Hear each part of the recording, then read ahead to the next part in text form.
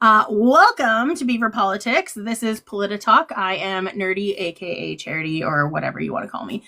Those are the two names I go by on here. So welcome to Politi-Talk.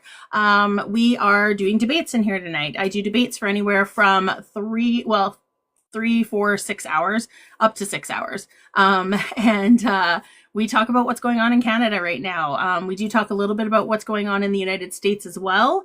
And because it does affect us, obviously. There's some stuff that's really affecting us. And that's one of the news stories that I did want to kind of maybe touch on at some point today, but we have lots of time to talk about lots of different topics.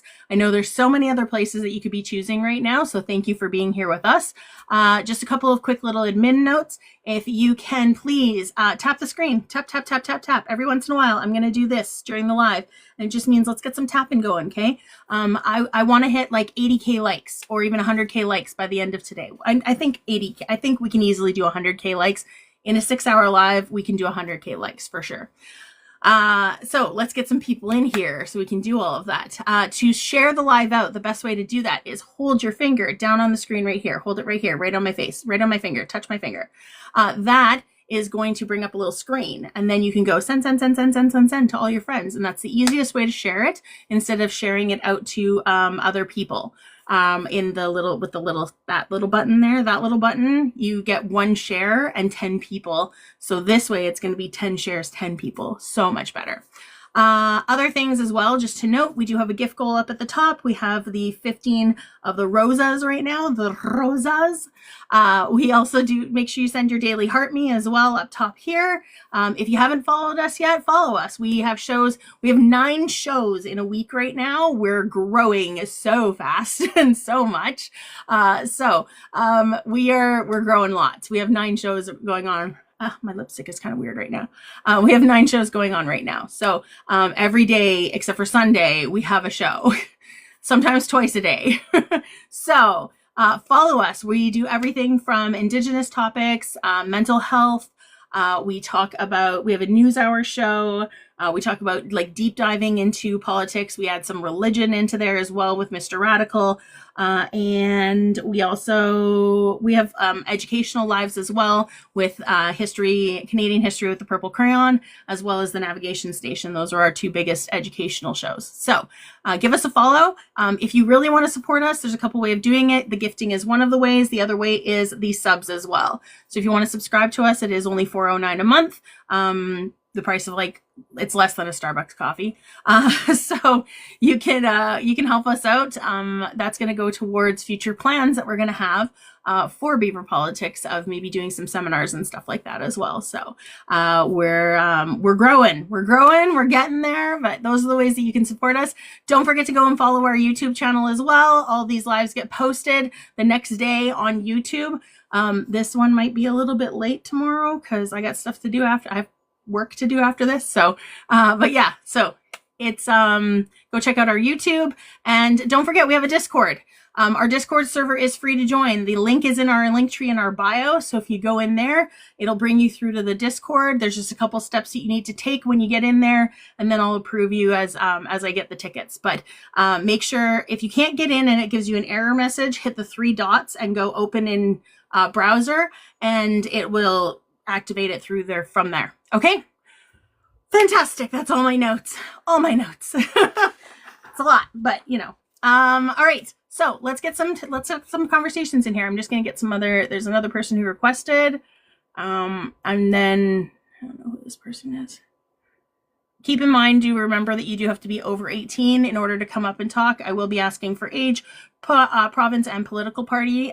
These are all the rules for in here. It's just expected. When you aren't chatting, I'm just going to ask that everybody stays on mute so we can hear the other people and there's no interruptions happening inadvertently. Thank you, Happy, for all of the little team bracelets. Thanks, Willard. Thank you for the gifts, by the way. I appreciate you. All right. We'll see. Be Green, I've had you up here before. You were up here last week, right? You got it. How you doing? I'm good. How are you? I am good. How's things? Be Green, you're 50 and on Ontario. Conservative. You're the conservative guy. Yeah, I got a birthday cake that melts. You what? My My birthday cake melts because Your of the birthday amount of cake. candles, I mean. Oh, gotcha. I understand. Right. I do remember though, at the end of that, I did had to kick you off though. I am, yeah, No, I didn't basically, kick you off. I know I dropped you because I needed somebody else to come up. That's what it was. I didn't kick you off. I dropped you because somebody else needed to come up. That's what it was. it felt I the remember. same. But I'm not going to let you derail my conversation tonight, just so we all know. Okay. We're going to stay on topic with like what the topics are. So, if anybody else wants to come up, I do have spaces as well. And we're just going to have conversations about what's going on in politics today. What is going on in politics? Here is one of the other members of Beaver Politics. I can't say other beavers because you're the moose. We have 8 beavers and a moose. And if you guys didn't notice, everybody has, so on everybody's panel or backgrounds now, they have their own, we have our very own beavers that are specified to us. And Moose has his own moose. So everybody has their own specially designed beavers to emulate themselves and their personality. If you can't tell with mine, it's the makeup and my cat. So There you go. And guys, don't forget to check out the other shows if you haven't. Check everyone out. It's a great lineup all week. Just wanted to throw that here. Absolutely. Yeah. The pinned video in our bio shows the entire lineup as of now. I'll be updating that every single time that we have a new show coming on, and I'll add it into that video. I'm going to have to end up like making it a lot shorter or it's going to be really long eventually, or I'll have to like split the pages, I think. But yeah. Hello, Michelle. All right. Okay. So BG, my only thing as well is if you're not speaking, we are going to be muting in between. That is one hard and fast rule I'm going to be having now, just so we don't have inadvertent interruptions happening. So if you can just mute your mic whenever you're not speaking, that would be fantastic. Anybody else who wants to come up and let's talk some politics? Hello, Happy. Okay. So one thing, I don't know, Moose, we were talking about Ontario at first. So if you want to, because you're from Ontario too, so you can kind of join in that discussion. I'm not in Ontario. I'm not going to lie. I don't pay as much attention to that one. I know I should, but I have my own province to worry about, my own trash Berta province to worry about. So actually, all 3 of you guys are Ontario. Have at her.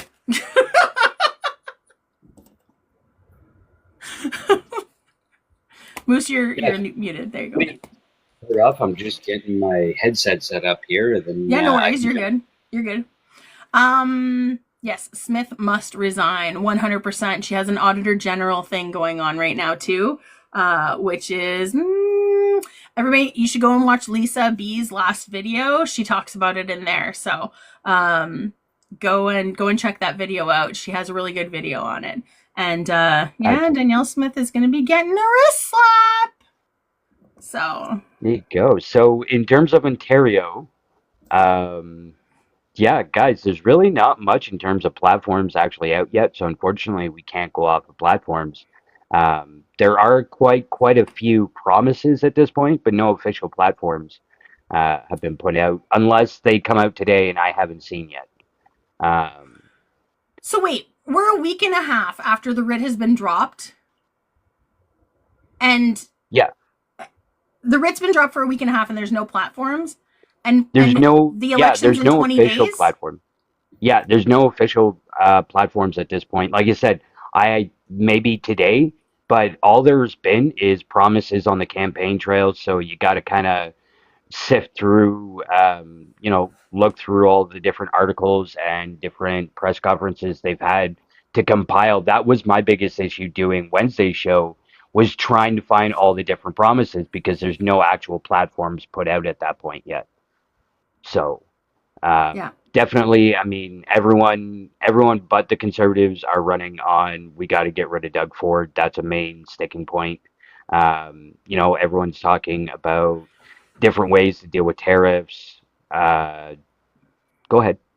I just want to address a comment because TikTok user said, but you need to know that Doug Fraud called the election out of nowhere. it's not out of nowhere. Do you want to know, like, the reason he's calling it is because he's already doing favorable things for people, and he's an opportunist, right? This is a perfect opportunity for him to say that he's a good guy because he's against the stuff that Trump's doing. You know what I mean? Like, he's coming across as this good guy right now, and he's not. But that's why he looks favorable in people's eyes right now.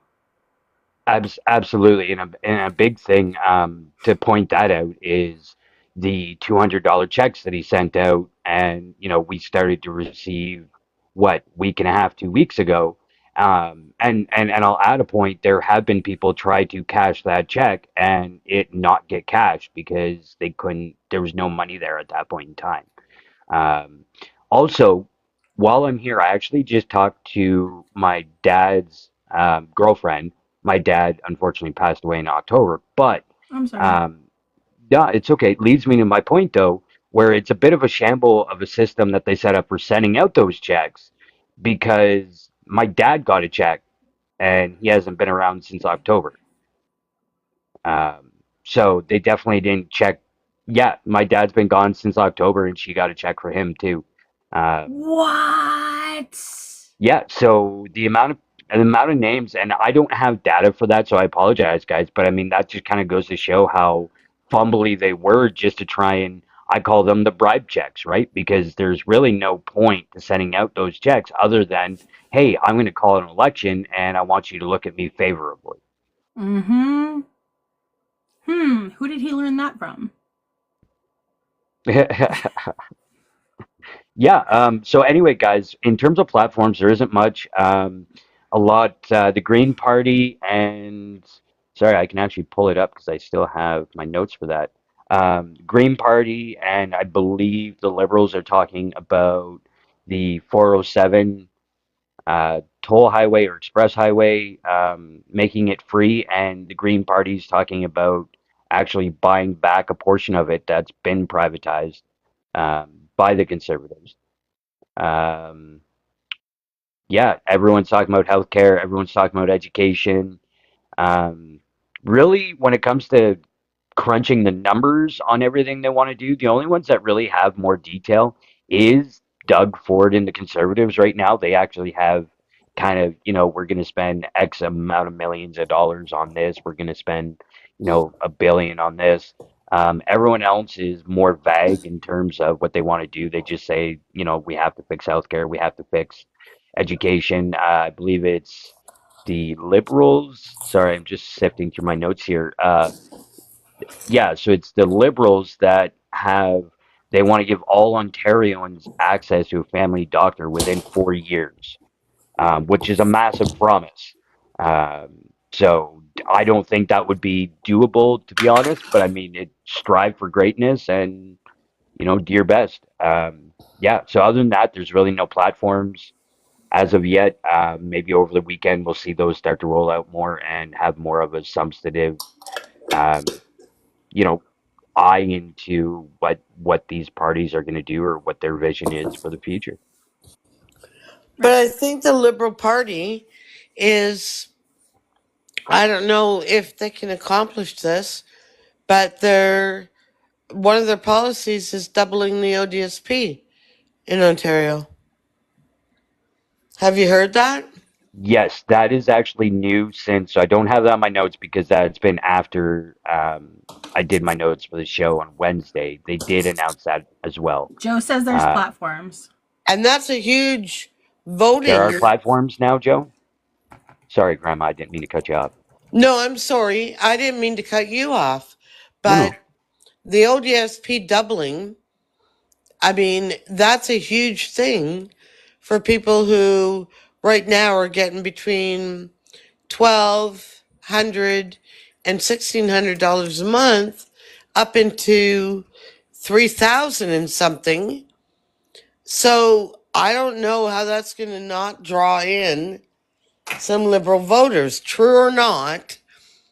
But Ford did, in my personal opinion, with the $200 check, it's like a bribery to vote for him.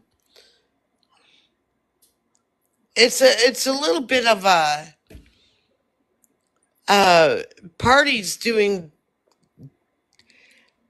they're I don't think I don't know who to trust. Let's put it that way. Yeah, it's definitely a hard one. And just quickly, guys, and then of course everyone else, I'll kind of take a side here.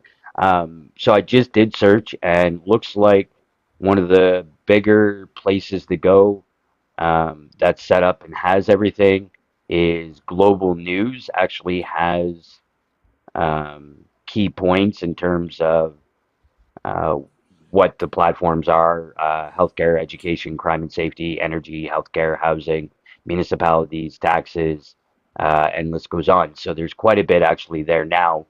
So I apologize for that. There does seem to be more platforms put out now as opposed to Wednesday when I did my show. So I definitely got to catch up. So for that, I apologize, guys. The platforms are out. If you got more information, by all means use it, and I'll get myself caught up. So I did find actually this thing that it's from the, what is this? Canadian Federation of Independent Business. It's a party promises tracker, which is kind of cool. And it's for the Ontario election. Ontario election promises tracker, responses to potential US tariffs. Then it talks about taxes, labor, transit, infrastructure, housing, and other big promises. It's actually kind of cool. It breaks it down for like each party, whether they have or have not put any promises in. I'll send you the link.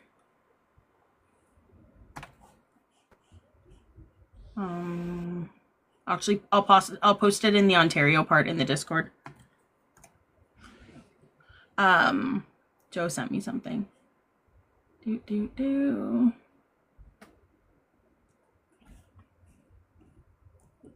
What's it called? If you look up, so I just looked up Ontario, or I looked up Ontario party platforms, and this came up. But it is the Ontario Election 2025 Promise Tracker, and it's on the CFIB. Yeah, I just thought it was really neat. Platforms.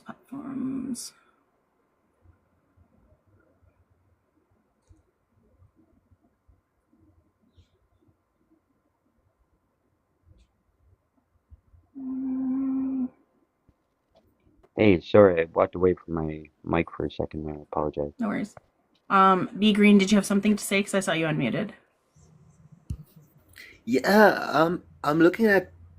Have you watched what else is happening in relevance to Doge? We're not talking about that right now. We're talking about the Ontario election. It's relevant. That's what I'm trying to say. And if Okay, it's completely you're not relevant. derailing it though. Okay, we're staying on Ontario. So those promises which were made and which are being made during these elections are going to be having a tough time when spotlights are now being put on unnecessary expenditure. So people are literally going to say, hold on, where's the money coming from? And these questions are going to be brought up in public. So people are going to be what they said yesterday, they're going to completely pull back on because the money and the wastage is going to be in spotlight. So Right, but if you can justify where the money's coming from, that's a totally different thing, though, right? I think when you say Doge, like I would say if you're talking about Canadian politics, avoid the word Doge. That's the American thing. We don't have that. so there's a lot of people now saying we should be. So I'm following a strain of thought as well because what I do is I don't close myself to like what's happening around the world that would kind of leave me blind to being kind of bruised and hit to what's having to completely I be don't like a think most child. of us do that. Most of us don't do that.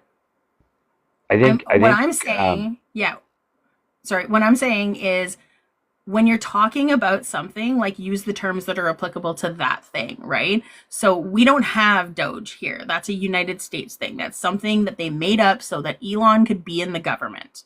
That's what they did. And so that he could get his hands on like all the fiscal information. So here we don't have that. So we can talk about fiscal spending, or like responsible spending, that kind of stuff, like being, yeah, we can talk about that kind of stuff, but Doge is an American term. That's what I'm saying. Nobody's closing themselves off to anything else that's happening around the world. No, no, I mean, call it whatever it is. It's basically you set up an example of a word with a government or with an efficiency team or outlet or uniform to whatever it is. But the aim is to cut the unnecessary spending, especially because Canada, in its condition, it is. If anyone says, "Oh yeah, we are doing great," I don't really know in which world we are living in because. Uh, I don't know how much funds people are getting because there's a lot of unnecessary waste, and this is what these departments have caught right now because it's in the news. It's catching like fire in Canada. Unnecessary spending, sending so many millions of dollars here, I there. I find it really funny because like Republicans are the worst for that though. Like Republicans and conservatives being conservative doesn't mean they're actually financially conservative. They're not. They literally spend more than anybody else and they cut in places that shouldn't be getting cut. Yeah, but the what Trump has done is he's come in as who he is, We're not but talking about Trump, BG. We're talking about the Ontario election. Stay on track, please. We're yeah, but not what talking he's about the done, United States right now. We're not talking about Trump. Okay? You're not derailing this like you did last but he's week. made he's Okay? made No, there people's is no eyes but. We're not open. talking about it. BG, we're not talking about it. Respect my boundary right now, please. We are I'll not leave you. talking Have a about good that. night. Fine. Thank you. I Go was run going your to own add, live if that's what you want to talk about. I was going to Okay. add, maybe for a bit of clarity on the Ontario stuff. I thought they were trying to get at, and I think they raise a good point.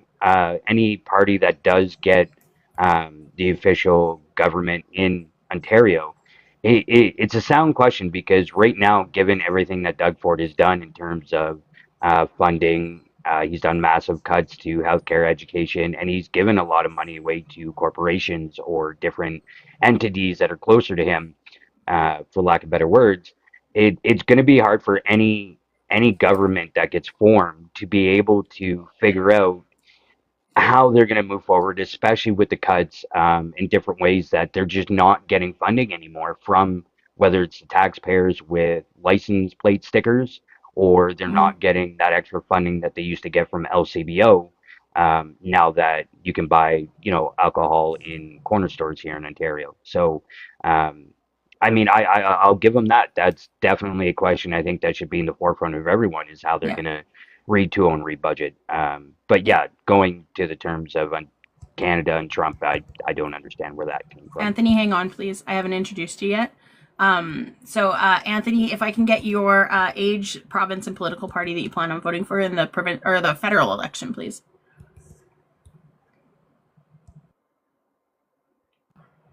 Hi, Hi. age 58, Okay. living in Ontario, and I'm voting Yep. NDP or Liberal. I'm in between the two right now. Okay. And what about in your provincial election? That's what I'm talking about. Doug Oh, Ford okay. What about or federal? So is it same thing for federal then too? yes, Okay. yeah, All right. this Cool. All for right. whatever's out there right now. But I have Yeah. a totally different concern about Ontario in this election, and the reason I believe this may be the reason for the election. I was scrolling through this app a couple weeks back, and I came across one of the robot things where they show how they're being made and stuff, and they were all standing around talking about their orders that they were shipping out, and they were sending 10 million units to Ontario and 100 million units to the United States. And I'm like, what do you mean 10 million to Ontario? Doug Ford hasn't said anything about that. So I Mm. started doing some research, went online, started searching videos, and I found Elon Musk at the economic thing he was just at a week ago talking about it. And he says he's building 10 billion with a B of these robots for over the next 5 years to replace the workforce, put us on a UBI because it will cut costs, it will reduce food prices, it will reduce housing prices, manufacturing prices. There'll be no more pensions, no need for teachers. Doctors will be limited to just the ones that supervise. Well, these things do the jobs of most other people. And until you go and you watch these robots in action and actually see what they can do, including China's got the robots now that pave the roads and do all the construction without any human interaction. Hmm. So jobs are going to be wiped out and wiped out quick. Now, Elon's deadline for this is 5 years. If he waited a year and a half for Doug Ford to have an election to get a commitment, you know what I mean? He doesn't wait for anybody. It's his way or the highway. So Doug Ford, oh, I got to call an election to protect Ontario, like you did the Greenbelt, like you did the long-term care homes. Come on. Yeah. You know, this is not about protecting Ontario. This is about dramatically cutting the government's costs in Ontario by kicking everybody off their jobs and putting us on a UBI. It almost makes me think, and I'm not a conspiracy theorist, it makes me think that the pandemic, when they put us on that UBI, was a test. Because I'm like, what? This can't be happening. But when you go and look at all the evidence, everything points to this. So I land my plane. Okay. Anybody else have something to say about that one? I believe automation is definitely something we need to be concerned about. Um, I haven't seen what Anthony brought up, so I can't speak on that because I haven't seen it. Um, but I mean, it's absolutely something. I think by the sounds of what I got from that, and I'm not trying to criticize, please nobody take it that way. I think there's a couple different things mixed in there with what Anthony said. Um, in terms of, yeah, automation is an issue. Sometimes there's a lot more reaction to it than what might be warranted. And I mean, UBI is essentially for anyone.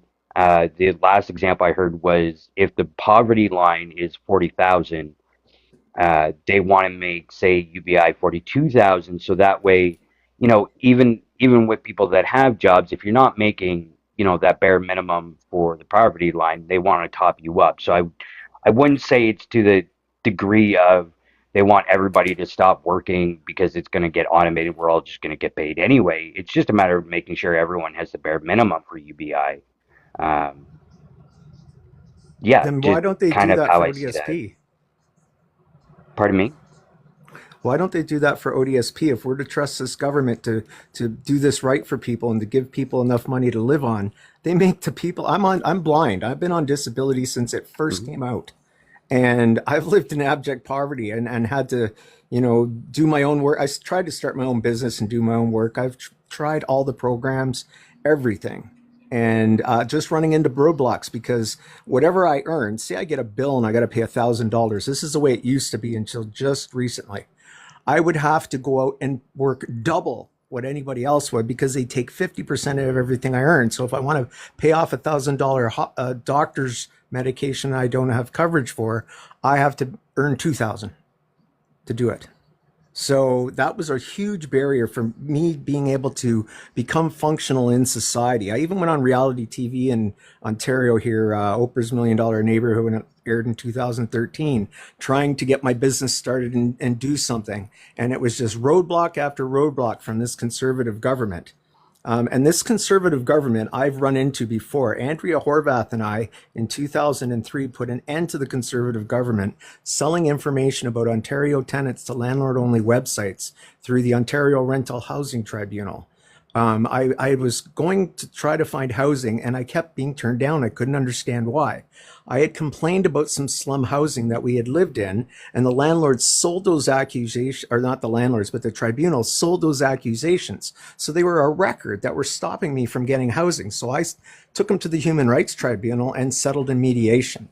And Andrea Horvath had the privacy commissioner end that in 2003. So I've been dealing with this government for a very long time, and I've been under their I don't trust these conservatives at all. They're not going to do this right, and I'm very concerned about the people in Ontario and how they're going to end up living.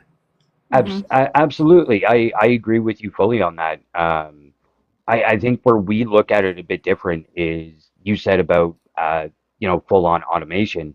I'll use for an example ODSP in Ontario. My mother has been on ODSP for most of my life, um, and one thing I like to point out to people, especially when it comes to this type of conversation, is especially when it comes to automation.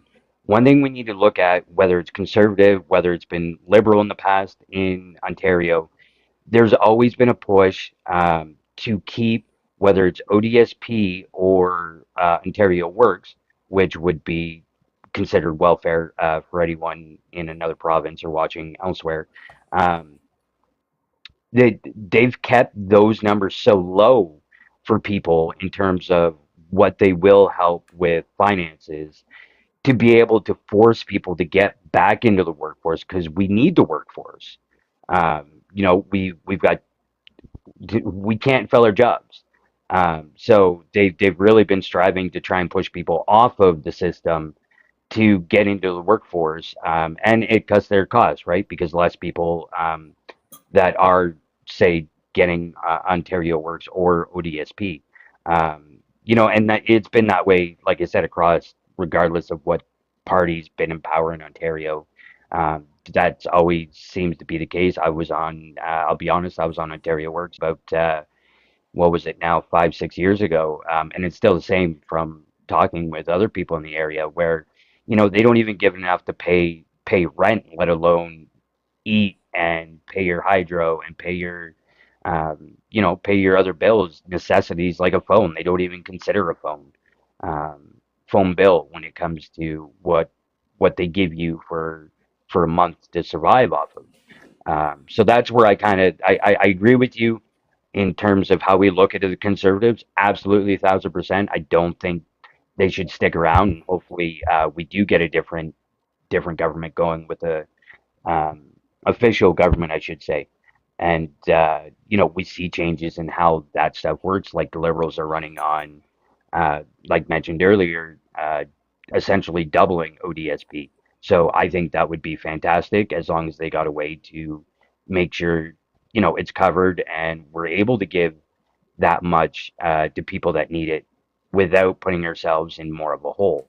Um, so yeah, no, I agree with you on a lot of it. I think in some ways, like I said, it's more so people are pushed to get off the system more so than they are to get on it.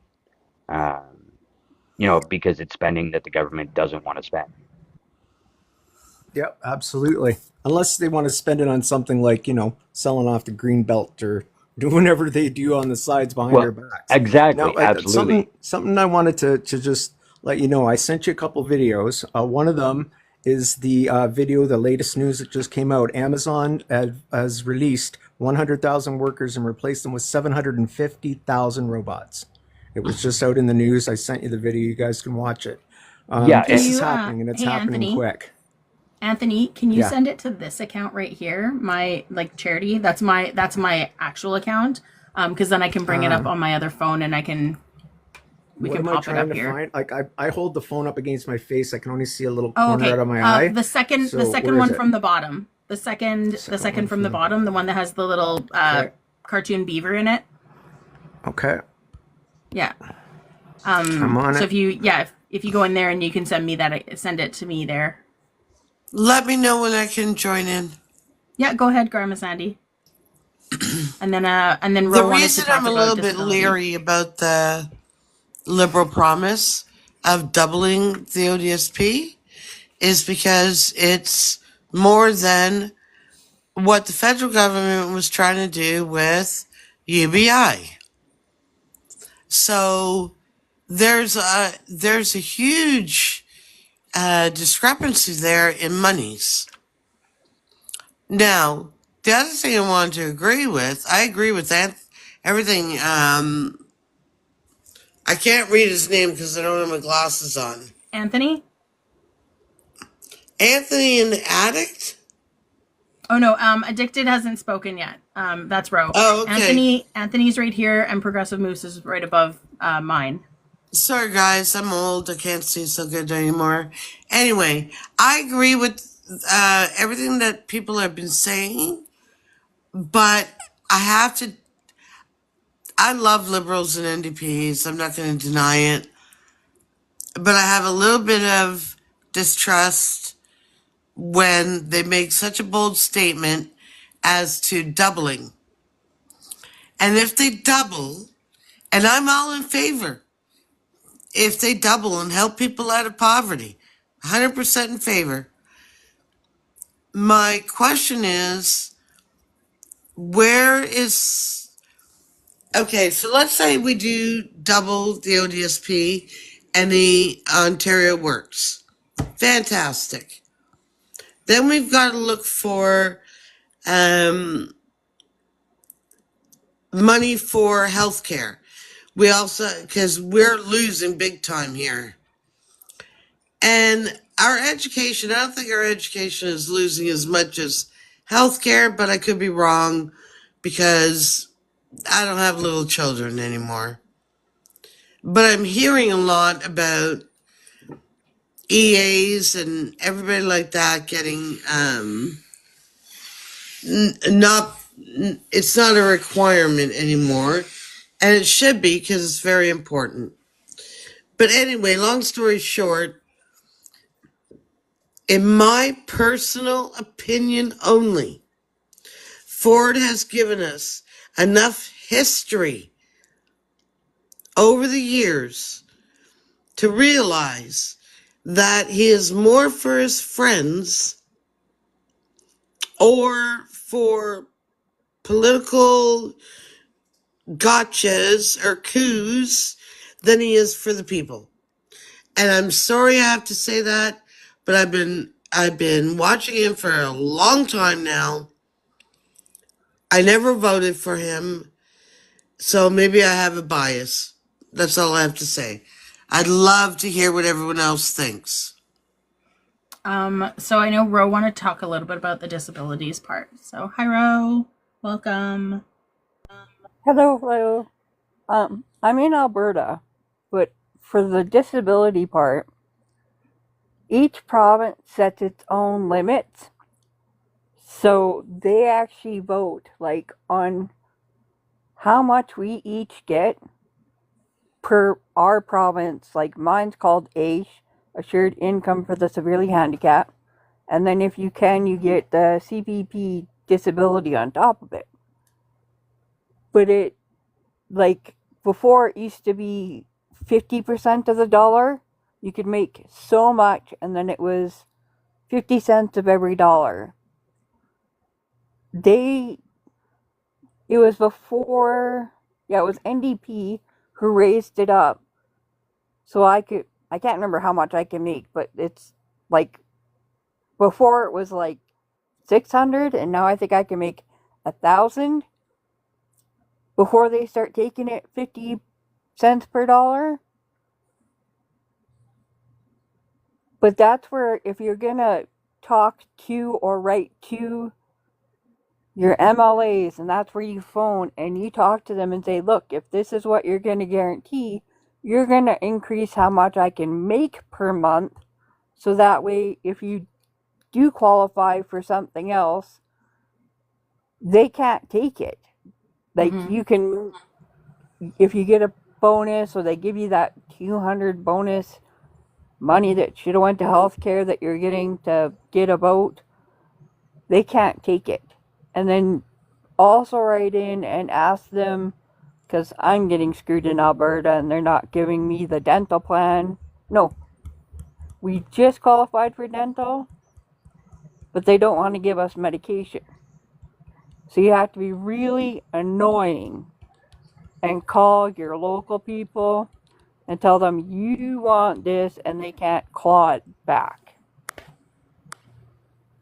That's what I wanted to add. Okay. Doug Anthony, Ford. Thank you. Doug Ford did raise ODSP rates by $1,000 for people that are on ODSP, not their spouses.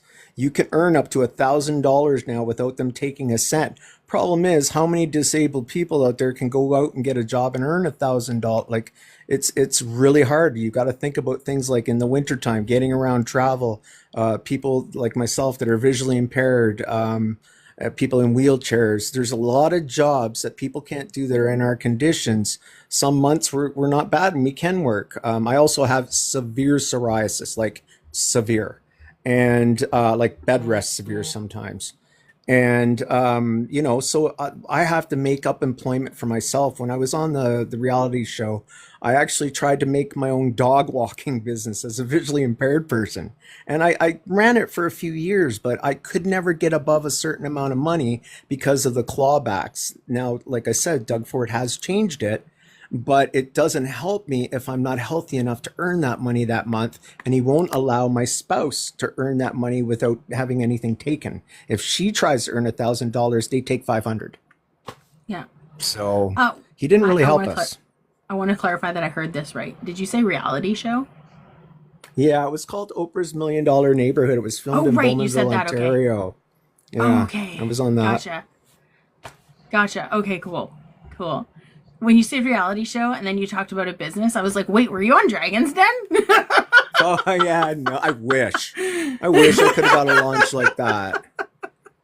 But I tried Oh. so hard to work after the show, and I had a network of 100 families. There's 100 of us in this show, families, and we all had to perform tasks together and reach our goal at the end of the week of raising $100,000 together, whether it be from stop using our credit cards, from selling things. We all had weekly goals to raise money. Each family had to raise $1,000 by, proper shopping, not using their cars, getting rid of their credit cards, and it all added up. And if we got to the goal at the end of the week, one family was nominated to win $10,000.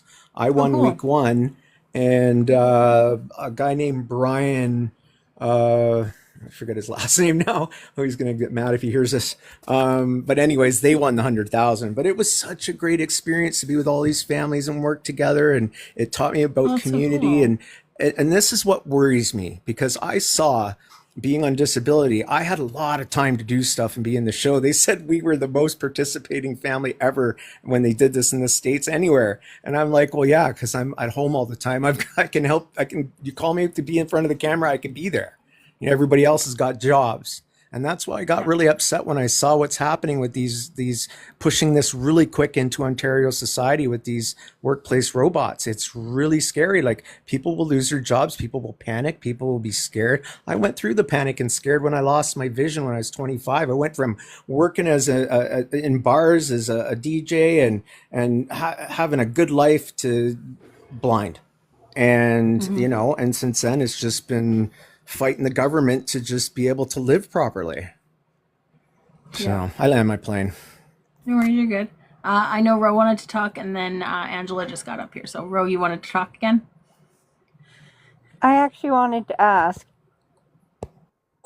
for your partner, do they do a clawback that you're a married couple?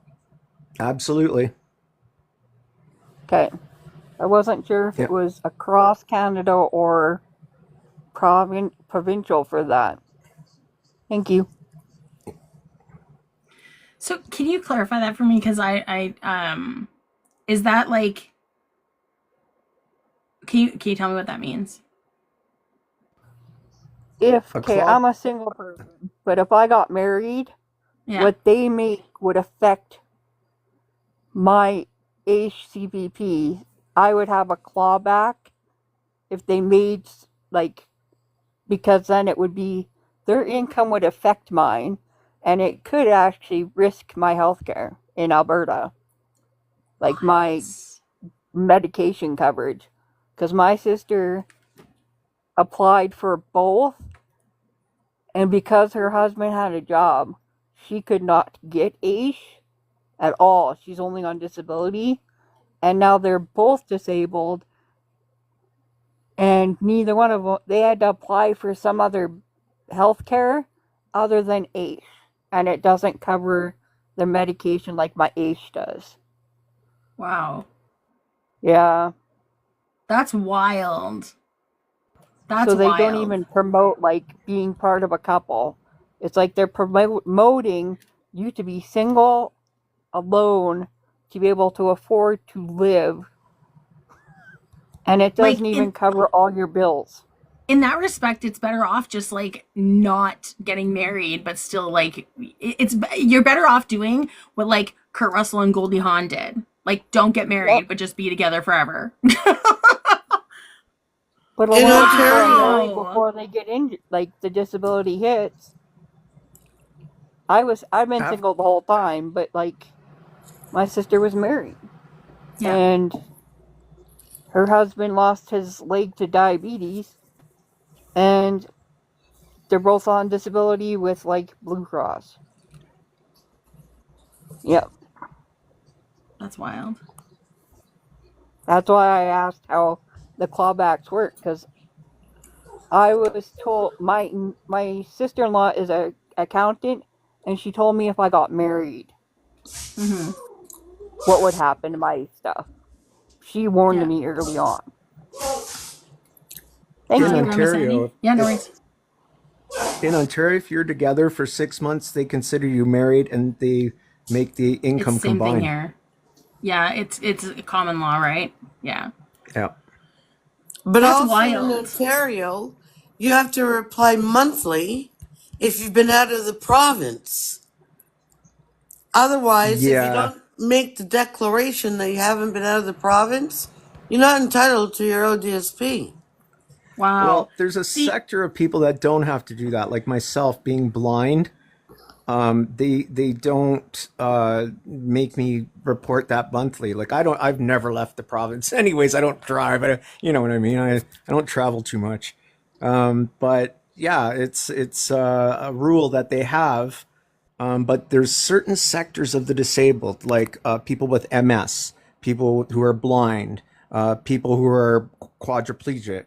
Those people don't get held to the same level as the people below them. The people below them get investigated, they get reported, they get harassed, they get, oh, it's crazy what happens to a lot of people.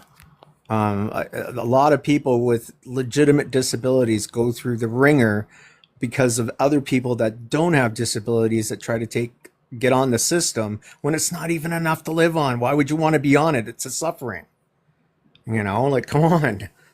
But yeah, wow. that's the life of that. But that's why I want this election to be either liberal or NDP, or Mm-hmm. liberal or Green Party, because they promise they're gonna double it. I've got to go. My dog's got to go out. So Yeah, absolutely. What kind of dog thank do you you for have? letting me in. And he's a mix. I got DNA done on him. He's 18% Shar Pei, 18% Australian Shepherd, 14% Golden Retriever, 14% German Shepherd, 9% Collie, 8% Border Collie, and 17% Super Mutt. Oh wow, I would totally get Yeah. that tested too because you would never know where any of that came from. Yeah. He's probably so Yeah. But cute. its pictures are on my, I've got some videos and stuff of him on my thing Okay, if you check I'm them out. following you on my other account, and then there we go. Awesome. Yeah, I'll go and have a look. I run a pet sitting business too, so that's why I was asking because Yeah. I Yeah. That's awesome. yeah, Okay, well, I cool. gotta All go, right, people. Thank you so okay. much, Thank you and for we'll joining, all chat Anthony. again soon. Appreciate you. Yeah, well, okay, bye bye. Okay, Angela, hello, Hi, how are friend. you? Good, how are you? I'm fine. I wanted to follow this Anthony because he was on one of your Beaver ones. He was giving out information. I never caught his last, like how to identify him. Like how do I get his Oh, property now? I don't know if I popped it. I'll send Yeah, it to you. yeah, I'll find him and I'll send it to you yeah. So on your. anyway, as he said, people in Ontario disability, it's horrific the system we have. But people don't know that when Ford got in the first time in 2018, we had Lisa McLeod, right? McLeod, I can't even pronounce her last name. When she came in, she wanted to make such drastic cuts that she wanted to take everyone off of social services, right? Grandfather them out, and then they had to reapply with the CRA criteria. I wonder if people remember that one. She was really horrific. Um, and then so then they changed the ministry after that to Todd Smith, and then what he did to the autism file was like what she did to the autism file was horrific. So then he came in to try to fix it, but I don't think this was his sector that he wanted to stay in. Mm-hmm. And so they had another one at the end, and they haven't done any improvements at all. People are suffering. Like, people are Yeah. literally suffering. Like, my son, I have a son who's special needs. I've been advocating for over 24 years, right? Prior to me having my son, right? And so The educational system is horrific. The autism file is a mess. And once they reach 18, they have to reapply through the Developmental Services of Ontario. So they have to reapply. Even though they have a diagnosis under the age of 18 and they lose all their services and all of their funding, we got to reapply through an assessment to see if we're qualified. Like, it's horrific. Okay, wait. You had to reapply Reapply. after They have an a autism diagnosis, assessment? but Like, the only way. like it's not like it goes away. I know, that's what my point is. So they got to apply, but they can only apply through psychology, whatever, whatever, right? And if they don't have that, or if it doesn't go up to their standards, they do not get the Developmental Services of Ontario. Wow. It's No, I mean, like, I can see that because it's a certain person who has to diagnose those things. Like, it's a psychiatrist that has to diagnose those things.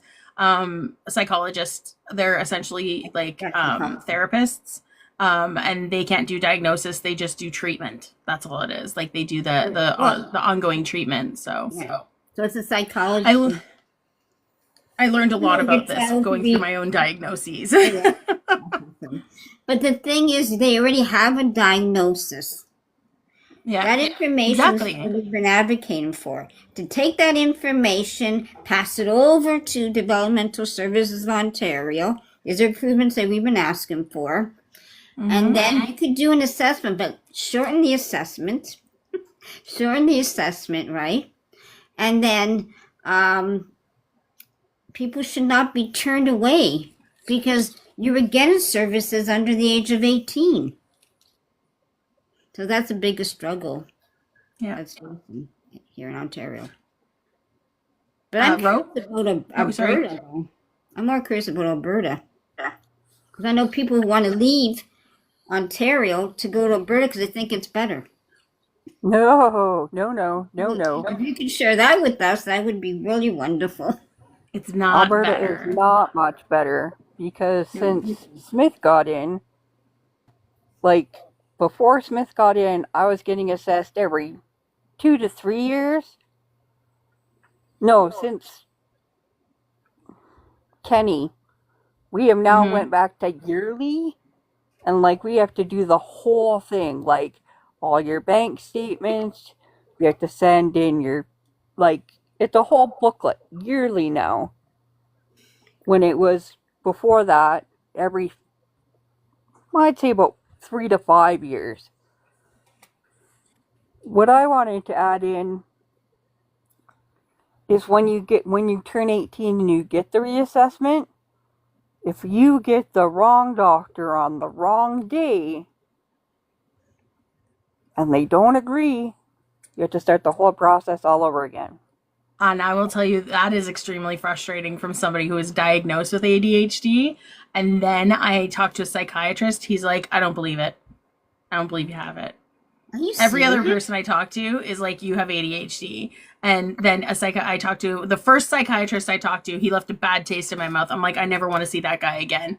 The last one I talked to is like the best one I ever had. He affirmed everything and even affirmed my assumptions of autism. So like, because I'm on a list to get diagnosed for it, but I have all the symptoms. So that's unbelievable. Yeah, but it's wild. And for as an adult trying to get diagnosed for autism, there's a 5-year wait list to get into the autism clinic here, the adult autism clinic. Otherwise, you can pay like $100 or $1,500 to see a private psychiatrist to get a diagnosis. I'm sorry, that's terrible. Yeah, it really is. And yet people from Ontario want to come to Alberta. Well, and she's privatizing everything too, right? Like, so I mentioned this earlier, Angela. Lisa B, she had a video that she just posted about it earlier today, probably about 4 hours ago, and it's about Danielle Smith and like how she's the auditor general is getting involved and stuff like that because of like firing two. She fired two heads of AHS, and then the board twice. The board twice, sorry, and one twice. Two heads, and then two board dismissals. So there's a little bit of something going on there. Fishy, fishy, fishy. I saw I an think they actually got rid of the auditor. What? Sorry? I think one of the videos is them getting rid of the auditor. That's what I was like. I- I was thinking. I'm like, she's gonna fire that person next. Like, it's just, if this person doesn't agree with you, get rid of them. That's essentially what it is all the time. And that's, I mean, look at like that literally is taking a page out of the book of Down South, right? Below the 49th parallel. He literally does that. Anybody who is not a loyal person to him, you're gone, and he'll get people who are only loyal to him. So, yeah. I want to do a quick little, hey, just make sure we're tapping. We're at 23.4K likes. Thank you very much for those so far. Let's get us up to 40K likes. I would really appreciate that. And also do some shares. If you, like I said, hold your finger down, right, touch my finger on your screen, and the screen's going to pop up, and then all your friends are going to pop up there, and you can go send, and send it to all your friends individually. It helps boost the live. Just so we know as well, we do have our gift goal. It's the friendship heart, or the friendship necklace right now. And what else? Send your daily heart me as well. And let's get the comments going. All of our comments. So the things that are going to help get our live out there and get some people in here so we can talk about like any of the political things going on right now in the world. Comments, likes, shares, and gifts are the 4 ways that you boost a live and help get everything out there. So if we can get some help doing that, that would be fantastic. Appreciate you. Thank you for the friendship necklace. And yeah. So who is next? Do we still want to stay on the Ontario election? I mean, we kind of we went on to disability a little bit. And it's not every day I'm accused of having friends. The Ontario election is pretty scary here. It's very Can I scary. add in? Oops, sorry. No, go ahead. Sorry. For the people recommending moving to Alberta, we have less doctors than Ontario. We are, in my area alone, there is one gyno for southern Alberta, from Calgary south. We have a couple of midwives, but if you have a seriously dangerous pregnancy, you have to be prepared to go to Calgary. And Calgary wait times can be 24 hours. And they're already there's a person on Blue Sky that gives the daily where the hospitals are closed. And I hate to say it, but a lot of the small time ones have been no doctor on the weekend. This emergency room's closed. So if you hear anybody say, come to Alberta, say no, go to BC. That's what I've been saying. Can I interject there? Yeah, and then I'm going to introduce our next person. Okay, I agree with you, but I can't say Ontario's in any better shape. I live in a very rural area, and with no joke intended, if I wanted to see a gynecologist, it's a 3-hour drive. Mm-hmm. Okay, with a long waiting list. We have one emergency room for the entire area, which is huge, which isn't even open every weekend anyway, or it's short-staffed because no one wants to live up here in the wintertime. So doctors aren't it's very hard for us to recruit a doctor to our area because unless he's a skidooer, a skier, anything of winter sports, he's not going to be interested. And this is how you recruit doctors. Okay? So if they're city people, they're city people. If they're cottage people, they're cottage people. But in the particular area I live in, there are thousands of people on a doctor's waiting list. And I don't think it matters what province. I think it matters what area in the province, if that makes sense. It does, yeah. It does.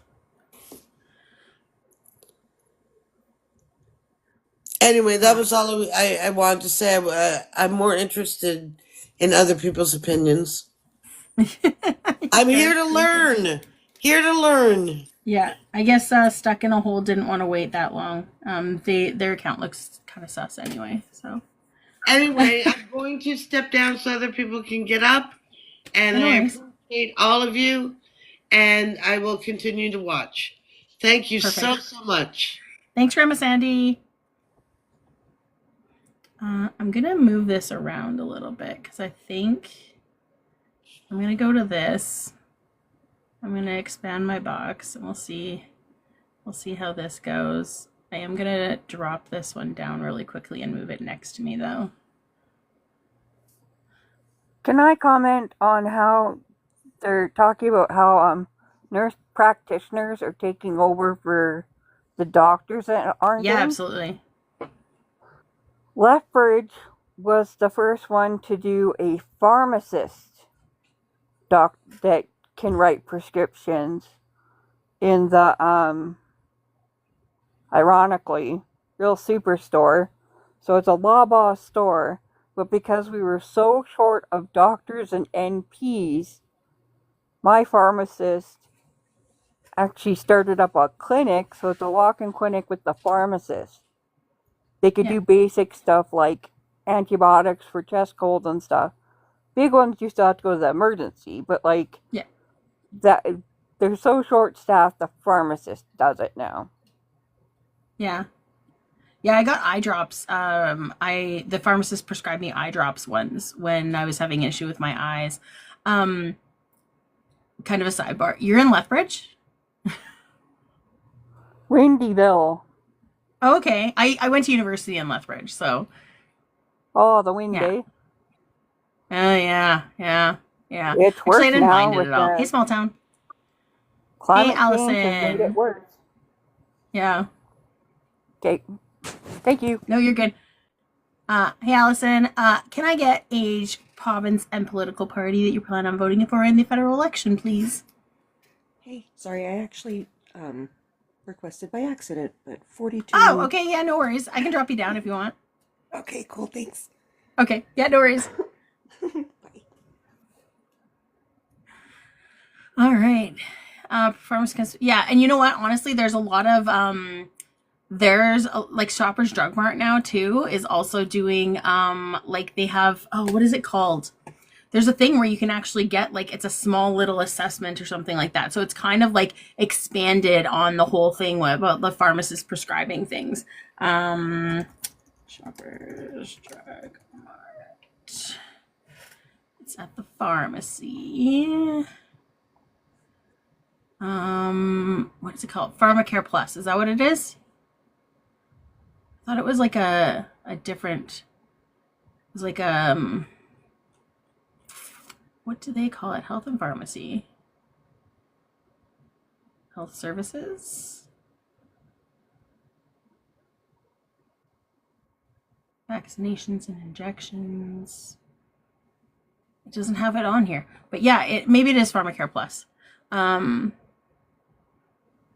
Yeah, I think it is just is it a consultation? Okay.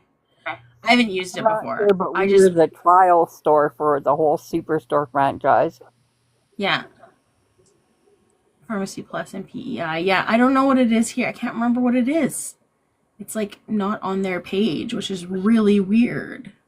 Hello, host. How are you? Hey, Michael. I'm good. How are you? I'm doing good. Good to be back. As always, Yeah. what's What's the up? What do you want to talk about?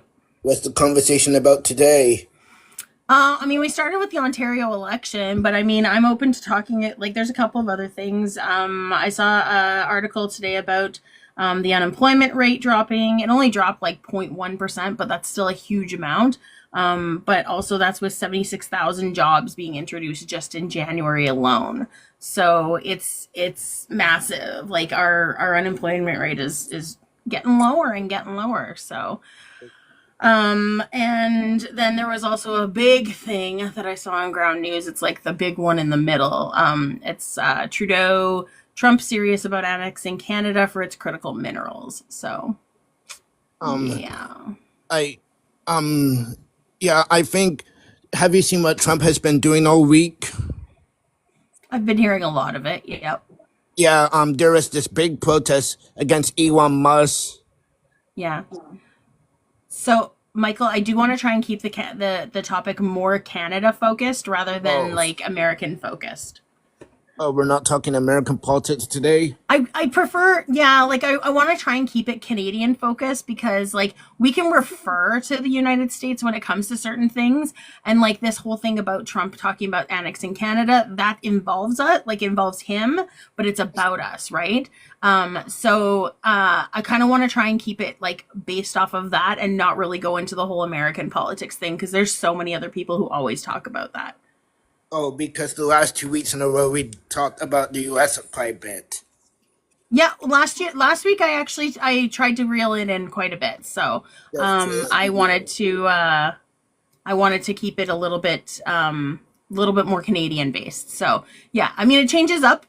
All the topics change up every week and stuff like that, but I'm just trying to reel it in a little bit because I do want to focus on us and not focus as much on the states. Yeah, I So, think. Yeah we can talk about Canadian politics. yeah. Well, we're in Canada, so we might as well, right? It looks it looks like Daniel Smith is not having a good time right now. Yeah, true. She is not. She has a little auditor general thing happening. Yeah, I heard about that. Something to do with healthcare. There Yep. apparently there's a petition, from what I understand, calling on her to step aside. Is Smith back in Canada? I don't know. I know they went down to the United States for some kind of a praying thing, Yeah, but I don't know. I think this will be Jammeet Singh's last election as NDP leader. I I think that might be speculation, but I think you're kind of going all over the place here on me, Michael. Are we talking about Alberta and Danielle Smith? Or are we talking about Jagmeet Singh? What are we doing? I think Let's pick a topic and land there. yeah, we can talk about Jammeet Singh and his future. Okay. Is this all going to be speculation, or do we have any kind of proof? No, well, he's been there for a while. Sure. Because I think the next leader will probably be Rob Canoe. Well, he's got a province he's running right now, though. So, Yeah, Manitoba. yeah. Yeah, so what do you think of the Liberal leadership so far? Okay, no, we're going to liberal leadership. You're all over the place on me, Michael. Okay. All right. Were we talking I'm liberal sorry, leadership host. now? Sorry. You're good. You're good. You can call me nerdy or charity, by the way. The account that's right next to you, that's my account. Oh, Yeah. I do like what the Liberals have been doing in the last few weeks. I do like Mark Carney. He he's the person who we need for these difficult times. We don't need a 21 year old career politician who says free word slogans. Evan says how he's not going to fix it. We need real solutions and real ideas. I think the reason why he was winning last year was because he was up against Trudeau. Right. Okay. But Give me one quick second. Canadian in the Woods. I just kept you muted because you had some background noise and I didn't introduce you yet. So if you can unmute and let me know your age, province, and political party affiliation, please. Sorry about that. Just doing a little work. Nice. I am 34, from Toronto. Don't hold that against me. And currently, a little. I think I was mulling things over about a year ago, but with what's happened in the South, definitely, I think I'm going to vote for Liberal. Okay, perfect. Excellent. All right. And you're that way regardless of who the leader of the party is going to be? Yeah, I just, you look at some of the legislation conservatives are trying to put forth about bodily autonomy for women in the fall, and I think it's a slippery slope. And Right? I think it's hard to, probably ever since the tariffs have come together, I don't think Canada's been so united, which is funny that a bad thing has created a good impact in a weird way. Well, that's like that whole thing about like a funeral brings the family together. Yeah, that's very, very well said. Yeah. But yeah, definitely a unique time. But I think before then, I think I'm not the biggest Trudeau fan. He even screwed up weed, for crying out loud. So, but it was quite positive during COVID. Michael, sorry, one second. Michael, I'm just going to get you to keep muted because you get a little bit of feedback on your thing when other people are talking. But my whole thing is everybody's going to be muted whenever they're not speaking anymore because it just reduces any background noise. Sorry, I didn't mean to interrupt you. Go ahead. Oh, sorry. I thought you muted me for a second. All good. No, I muted Michael. Yeah, so, and I think he's got sort of like, especially with what's going on with these tariffs and just consistent monetary issues coming from the South, or at least sort of feigned issues. I think his experience with the Bank of Canada and Bank of England is promising. Right? Yeah. Yeah, and I like his personality too. Yeah, he seems like he's, hopefully, I don't think he's going to be as intense as Bob Ray, but I think he'll definitely stand strong. And I think that was one of the bigger complaints from Trudeau. But I guess all those people. I'm sorry. Okay, go ahead. I'm wondering whoever owns the F Trudeau sticker company is going to have to remodel pretty soon. Right? It's like that's hilarious because like if you look at that up here in Canada, but then you also look at like all of the FJB stuff or Let's Go Brandon stuff down in the States too, right? Like all of that stuff is just gone now, right? Yeah, it's got a quick rebranding. It's funny, like I think my buddy has a cottage near Renfrew, which is in like the Ottawa Valley, and it was like the hub of where they sort of started the truckers convoy, and a lot of F Trudeau stickers per capita. Yeah. And I just wanted to figure out how I could figure out a little quick magnet and create my own little "I want to" and stick it on the back of these trucks. That's funny. We'll see. Good thing we don't have the Second Amendment up here. I might have been in trouble. Yeah. So I said I was in a live earlier today and I said this. The Second Amendment doesn't mean what everybody thinks it means. It actually isn't individuals' rights to own firearms. It's actually states' rights to be able to have a militia to fight back against. Then they would have firearms to fight back against an uprising against the government. That's literally what the Second Amendment is. It's all states' rights. They don't really go into that second sentence very often, do they? No, there's so I follow this guy, Brett Cross. He goes over like this all the time because he actually, his child was one of the kids that was killed in Uvalde. And so he is like a huge advocate for like responsible firearm ownership, right? And he like red flag laws, like everything that all the other countries have. He's like, we want this in the United States so that this doesn't keep happening.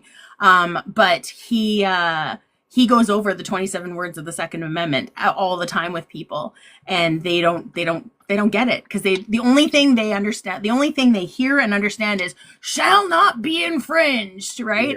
But he breaks down too, like him and this other guy that I see all the time. they break down the Constitution, and every time they talk about states' rights, they talk about it not being infringed. But every time they talk about personal rights, which is only one time in the entire thing, it's a totally different word that they used on it. Yeah, Jen, it is the commas. The commas.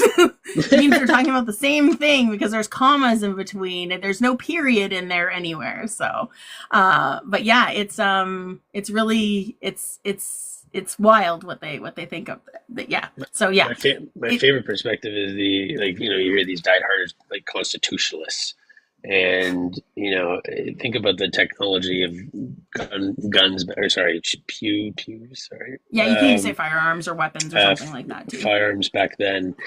Yeah, I just don't think they really translate into exactly 100%. That's like, and also there's could you imagine just like everyone walking around with a concealed carry around here? You get like one argument, and actually inversely, like suicides. Self-unalivings. Oh, sorry. Yes. Yeah, you're good.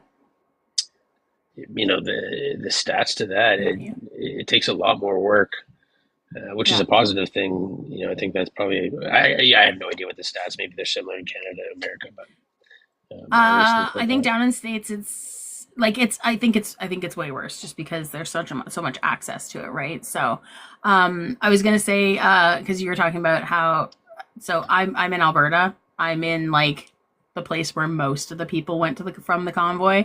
And but also like I could not, we're like the Texas of Canada, right? So I could definitely, we would be the province with the most if that happened. So but I love shooting firearms, to be honest. It's like mostly just skeet shooting, but I think like the hand firearm, that's just a game changer.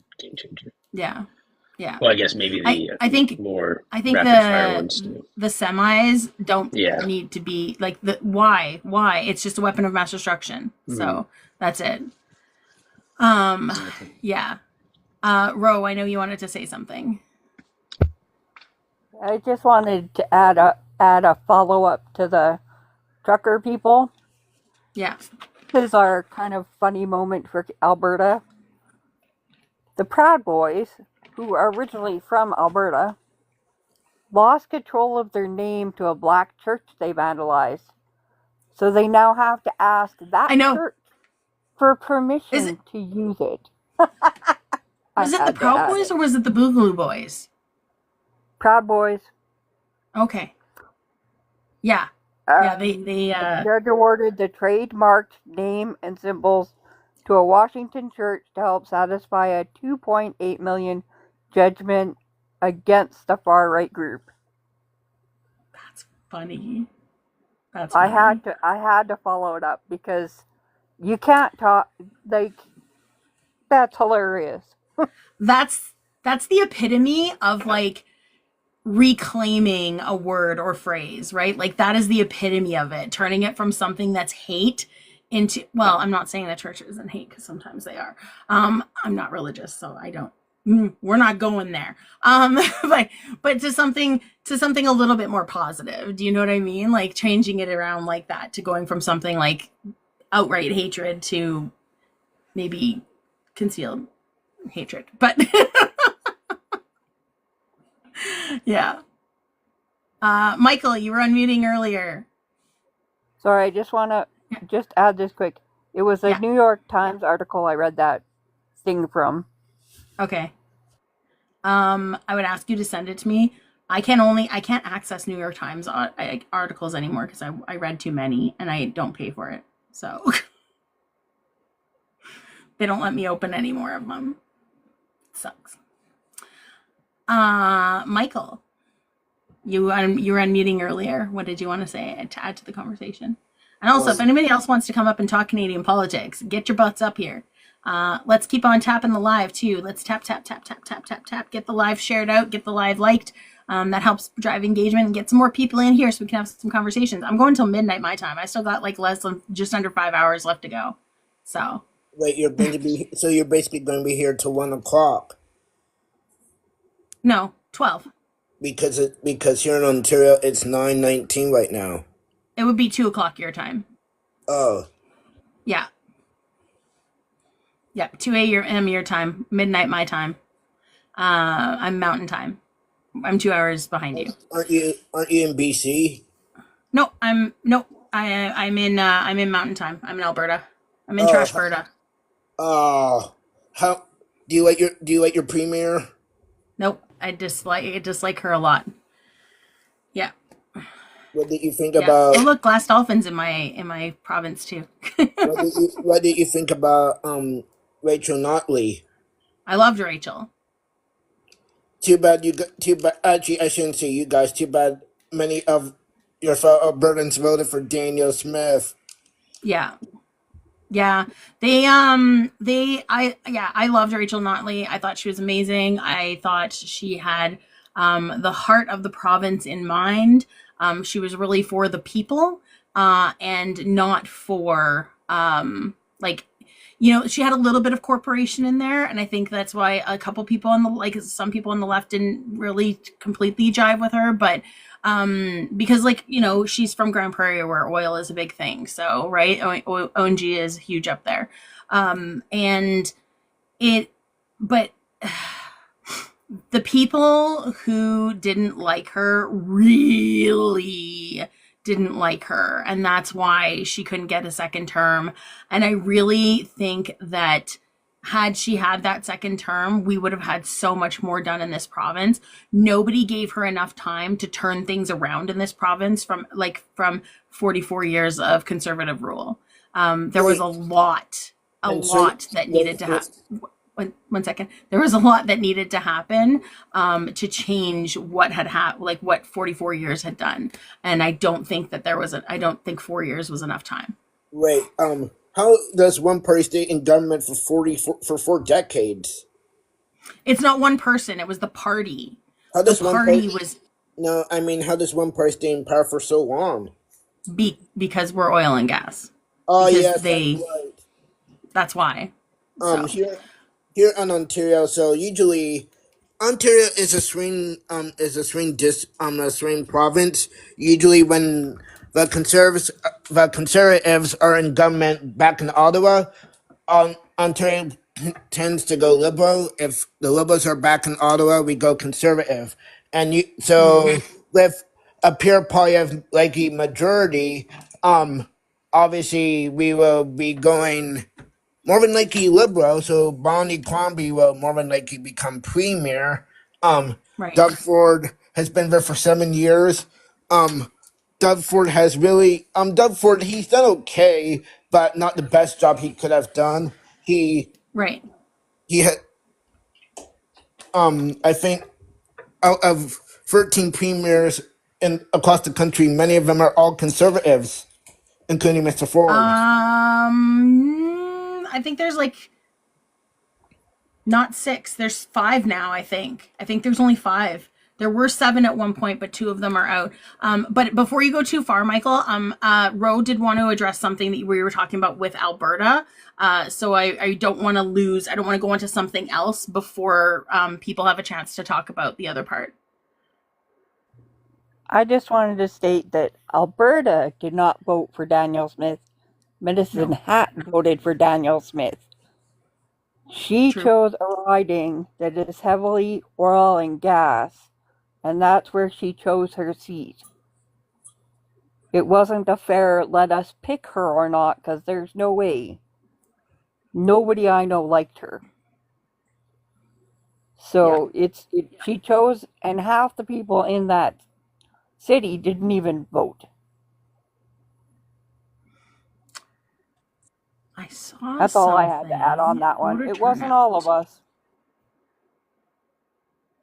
So in the last election, there's a thing. I found a Elections Canada thing where you can look at the voter turnout for each election. And in 2021, voter turnout in Alberta was just over 60%. It's actually not bad, but not great. Yeah, not bad, but not great.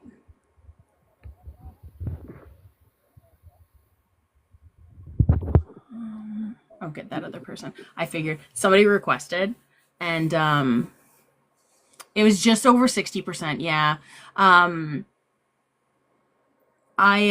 Somebody else just requested, and I was kind of sus on them, so I just leave them in there to see if they'll just leave. But their name was really gross. But anyway, Joe, what's up, Joe? What's up? What's up? Where do I start with this election? Obviously, the Ontario one. I need to mention Trump a little bit because it is relevant in regards to this particular. You can point refer because, to, just not talk about their politics. Oh yeah, no. Yeah. I'm referring to Trump because of the relevance it is in regards to Ontario, because it is a very important part. The threat that Trump is doing in regards to the 51st state, he's mentioned it twice. There's now the hot mic moment of it. It's something we all need to think about. And this is part of the reason that the election was called in for Ontario. Part of, and that's the important part, because it's not the only thing. Initially, it was his fear that if Pierre Poilievre, because at the time when he called it, Pierre Poilievre was looking to be replacing the federal government should they call an election, had Trudeau not stepped down, the government would flip, and as Michael said, he's quite correct. Ontario is always a reverse bellwether of whatever the federal government is. They go liberal, we end up conservative. They go conservative, we end up liberal every single time. To which I'm like, this could have been useless for him if it does end up going liberal in regards to the federal, but that's neither here nor there. Back to the Ontario thing, which is right now he still has that, and now he's banking on, I look tough in front of Trump, and therefore you guys need to reelect me, and nobody else could do that, and I'm giving you guys 27 days to make up your minds. Now, even though the two party leaders have been in power for 2 years, and I'm going to give a little bit of criticism there, as in you had 2 years to at least get yourself known, get yourself out to the people, because you knew he was going to, whether it be 2 years or 3 years, you need to get yourself known. If not, how the hell are you guys expecting to get any votes? But the second thing also is in their policies, I saw them coming out. I messaged you, Nerdy, and as well as a few others. There is some interesting and good ideas and programs. I don't disagree. Increasing ODSP, absolutely fantastic. I think it should be more, and we could probably go into the whole discussion in regards to that, but that's not important. Also, as well as NDPs right now looking into closing the encampments that are right now by getting people out of encampments and into homes. Again, fantastic, probably following the same step as Wab Canoe. The problem is that none of that's going to matter because we've had such a short election that everybody's going to be looking at the current state, and they're looking at Trump, and they're looking at Ford, and looking at him talking to Ford, and him being tough to Ford, and that's all they're going to be focusing on. And the leaders, regardless of what they promise, they're going to be promising like $1 million cars to everybody, and it's not going to change the difference unless they do the one thing, which is you need to attack Ford for what he is, and especially in regards to he's not the hero in regards to Trump. You need to point out that, hey, look, he canceled the contract. Oh, it's back on. You need to point out that, hey, he also took Service Ontario and sold it to Staples to now get Staples to make money, an American company, to make money off of our services in Canada. You need to point out that when he banned American alcohol, he only did it in the LCBO, which means all his private company buddies that he just got licensed to sell alcohol privately will still be able to sell those brands. And plus his additional failures, you can bring back the buck of beer as well as the failed blue license plates. These leaders need to hammer on these things because everybody's going to be thinking he's the guy and the only guy. You need to hammer and show that he failed and constantly failed, and basically break the illusion that he's right now writing. That's my TED Talk. There was no stare of disapproval for you, Aria. I'm looking at all the comments that come through. I know Addicted wanted to talk, and then I will go introduce our new people. Row. I just wanted to ask, Joe, did Yes. Ford put the post offices in like Loblaws? I don't think he has any control over the post offices themselves. That's a federal, it's a crown corporation owned by the federal government. Mm-hmm. So he wouldn't have any say in regards to the placement of post offices. That's been for a while though, hey, because like Shoppers Drug Mart has always had post offices in them. They quite often will need to have they'll double up into retail areas if they don't have a large enough presence. They can just go into one. I know I had one at a corner store near me. Now it's at a Shoppers nearby, but I don't think it's he wouldn't have had any influence in regards to something at a crown corporation, a federal crown corporation like Canada Post. So I don't know if that answers your question, Addicted. That did answer it. Thank you, because You're welcome. that's what they did here, and I wasn't sure if it was across Canada or provincial or so. Thank you. Cool. You're welcome. Kelly. Hi, Kelly. Can I get age, province, and who you plan on voting for in the federal election, please? You're muted, just so you know. I mute everybody when they come up. My age is 35. And what was the other one? Age? Age, province, and political party you plan on voting for. Alberta, and I'm not sure right now. I'll either be voting for Liberal or NDP. I'm not quite sure yet. Okay. ABC. Yeah. Okay. What did you want to add? I'm not sure if I can change the topic a little bit, but I had a question about if Trump annexes Canada, could he legally do that, or would that be actually possible? So we can go on to that one for sure. Let me introduce Tom first, because I know Tom is not over here in our province, and then see what he has to say, because I think he might have to add to the Ontario stuff, and then we can definitely talk about the annexation, because that's one of the topics I had that I did want to talk about a little bit too. So, but yeah, give me I'll introduce Tom, and then I'll introduce Real Native, and then we can get into all of that. So, Tom, hello, friend. Hey, how are you? Hey, age, province, and who you plan on voting for in federal? Age is age 56, and I'm in Ontario, and I haven't decided, but like you said, ABC, anything but conservative. ABC. Okay. Yeah. What did you want to add to the Ontario conversation?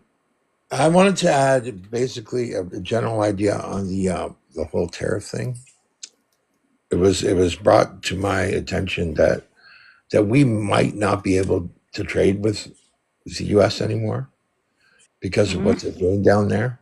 They have basically gotten rid of anyone or anything that regulates anything down there. So it would be like buying, like you can't. There's no Food and Drug Administration. There's no standards. They've gotten rid of all of it. How do you trust anything that comes from? How do our politicians, like that's kind of how it kind of fits in, is they should be saying to us, well, we need to set standards. We need to make sure that they're setting standards. Right. That should be a promise, like something on there. What do you call it? Something on their platform. Yeah, I mean, it's not like the FDA didn't even have like it's most companies usually met the standard of what it was anyway. They didn't even go any higher than that, right? Like they didn't try and excel past that. They were fine with just meeting the standards, which wasn't that big of a bar as it is. But yeah, I think when they're because they're deregulating a lot of stuff, right? So I know Joe wanted to respond to that. So even if the states are right now removing standards, which is, you're absolutely right, it's a concern we need to worry about for in regards to like lettuce and E. coli, salmonella, and everything else. even if the States is deregulating everything else, we're not deregulating Canada, which means we still have our standards in regards to what's going to be in grocery stores and anywhere else. Until those are under attack, I think we're okay because at least we still have our protective agencies in place. And they should be still monitoring what's coming across at the border. Obviously, they're going to be needing to do a little bit more work now, since we couldn't have that same comfort level as before.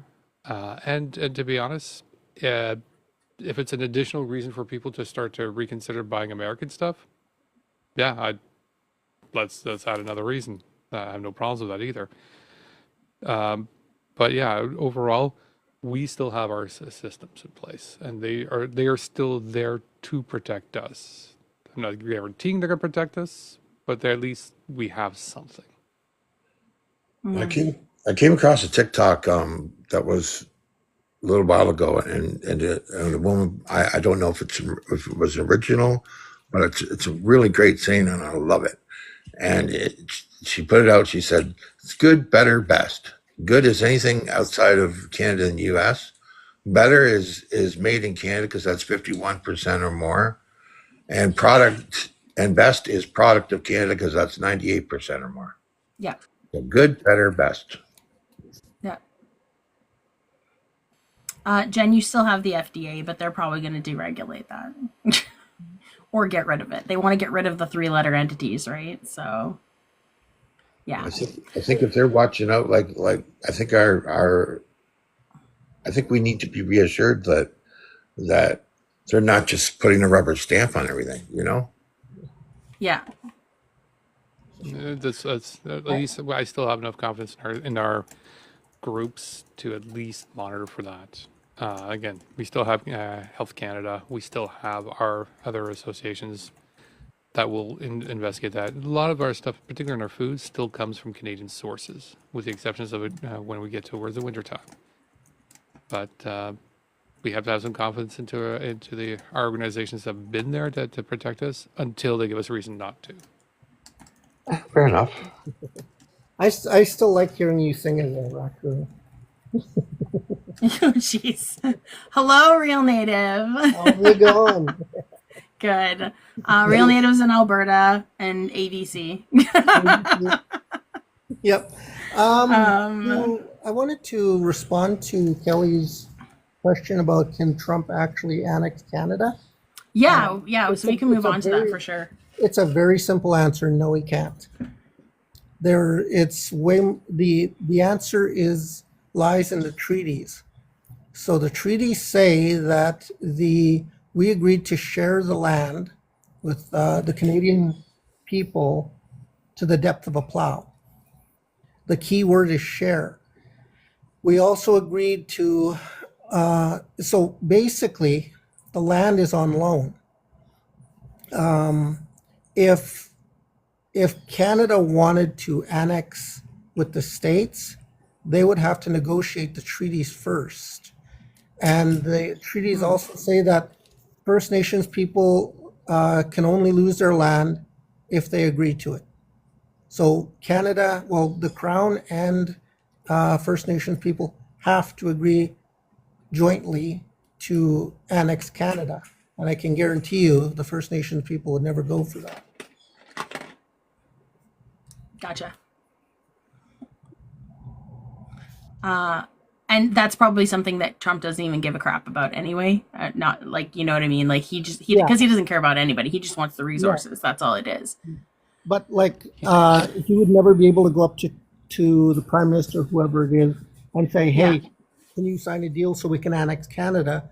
The Prime Minister would have to tell him, like, you're going to have to go through Britain. Britain's going to have to talk to the First Nations people, and those two sides have to agree. It's not up to me. Yeah. That's how that conversation would go. Legally, that's how it would have to go. Legally, yeah. Okay. Then there's the other thing, which is the attempt at just taking us over and military force and whatnot. Yeah, but even if we get to that anyway, again, we're part of the Commonwealth. and we are also part of NATO, and that would oust them from NATO, and we would have everybody else on our side, right? Yeah. Like it literally would be WW3. So Yeah, but it would be Trump and what? Russia maybe against the rest of the world? and China. I think China would back them as well, and North Korea. Maybe I Cuba. don't know if Trump. I don't think China and North Korea would get involved. But No? my concern about that is, yes, the world would respond, but the U.S. is on our border right here. It would take a while for the rest of the world to get here, and there would be a lot of damage before we get assistance in time. True. We just burned down the White House again. Oh, I'm game for that. Anybody Totally want game for that. Anybody want to throw a can of soup? Getting the matches ready. No, we would turn the electricity off this time. I have an alternative to that. We'd throw cans of soup One at them. Yeah. Instead of burning it down, I think we should just paint it a rainbow. Oh, Trump would get so burnt on that. love it. Yeah. Love it. Don't touch it. So I know. Go ahead. I was gonna say Trump would be like, "Don't touch it. Just paint the border rainbow colors." So I know that Kelly, because Kelly was the one who wanted to talk about this topic as well. So Kelly, if you want to have something to say, and then we'll go back up to Angela. If you guys want to talk, just raise your hand in the chat, and then I'll start my list. I'm good. The real native answered my question. Thank you so much. I'm good. I'm gonna drop down. Thank you so Okay. much. All right. Thanks for coming up, Kelly. Appreciate You're you. welcome.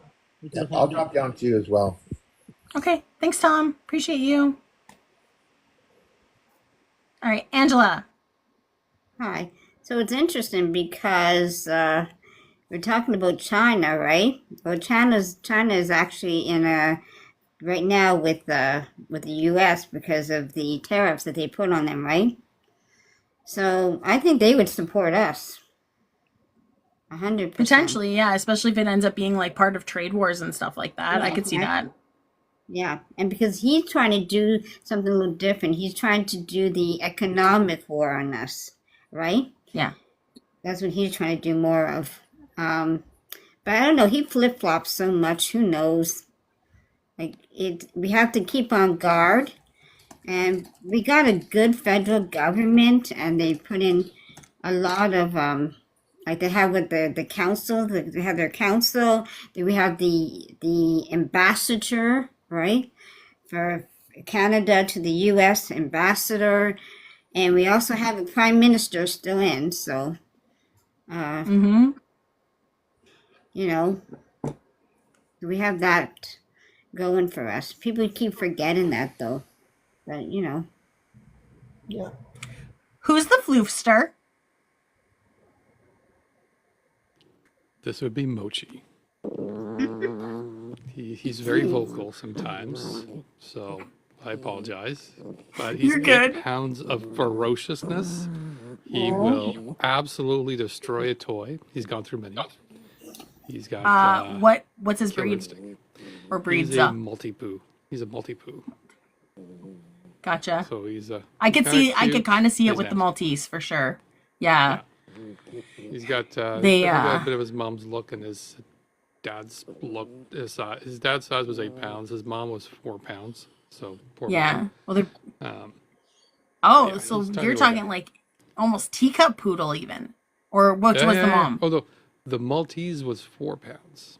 Oh, okay, And gotcha. the- They're tiny and the- anyway. Yeah, they're not very big. Yeah, and the dad Yeah, was 8 nice. pounds. And Well, it's a this nice guy's little a boy. nice little hypoallergenic foofball you got. Oh yeah, he is.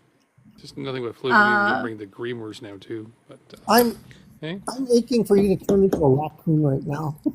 You what? I'm aching for you to turn into a raccoon right now. No, that's tomorrow night. Tomorrow night I'm a raccoon. If you know, you know. Yeah. I host a trivia show on a different account, and I put on a raccoon filter. And yesterday, my mouth wasn't working for my entire pre-show, so I was like, it was annoying. I'm not gonna lie.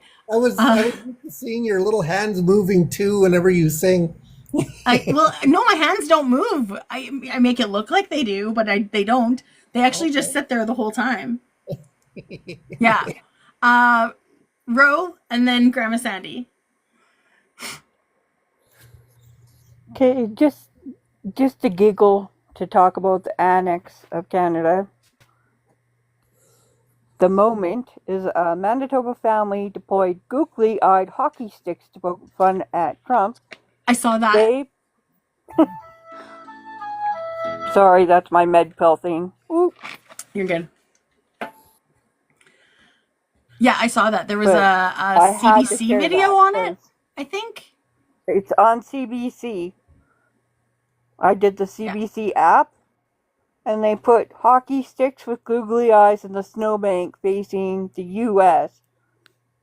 as their keeping their eyes on the U.S. That's the Border Patrol. Yep, Yeah. Yeah, I love it. I I had to love share it. that. It gives a Yeah, new it's great. gives a new meaning to the word stand on guard for thee. There you go.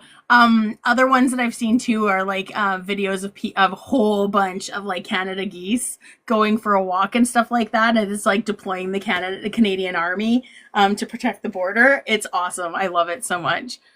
Yeah. That Grandma Sandy. could actually be a Oh, thing. Have you ever seen those things fight? yes, we get really nasty ones because so I'm in an area where we have a whole bunch of them that come back every year. And we've actually we've got this little pond area, but in the middle of it is a huge island. And I've always called it's funny because I always call it Bird Island. And it actually is I think that's the name of it. It's something like that. It's like Goose Island or Bird Island or something like that is like they actually named that piece of land inside the pond. So because that's where all the birds go at night to go and sleep and stuff like that. So they're protected from like all the coyotes and all the wildlife and stuff like that because it's Oh, like it's far into the water. So they would literally have to swim through tons of water to get to it. So it's just oh, really cool. But we get ones that they have to tape off areas sometimes because there'll be a mama goose there and she's there with her eggs until they hatch. And she's nasty. Like this is 3 years in a row she picked that spot, and it's a walking path. And so they'd have to tape off that walking path area because otherwise people were going to end up getting attacked by her. So Cobra yeah, chickens, yes. Someone in yes, the cobra chickens. I love cobra chickens. Grandma Sandy, you wanted to talk. Okay, first, I love Cobra chickens. Okay, I think they're a lot of fun. But I jumped back in. I hope you don't mind because I No. heard the discussion about WW3. Yep. Now, my concern is they are starting with the economical warfare, if I can say it that way. I don't know. But at the same time, I'm a little bit concerned that Canada isn't taking our borders more seriously for anything to come after that. Because Canada is not going to be in a good position if we agree to all these economical tariffs. And we have to protect ourselves.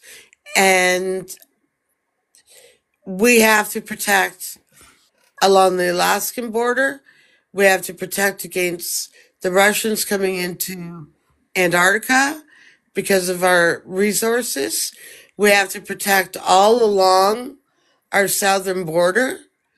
That's a lot of, and then we've got obviously the uh, East Coast. We have a lot of borders. Have we put enough into our military?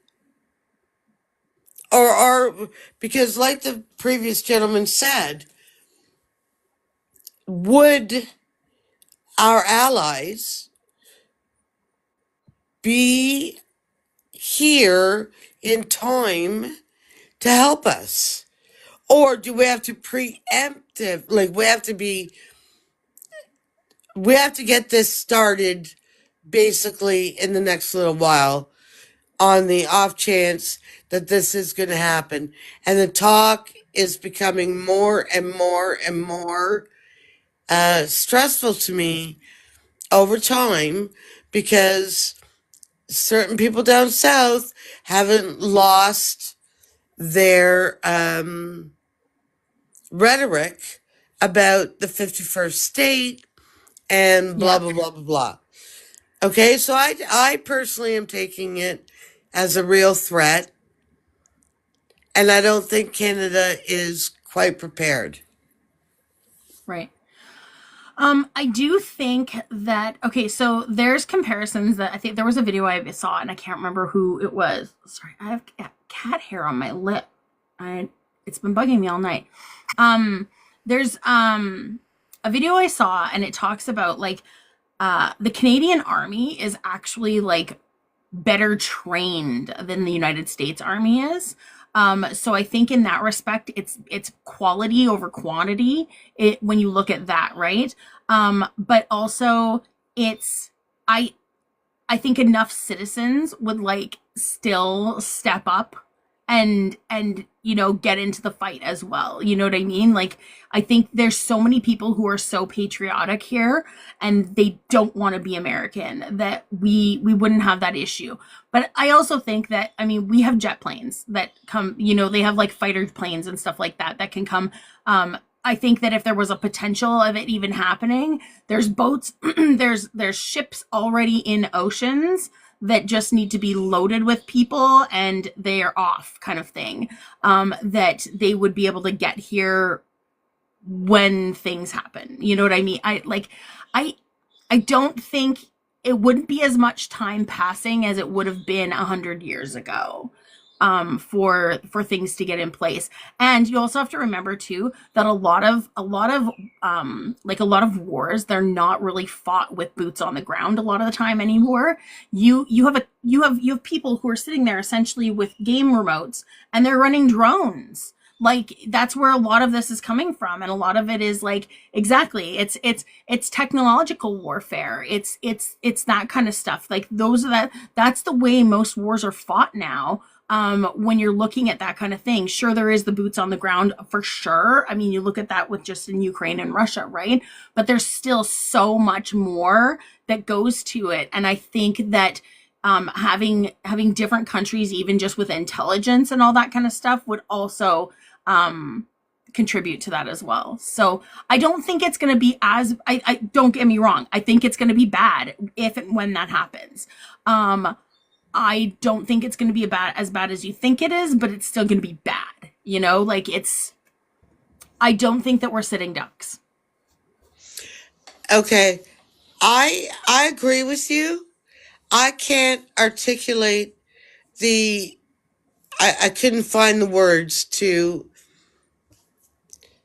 say that I have confidence in Canada. You were much better at it. Thank you very much. No worries. I just had to push the question over to you, and you You're did good, great. you're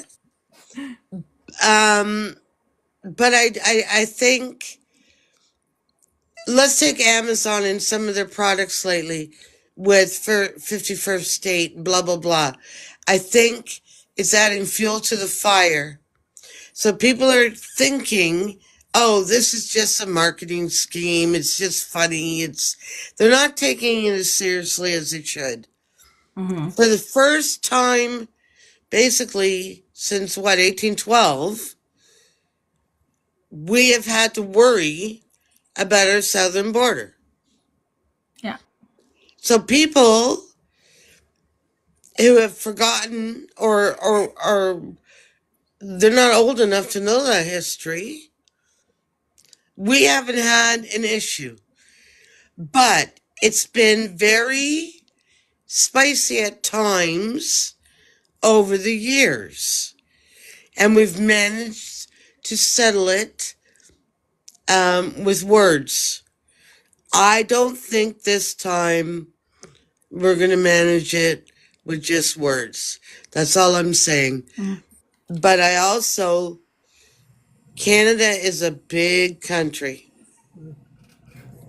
Mm-hmm. I agree with you. You made me feel better about Canadians being better trained. Yeah. And I do believe that. Plus, they can't survive our cold winters. Not a Well, chance. you know, I did think about we're that. we're the best country to come to in a zombie apocalypse. I'm just saying, I've okay? got Yeah. I've got a TikTok girlfriend that doesn't want to Thank come to you, Canada. because I do feel What's that? better. I've been a bit Yeah. worried. Yeah. Um, Real native quickly, and then Joe did have his hand up because he wanted to say something too. I just wanted to read off some things here from the treaty number 6, which covers Alberta. There are 11 Yeah. number treaties across Canada that cover all of Canada. Treaty 6 says they acknowledge the land, and that is the area that parts of Alberta where Treaty 6 were signed in 1876. They also recognize the Cree, the Dene, Blackfoot, Saulteaux, Nakota, Sioux, and Métis people. They respect the languages, cultures, histories, peoples that lived on the land, express gratitude, land, and a commitment of to reconciliation.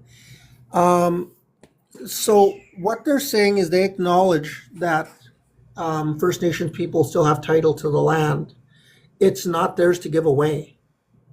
They cannot annex Canada into a 51st state legally. They would have to do it by force. And I don't think Trump has the cojones for that. I mean, I doubt he has the brain power to realize that, but you know, I don't know if he would be even he would be, that, I can't use the D word because it might get the live banned or The what something. word? The D word, DUMB. I Oh thought you no, meant I mean people democracy. say that all the time. Yeah, I think I don't know if he's yeah, even be that dumb to try and use military force yeah. because there's so many, things that will come into play to stop him. I mean, my uncle lives in Vegas, and he was a sniper in Vietnam. We have people that can operate pew pews. You know, Mhm. don't think that our non-melanated cousins would be by themselves. I mean, how do you think they burnt down the White House in the first place? Right? Right? Yeah. Joe and then Roe. Okay, there we go, Jerome. Joe Rogan. No, that's There like we Joe go. Rogan. No, Joe and then Roe. Okay, good point. Yeah, you're right.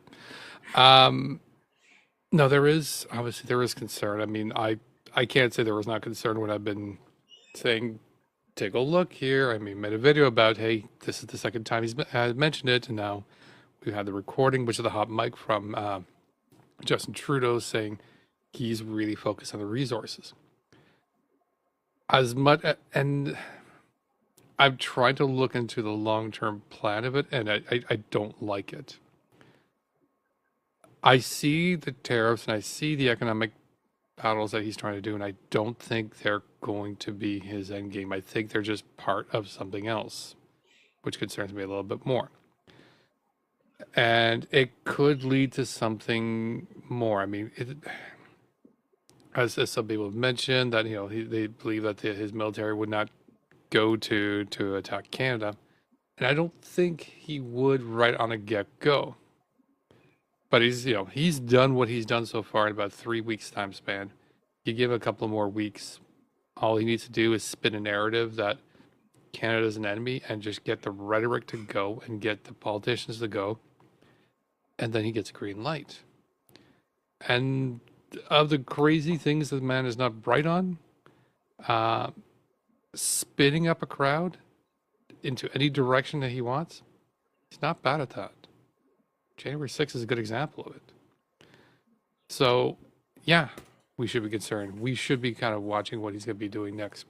Military strategy wise, would adding defense to the border help? No. You can put as much defense as you want there. The U.S. military is a massive juggernaut. And any attack that would be coming in would be probably going towards the large capital centers first. Your Toronto's, your Ottawa, your Montreal. They try to take those massive urban areas first. And any significant points along the border. They're not going to try to take over the entire land and every inch of it with military force. They're going to go to the center spots, the main parts that control everything.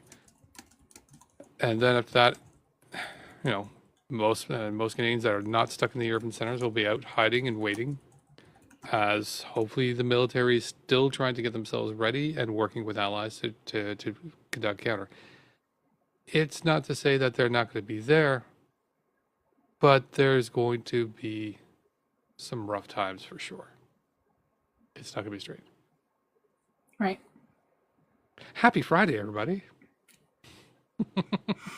That's what I like about doing this on Fridays. For one, a lot of people can stay up later and do this then.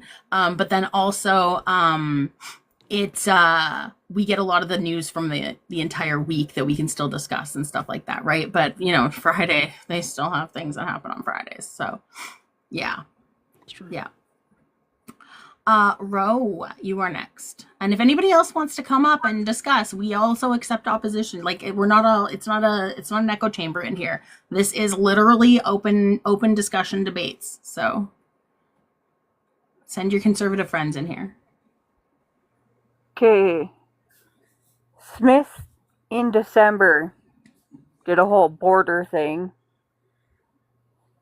But if you look at Wob Canoe's TikTok, he showed them using like those infrared light things or whatever, and how they were watching for people trying to get across the border and how they're getting prepared for it, because with everything going on, more people are seeking asylum and he doesn't want anybody to freeze. And I had another point, but I can't remember it. Okay. But those were my two big ones. Danielle This is why I Smith have did a whole notebook right thing. next to me. Well, I was trying to like research and listen to Joe and Yeah, remember stuff at the same time. I get it. I get it. I'll write notes for the next one. Yeah, you're good. Sorry. I literally, I have my notepad, 3 devices, plus my computer in front of me that I'm like trying to do all these different things on. So, plus still trying to read the comments at the same time. So, and listen. Yeah. I So can't I get it. remember which day it was, but I believe we made some kind of agreement with Greenland, Denmark, for the upper part of that island that we share, to make it a neutral ground or whatever, but we actually signed paperwork, so it's no longer a switch in the bottle. The bottle still switches, but now we have paperwork that could get us into the EU. Is people Oh, still wow. gonna be leaving whiskey over there, or just gonna stop? What was that? Sorry. Is anyone, are Canadians still gonna be leaving whiskey there, or is it gonna stop? I'm just I wondering. don't know. I don't know. Oh, I have a question for the natives. Sure. Yeah. Yeah. And then Angela, I think, wanted to speak afterwards. I'll try and make this as quick as possible. Yeah, you're good. If Trump takes away birthright, does that nullify the treaties? If he what? Takes away birthright, like born on Birthright this citizenship. soil? Yeah.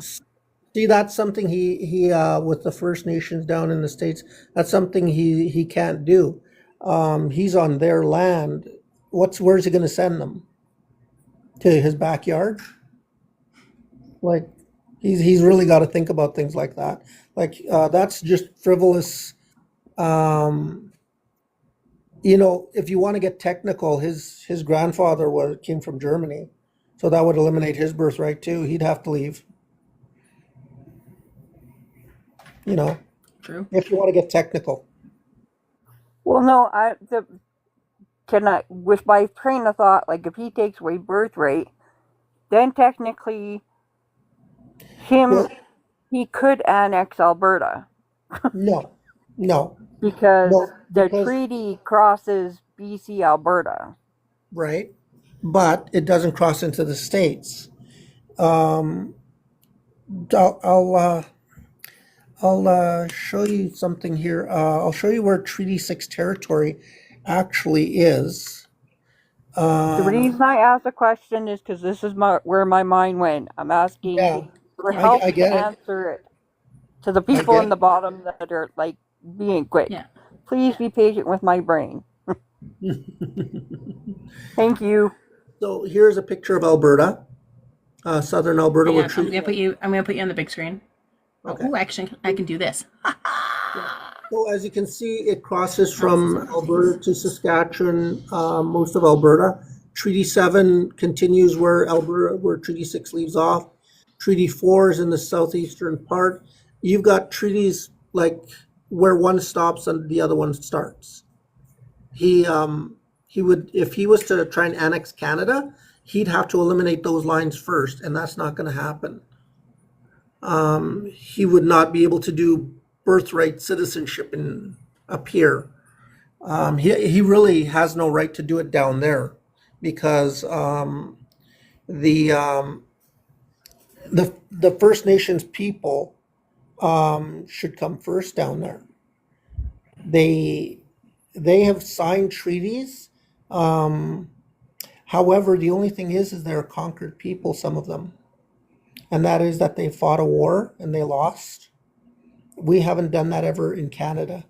Canada basically signed a treaty without firing a single shot. So it's a little different down in the States, but I don't think ending birthright citizenship on First Nations people down in the States is going to do anything.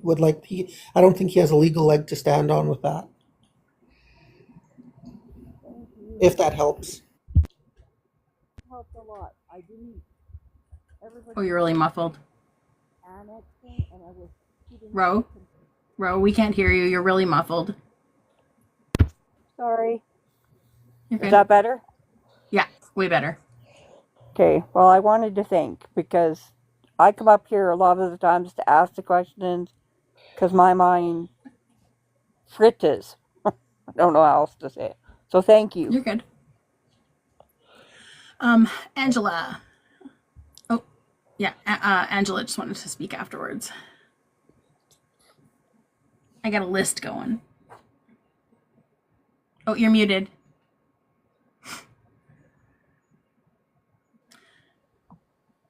Hi, sorry about that. So, anyways, what we're talking about, there was a disturbing thing that came up. There's been socializing, going through social media, and this guy's name is Tim Pool. Have you heard of him? I think I know the name. He wrote a very disturbing, very disturbing comment. Did you hear about that one? Where he said that we're going to invade Canada, like it or not, and it's been circulating, right? He's made a lot of comments. So if you're thinking about Tim Pool, for those who aren't aware, thinking Tim Pool, you're thinking Ben Shapiro or he's a political commentator. Got himself in trouble. American right-wing political commentator and host and podcast host. Yeah, so you wrote a comment on Trump's little whatever. But anyways, remember how I mentioned to you that I was going to find out the information about the Battle of Stony Creek? And it's in regards to the reenactment. We have it once a year because there was a battle actually at Stony Creek, right? Mm-hmm.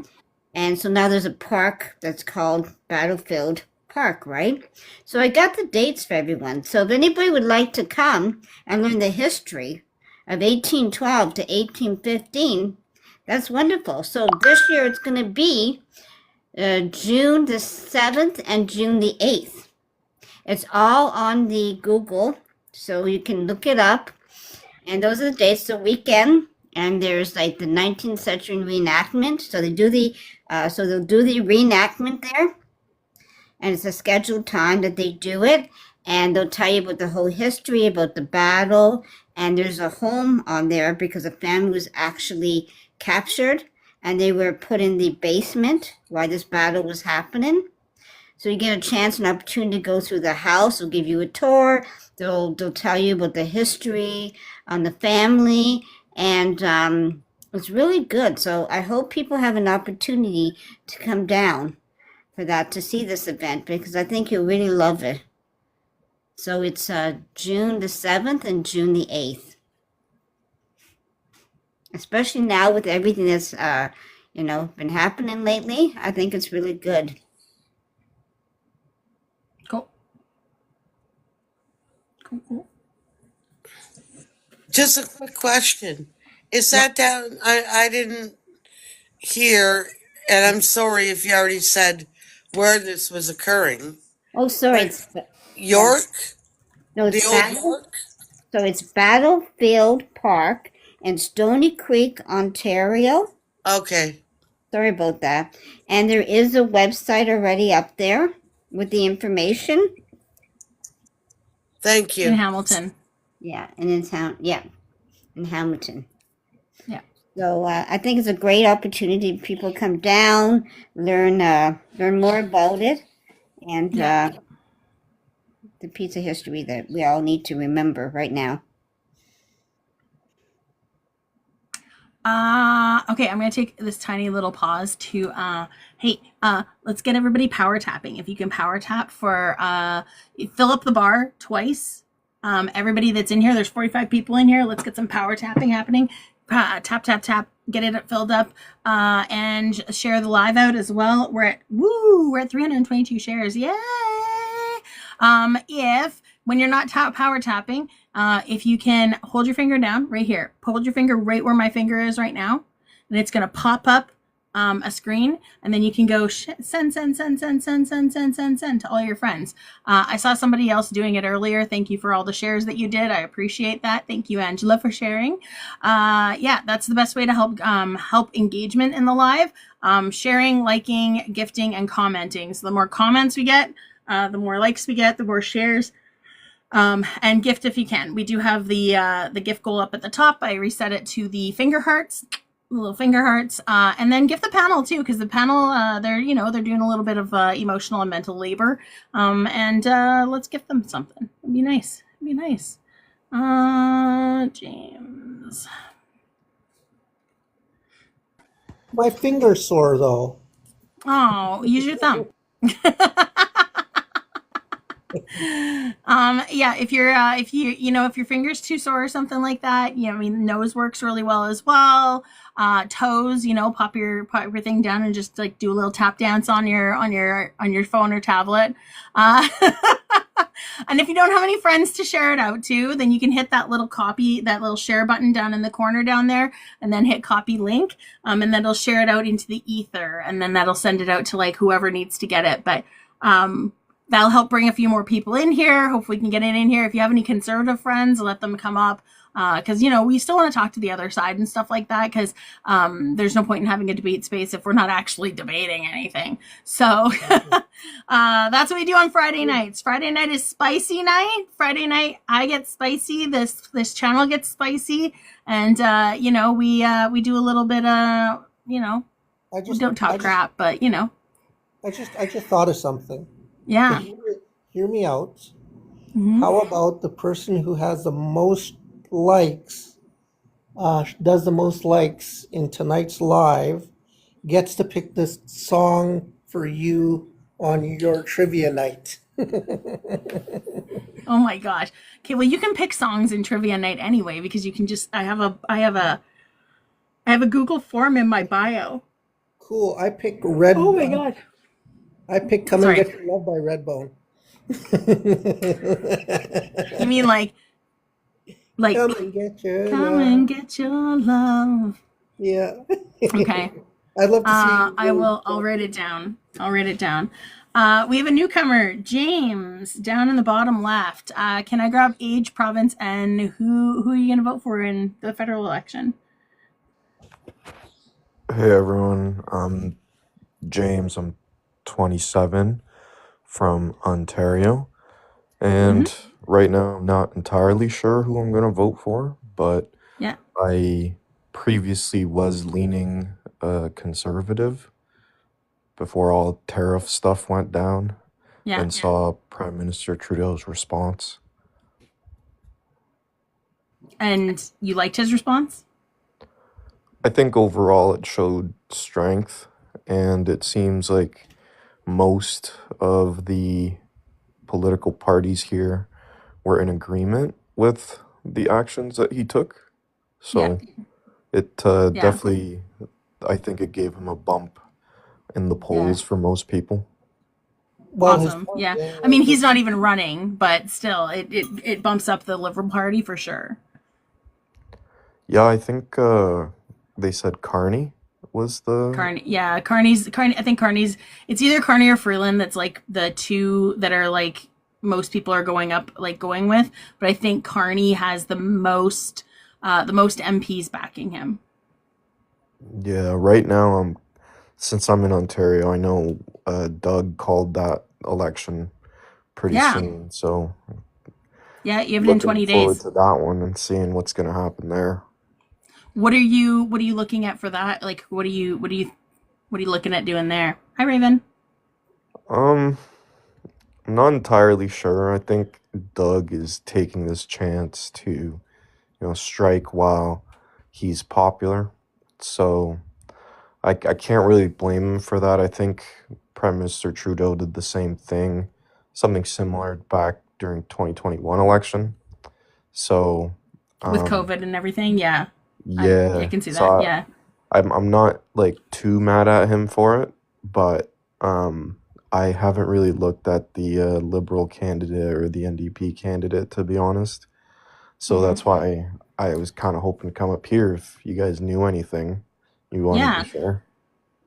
So Joe knows where to find the party platforms just to like look at all those because apparently they've been released now. I did find a thing. It's a site where they were tracking. It's the CFIB. They're tracking the Ontario election promises that each party is making in regards to like a whole bunch of different things. So I found that. And you know what? I think well, I was gonna say I could put it in my link tree, but um, yeah. Oh, you know what? I could probably do it. I could probably put it into our like the Beaver Politics link tree, just for people to have reference on it because it's a live dot. Like they add to it. I think. I don't think this is set, but yeah. I think that would be what? Yeah. I not. I put it in the Ontario thing in the Discord. Yeah, in the Beaver Politics Discord. But yeah, it talks about like the response to potential U.S. tariffs. It talks about taxes, labor, transit, infrastructure, housing, and then other big promises that each of the party is making. So I think that's a really good resource as well to look at because then you can compare them side by side. Who's promising what? So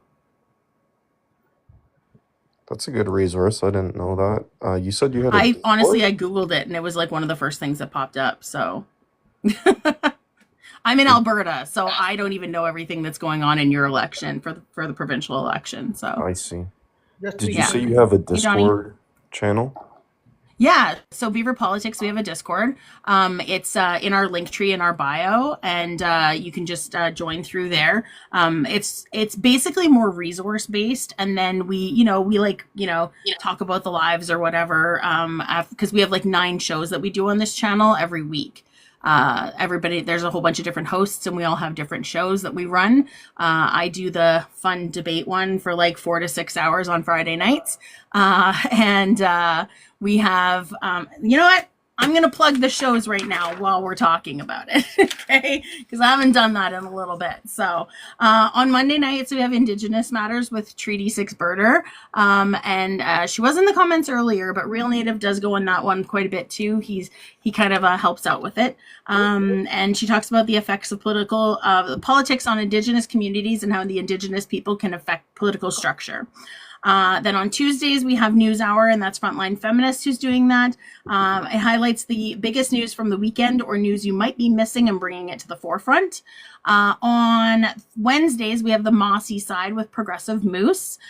He talks about the messy side of politics, doing deep dives into weekly topics. So he does major deep dives. Right now, he's focusing a lot on the Ontario election because he's in Ontario as well. On Thursday afternoons, we have the Navigation Station, Annexation. That's hosted by the Misses. She does education, resources, and solutions to help navigate the political landscape. On Thursday evenings, we have Truth Through Discourse, which is hosted by Mrs. Radical, and Frontline helps out with that. And it's weekly discussions on relevant news topics or social issues.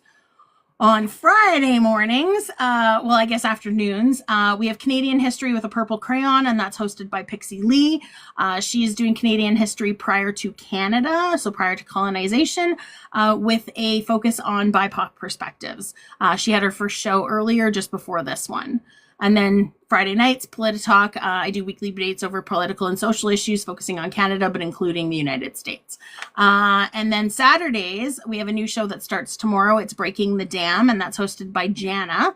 It's discussions in a safe space focusing on ongoing mental health in tough times, learning new coping skills, increasing mental health awareness, and fighting stigmas. And then on Saturday night, Radicalized with Mr. Radical. And he talks about the gray matter of politics and how religion is impacting the political atmosphere. So those are our 9 shows right now. We have a few more that are probably going to be coming in the near future, in the next couple weeks. But we're trying to cover like all aspects of it, and giving everybody a voice. So it's quite a bit. It's quite a bit, but it's different shows. And if you want show times and stuff like that, there's a pinned video in our bio, and it shows all the different show times in that video. So, but to get back to your question, which I don't remember what your last question was now. Discord. The Discord is in our link tree in our bio. That was the long answer too. No, you're good, Ro. If you guys want to drop, you can drop. It doesn't matter. I don't have anybody in the requests right now. So this Tyler person who's saying let me join hasn't even requested. And people who say let me join like that, they're typically going to be kids trying to come up here to say slurs. I've learned. I have pattern recognition. So, James, did that help? Did I help answer questions? Yeah, Do you thank have any you. other questions?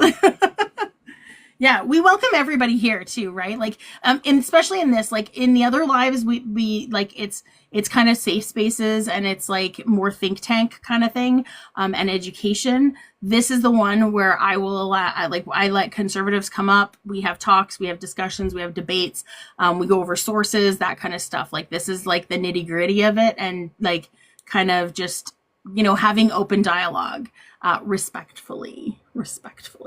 So. Yeah. So I wanted to ask, like, what the message is: ops welcome to join. You Mm-hmm. guys are mainly then liberal and Left wing, NDP. like center left. Yeah. Okay. Yeah. So Mostly what ABC. exactly are you looking to like debate with the opposition?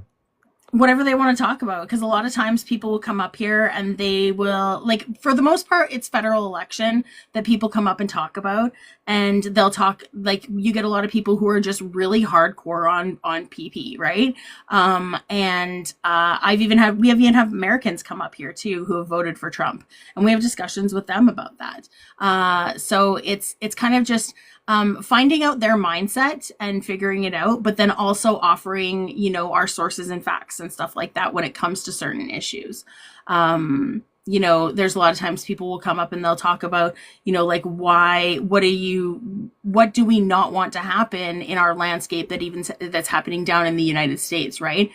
So people losing their rights is a big thing. And that'll open up discussions on like women's health, the LGBTQ community and trans health. It's all those kinds of discussions that it opens up. Okay. Yeah.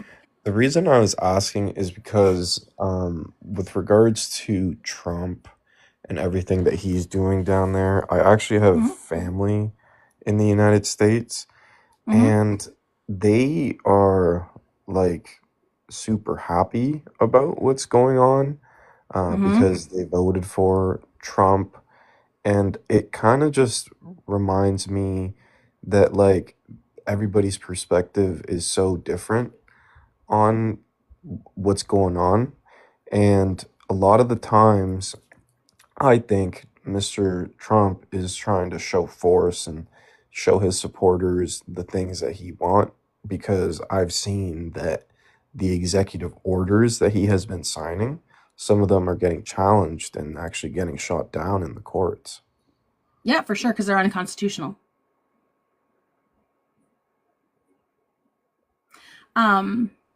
Sorry. Did you have more to say? No, I was just Okay. saying, I was just thinking that the one thing that I do kind of agree with Trump is just you could tell he loves America, even though he shows it in a weird way. Like that's what most of his campaign is running on, nationalist ideology, I would say. And I think that we are kind of missing that here in Canada, which is That's a why good thing. That's a Pierre good thing. Polyev is like calling to people. Yeah, but having a sense of nationalism like that in that extreme sense is not a good thing, though. Um, do you? Okay, so I mean, obviously, you've probably heard that a lot of people like they relate him to um, like a fascist, right? Like they'll relate him to like 30s Germany, right? Have you've heard that? Yeah, yeah. I Yeah. mean, every people like calling anyone Hitler Well, these you can't say days. that word on here, mustache man. Oh, sorry, Mustache Man. Yeah. Yeah. So so for one, he's more for he's not necessarily for America, but he's for the corporations of America. Like and being for America is different than being for Americans, right? Like being for the country is completely different than actually being for the people of the country. And I think that's a lot of like that's what people have to remember is there's a distinction between that. When you are for America, you're only for corporations, country, the wealth, all of that kind of stuff. But and it has that sense of nationalism. But when you're for Americans, you're actually caring about the people who live there, because you can't be for America and still be for Americans. It's different. You can be for Americans, and that would help make America better, right? There's a total difference there. But like the very first of the 14 tenets of fascism is actually powerful and continuing nationalism. And if I like, it's fascist regimes tend to make constant use of patriotic mottos, slogans, symbols, songs, and other paraphernalia. So flags are seen everywhere, as are flag symbols on clothing and in public displays. So just that description right there, would you not say that like totally applies to there? And but I'm also going to say that kind of applies to certain demographics in Canada as well, who like to fly flags about, having relations with the prime minister. Oh, yeah. I think that's just like a natural trait of most conservatives. They just like the attention. Not conservatives, though. That's not all conservatives. I mean, I don't think that I'm like that, and I consider myself somewhat conservative. So Well, yeah, that's what I I'm agree. saying. It's That's what not I'm saying. Not everybody. all conservatives are like that. Not all conservatives have that continuing nationalism and with all the flags and the merch and the paraphernalia. You know what I mean? Like they don't have all of that. There's a difference. Even down in the States, there's a difference between Republican and MAGA. There's a fine line there because the Republicans still supported somebody who is very MAGA, but bro, I see your hand. Okay. But yeah, I think that there's a I don't think that's a good thing. I don't think nationalism is a good thing, because when you're only focusing on your country as well, that's isolationism, and isolationism is really not a good thing. It cuts you off from the rest of the world, which cuts all of your ties when you're looking at trade and foreign aid and all that kind of stuff. And you look at how much foreign aid the US gets from other countries, especially when they have things like hurricanes or wildfires or planes crashing into buildings. And you know what I mean? Like there's so many, had they had isolationist tendencies then, nobody would have come to help them in those instances, and they would not have been able to rebuild back as fast as they did. I do you think that that's like accurate though, or aren't they the biggest economy in the history of the world? Like It doesn't matter it though. might have It taken doesn't them matter. a little They longer, they but are, but they owe lots of money. They have a huge massive debt. So like even an economy like that, but if you're not taking care of your people, you have no economy. I mean, from what I understand, most of the U.S. debt is U.S. owned. Is So owned? Is yeah, US like owned? Is that what you it's said? yeah, We own $360 billion of their debt. yeah, but their debt is well in the trillions. Sure, but we own part of that debt as well. But that's not Own, enough not to like owe, like hang it older over their millennial likes to head. say oh, but yeah. And oh, that brings me to But another thing, had they the been deficit. isolationist, other people wouldn't own part of that debt as well. They would be responsible for that debt themselves, which would mean that they would not have a good economy then. Well, I mean, wouldn't you want your own country, right? So, like companies within the country to own the debt instead of like a foreign country? Sure. I mean, I guess, but it also just helps. Again, it helps you out.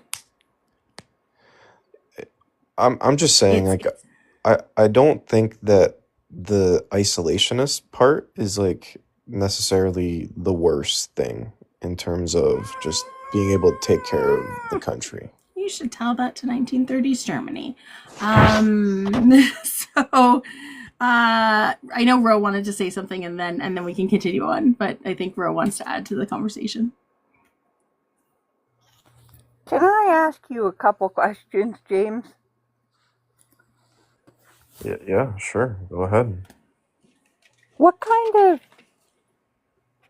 area did you grow up in? Well, I moved around because I'm an immigrant. I was originally born in Colombia, and I moved to the United States with my family when I was 7 years old. And we lived in a trailer park then, so it wasn't always nice. Then we moved up here to Canada when I was like 10 years old. And now I would say we're probably like a middle class family. Why? Why'd you ask? I'm asking if you, okay, now that I know that you immigrated to Canada, it kind of changes my questions because I don't know how to put this politely, but the Conservatives are not, okay, the originalist Conservatives I grew up with are not like the ones we have now. But how can I say that politely without getting kicked? If you're looking at Pierre Poilievre as the Conservative leader, he stated in an interview that he wanted to be Sir John A. Macdonald. And I'm not sure if you know the history of Canada. I do want to, Ro, I want to clarify something though. He did say that he's most likely going to be voting Liberal because of, well, actually, no, you didn't say that, did you? You just said you really like the Liberals now because of what Trudeau said. I said that I'm undecided right now. Undecided. Okay, Yeah. right. Yeah. Okay. So still considering Polyev. Yes, still Okay. considering All right. Polyev and the Conservatives.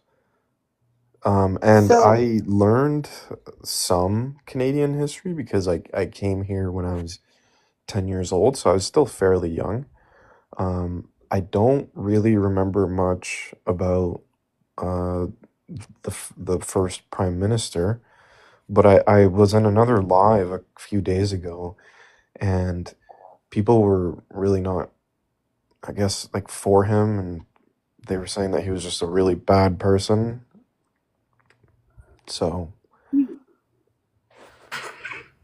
As somebody, He was. okay, I can't speak on it completely because I'm pale faced and I have that privilege. The person that Real could speak Native. on this, Yeah, Real Native wants to speak up on that for sure. that part, because I was from the way he talked, I thought he came from like more of a white class, pale face. Yeah. So I'm sorry, I'm gonna pass it off to you, Delaney, because Yeah. So, Sir Johnny MacDonald, I won't even call him Sir because he doesn't deserve that title for what he did. He was knighted by the Queen, but the things he did were instituted. I don't know if you've heard of the residential schools. yes, I'm familiar with the residential schools. Okay, so he instituted residential schools. Oh, you're telling people to tap? Okay. And he instituted what we call the pass system, which is where he turned reservations basically into internment camps, where they weren't allowed to leave unless they got a note signed by the crooked Indian agents. But get this, the worst part of it was he instituted things like,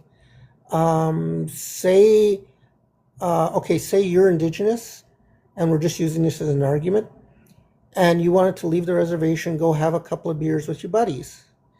Guess what? You're not allowed in bars. If you want to go into a bar, you have to give up your treaty rights just to go into a bar and have a beer with your buddies. Little things like that he did to the indigenous people. It was the Indian Act, for crying out loud, the most racist piece of paper ever. Well, next to the white paper of 1969, but we'll discuss that another day. But yeah, Johnny MacDonald was a horrid human being.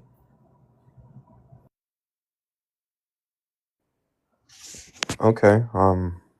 Yeah, like I said, I'm not too familiar with him, but it is kind of a red flag if PP is saying that he wants to be like him, I would say.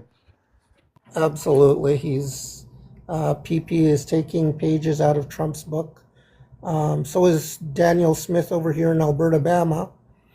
Um, uh, it's not looking good if PP gets in.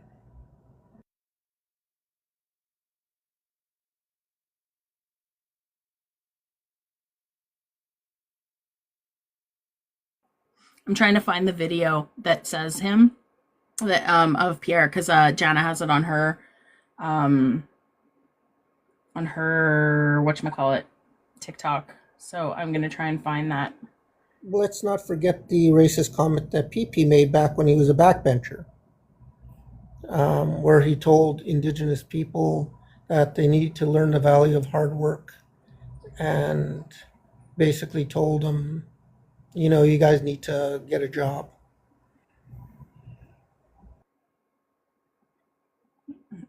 is there a polite way to ask how you could vote against your own community? What do you mean? Like, Are you talking to me? In a roundabout way, because his attitude towards immigration is that you should not be treated with the same respect as a pale face. And I think for how hard your family fought to get to Canada, why would you look at a party that does not consider you their equal? They just want your vote until they can do like the US and get you off the land. Get me off the land. I mean, That's the only polite way I know how to say it without getting kicked off the site. no, Does that's that make okay. sense to anyone else? Are you talking about like with the deportations and stuff?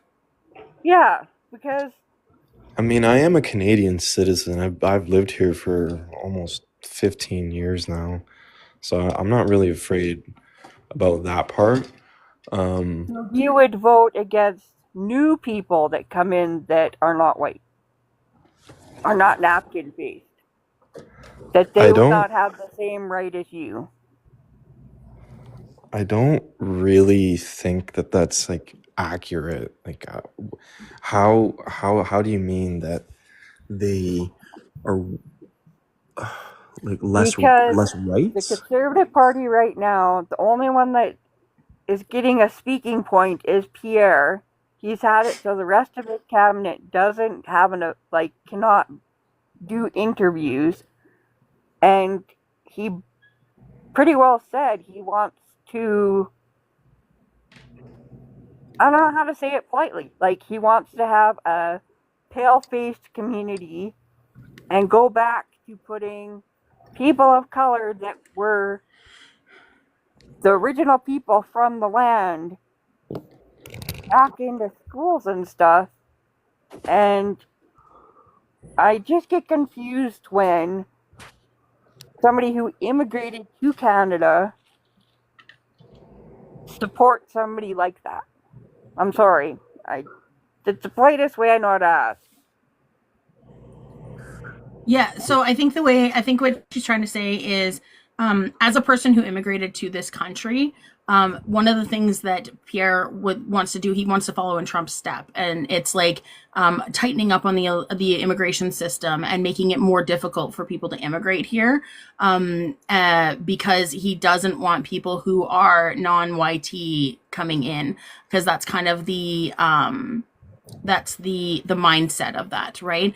So being a person who immigrated to this country, what are your thoughts on that, and like stopping people from coming in, like stopping other people from coming in and experiencing what your family did and finding a new place to live, like a safer, and like maybe not safer, but like a better place to live where you can actually like grow your family and grow your careers and grow your life, right? Yeah, so we actually came here as political refugees because of what went down in the 90s in Colombia with Okay. the trade, you can call it, down there.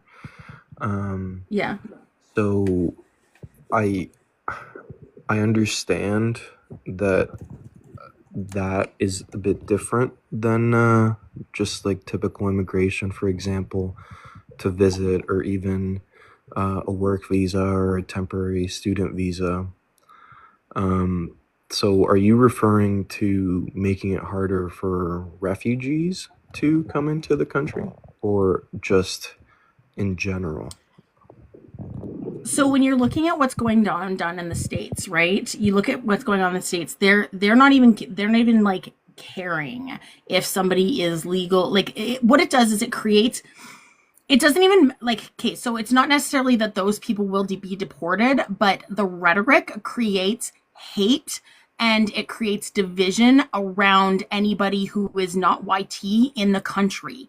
And it creates, like if you look at what happened, like as soon as like when they were talking about the Haitians in Springfield, right? Eating the dogs, eating the cats. All of a sudden, everybody who is not YT there, or who looks like they'd be Haitian, are the ones who are getting attacked and singled out and threatened and harassed and all that kind of stuff, right? So that's what you're talking about, is like that kind of thought process creates that kind of rhetoric that creates that kind of violence and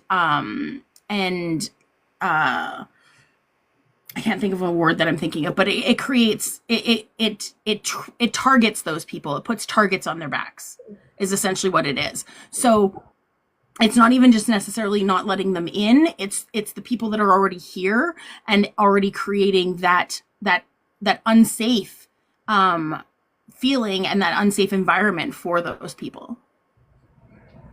Okay, I think I understand what Does you that make mean. sense? The only thing I have to kind of say to that is that, like, do you really think that it's possible to get rid of that rhetoric and racist views altogether?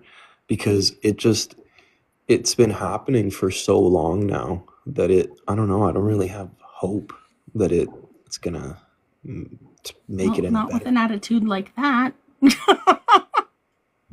So the thing that's going to get rid the thing that you're going to be looking at when you're trying to get rid of, like when you're trying to reduce or get to a point where you're like ending racism or ending homophobia, transphobia, misogynistic tendencies, ableism, all of that kind of stuff. Education is the first thing right away, right? So if you have education, if you think about it, if we had learned later, like earlier in our lives about this stuff happening, because I'll tell you, like even any history that you learned about Canada was whitewashed history. You didn't know about what happened, so you can't react to what happened and you can't prevent it from happening in the future. That's why we learn history, so we prevent these things from happening, so we educate ourselves. And when it comes to like any of the marginalized communities, if you're educating yourself on those communities and you're educating yourself on things that happen to those communities, or that people from these communities exist and stuff, then you have less of a chance of those things being perpetuated and bullying or harassment or anything like that happening, right? So it opens up conversations and it creates inclusivity and acceptance within communities, rather than the hate and division that is racism or ableism, homophobia, transphobia, misogynistic tendencies, like all of that kind of stuff. That's why we have all of these smaller groups that are all fighting for these rights, because nobody is willing to be educated or nobody is willing to take on doing the education for these communities. I hope that answered the question. And I think Real Native wants to talk first, and then you can respond. I just want to say, James, if you want to learn about the Indigenous community, stop in on Monday, Beaver Politics Indigenous Live on Monday. Yeah. It'll be a real eye opener for you if you're not up to speed on the history behind the Indigenous people of Canada and what we went through. Just a thought. Yeah, thanks for mentioning that. I actually recently did a 23andMe test, and it turns out I'm 26% Native American. Obviously, I was born in Colombia, so it's southern Native American, but still It the wouldn't be the same. same as the North American natives, so it would be a completely different tribe connected to a completely different continent. Yeah, I understand. I'm just saying, like, Yeah, I just to know. learn more about Native culture in general, since it's literally a part of me. So,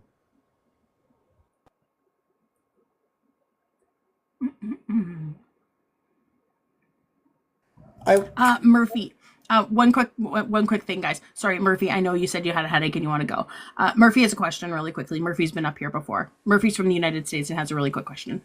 So you said, when James was asking about ops, you said center left. Well, I'm left, and I'm Center not. or left? Oh, okay. So what is center? Conservatives? Slash. There's a slash in there. Conservatives are right. So is it different? Is your conservative Conservatives different are Republicans. Our conservative? Your Republicans are our conservatives. Okay. Except your Republicans are a little bit, even I would say, more right than our conservatives. You guys have more parties than us, huh? You guys have more parties than us, huh? We have officially, so there's 5 major federal parties that are in in Parliament right now, but there's one other party that likes to try and run and they never get it, thank God. So okay, yeah, because we only have 2, so That's why I'm confused, because people had said Well, you have two official ones, but you do have other ones that run, but they're never ever recognized, and they don't get enough attention someone because just said they liberals don't are get the money. center, and I'm like, I'm not center. I'm liberal, but I'm not center. Yeah. So Are you? Yeah. that's kind You're of more where I'm left. confused on when You're people more are left. I calling think liberal centers. Murphy, knowing what I know about you, I think you would lean more towards socialist, which would be more left, not center, and not liberal. Liberals are more center, and they're even like, I would even say like most liberals tend to be like center or just right of center, but they do have some left-leaning policies. Okay, so yeah, but it's just but here I think here it's because you're either liberal or you're conservative in the United States. You're either liberal or conservative. So well, I'm like Democrat or conservative for the most part. Yeah, there's other people who are other things, but they're just not recognized as a party, is what I'm saying. Okay, so when people say you're center, I'm like, no, I'm not. I'm not. Yeah. But okay. Yeah. Okay. Okay. Yeah. Cool. That's my Thanks, question. Marv. Okay. Bye. Okay. All right. Take care of your headache. Go take some stuff. I think Joe, just 1 second, because I think Real Native did have something else to say, and then I'll come back to you. I forgot what I was going to say. I'm old. You got to write these things down. I bought my mom a notebook and I didn't get myself one. All right, Joe, go ahead. I think one of the problems that people have with the left and the right is if you ever take something called political compass, it kind of shows you that it's more than just left and right. There is an economic left and right and a social left and right. When it comes to something like in regards to social views, for example, trans rights, LGBTQ rights, women's rights, so on and so forth, that's very much a social scale. And when you're looking at the parties, you're going to definitely see, the NDP and the Liberals being very far left in regards to social issues, in regards to just the social, in regards to rights and whatnot. But when you start getting to the economic stuff, that's where you start seeing the change. NDP is still going to be a little bit more on the left in regards to they're open to the ideas of, they're the ones that introduced farmer care and health care and dental care. While you're going to see the liberals and conservatives tend to be more on the right side of that in regards to conservatives have no interest in giving you any assistance whatsoever. The liberals they're okay with it, but they're still not that crazy about it. So it's one of those, you need to see sort of like, when you're being asked, are you left or right? Are you talking about socially or are you talking about economically? And that's more important to know when you're looking at the parties that are there. I'm muted. I have two new panelists. John, hello, friend. If you can just remind everybody of age, province, and political party, please. All right, just turned 35 on January 26th. Happy birthday! Yeah, no time. And then province, Ontario, and then political party, NDP. Fantastic. And my friend Angry Ginger. Hello, friend. Age, province, political party, please. Hey, buddy. I am from Alberta. I am NDP-ish, and I'm old. 40s. Over 18, TikTok. Over 18. Yeah, over 40. Thank you. Referred to as Alberta Bama. Yeah, I call it Trash Berta because, That's fair. I'm a trash panda anyway, so yeah. All right. John, what did you have to add to the conversation? No, I was about to ask you what was the topic. That's all. I know we're kind of all over the place. I mean, we've been talking about the Ontario election, but we're kind of right on federal right now, just because we do have a person who is considering conservative right now on the panel. I will drop my personal account up here if there is another conservative who wants to come up, just so James isn't all by himself up here. But I will drop my other account if there's a conservative that wants to come up. Another one.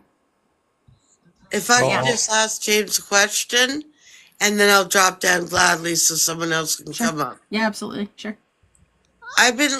James, I hope you don't mind. I've been listening very carefully to what you've been asking. What is most important to you What do you want? Don't think of a political party. Just think about what do you want to happen so that Canada moves forward? Okay, that's a good question. I personally, one of my biggest concerns right now is cost of living. I'm a network engineer, and I would say I make decent money, but living in Ontario, even rent is around, like, I calculated it, and it's just over 50% of my income. Right.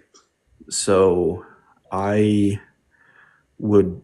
interested in cost of living going down, and obviously inflation, so my paycheck means more.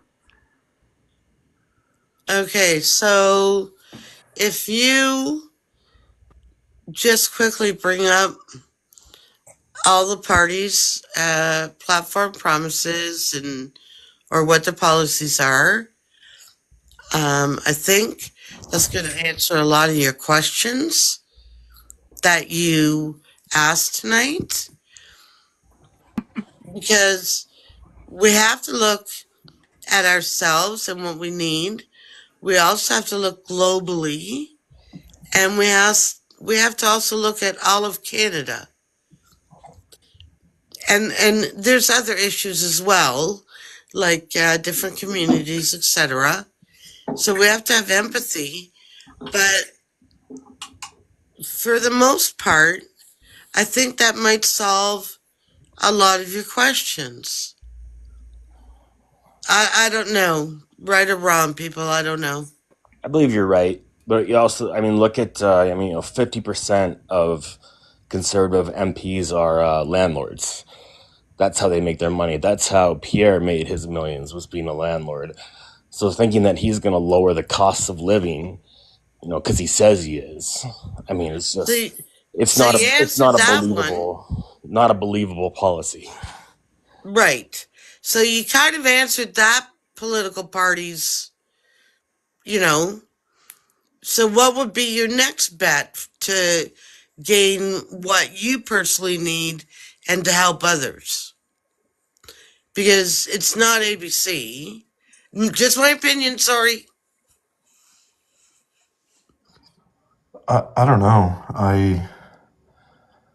Like I said, I haven't really done that much research. Yeah, so look at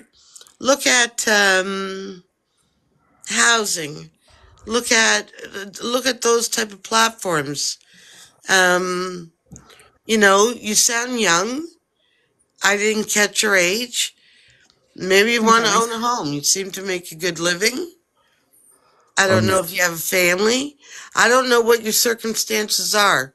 So the only one that can answer your political questions is kind of yourself by doing a little bit of research.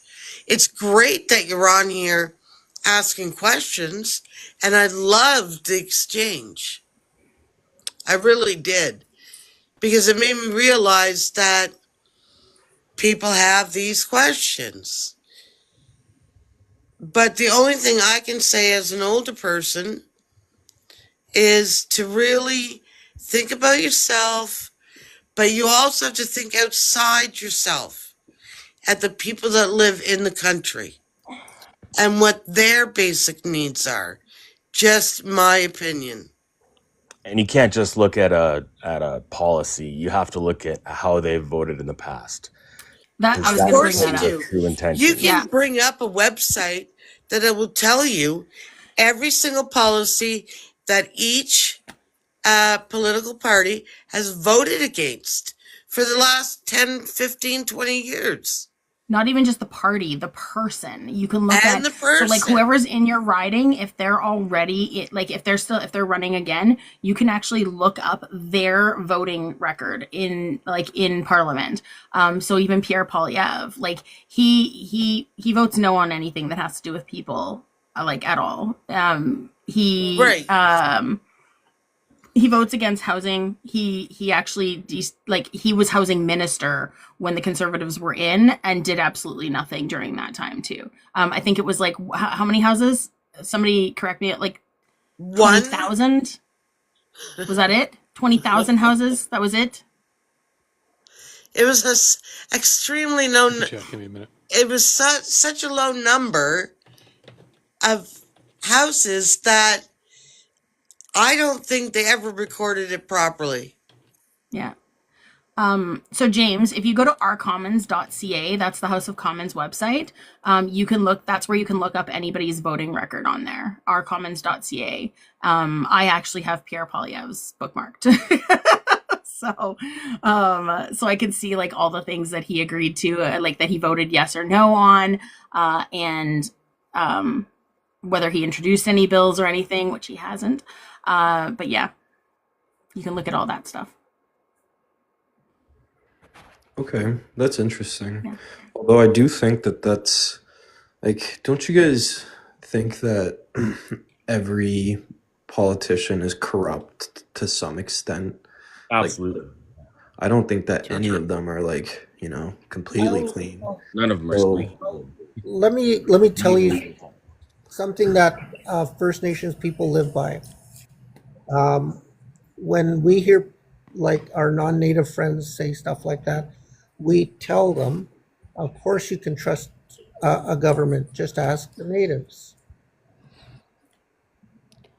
yeah, that's what I'm saying. So like, I think that even the voting record is kind of like it's definitely indicative, but I wouldn't take it as the entire truth, just because there could be sponsors of these MPs who are voting, what it looks like against our best interests.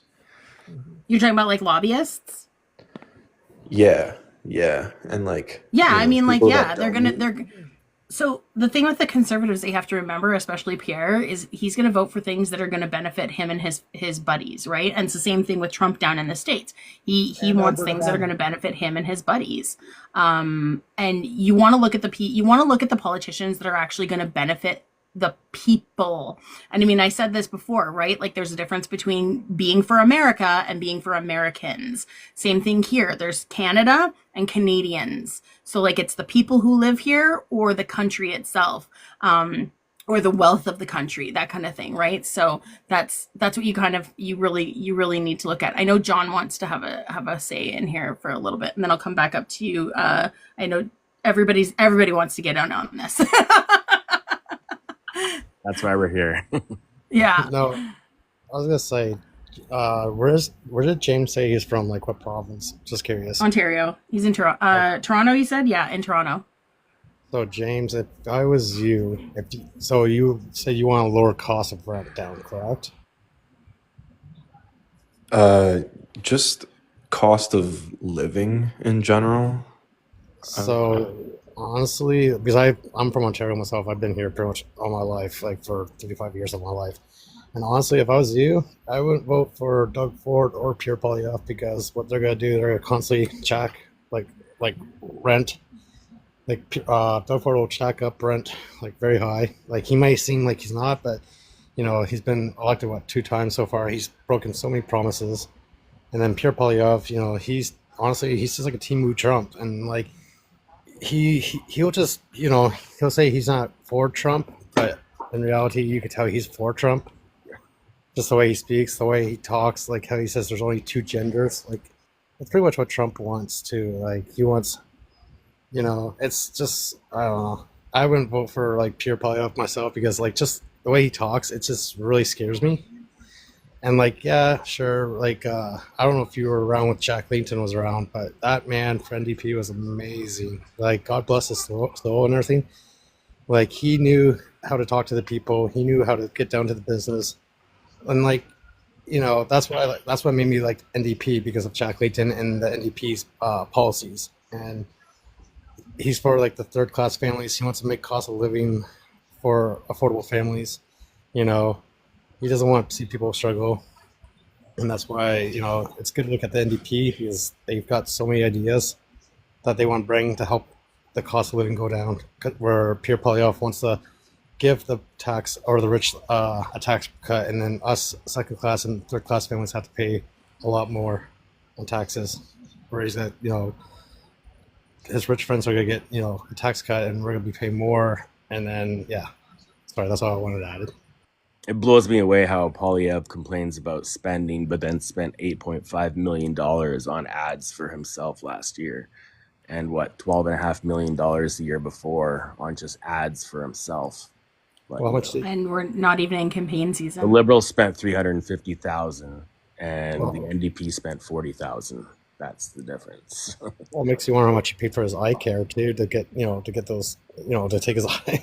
I I think he just wears contacts. He's probably got the Millhouse style going on for him. He's probably like, yeah, hey Lisa, and those muscle shirts.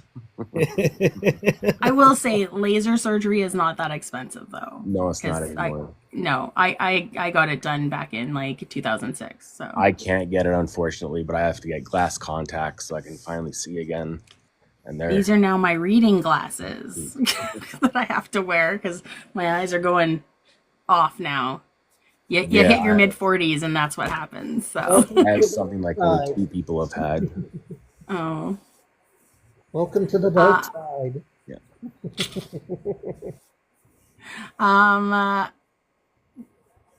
I don't know if James is like checking apps or checking sources or if you're gonna drop. But no. Okay. Sorry, I'm hungry. I had a pizza delivery. Oh, you're ordering food. Okay, gotcha. He's skipping it. You didn't skip or Uber or DoorDash? No, there's this local pizza shop I really like. Oh, gotcha. So I ordered directly from them. Oh, I understand. Gotcha. I do driving afterwards for one of those companies. So I would like to, but the whole no seeing thing kind of screws that. Oh yeah, there you go. Real Native, I know you wanted to add something as well, and then I've got Joe and then Ro. I just wanted to clarify that although First Nations people have never been able to trust any government, we do find that there are some that we're able to work with better than others. And right now, the Conservatives are not a party that we can work with at all, whatsoever. What happened in Montreal this past summer with the AFN, where the chiefs and the veterans got up and turned their back to him, should give you an indication of just how bad the Conservatives are doing with regards to government in general. If they can tick off one group of people to the point where they actually stand up and turn their backs to him while he's speaking, it speaks volumes. Can you say that at any point in time, the Conservatives were a party that the Natives could work with? Indigenous people. Sorry. Yeah. Indigenous people. I would say no. They have instituted every racist piece of policy that has ever been done to Indigenous people in history. I would say no. It's kind of like what Mike Harris did back in, what's that, 1990? Oh no, was it early 2000? I forget. It was like Mike Harris in Ontario with it was I won't say what happened because it's not, I don't want nothing to happen on this live because it's not the prettiest. But if you look up Mike Harris, was it Doug Lee George? You'll see what I mean there, and that was like a scary time in Ontario. That was like very, very scary it was insane.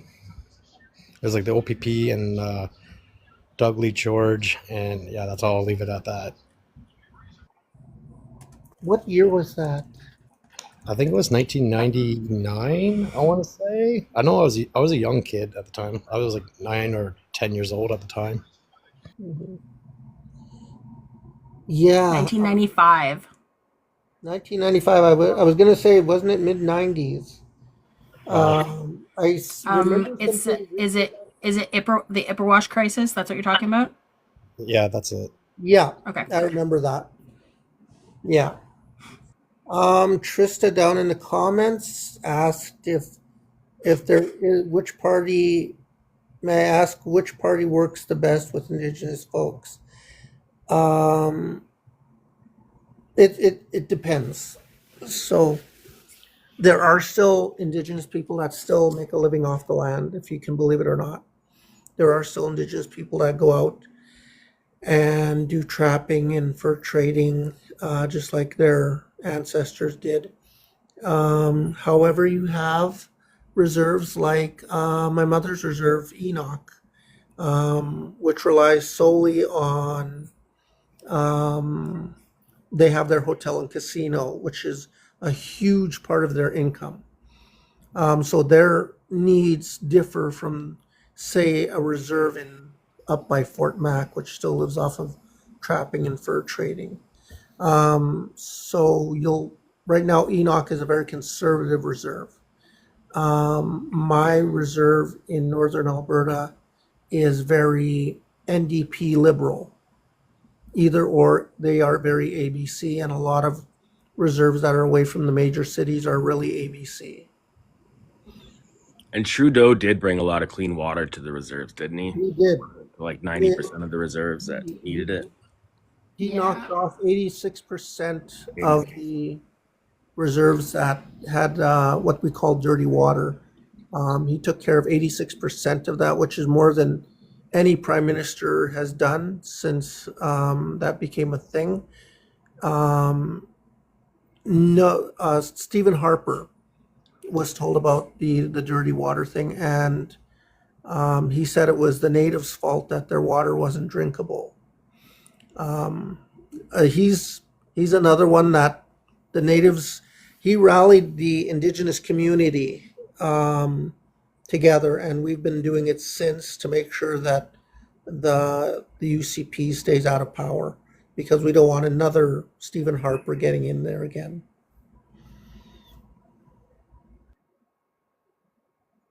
I had a thing on the clean water in one of my folders, and I don't know where it went.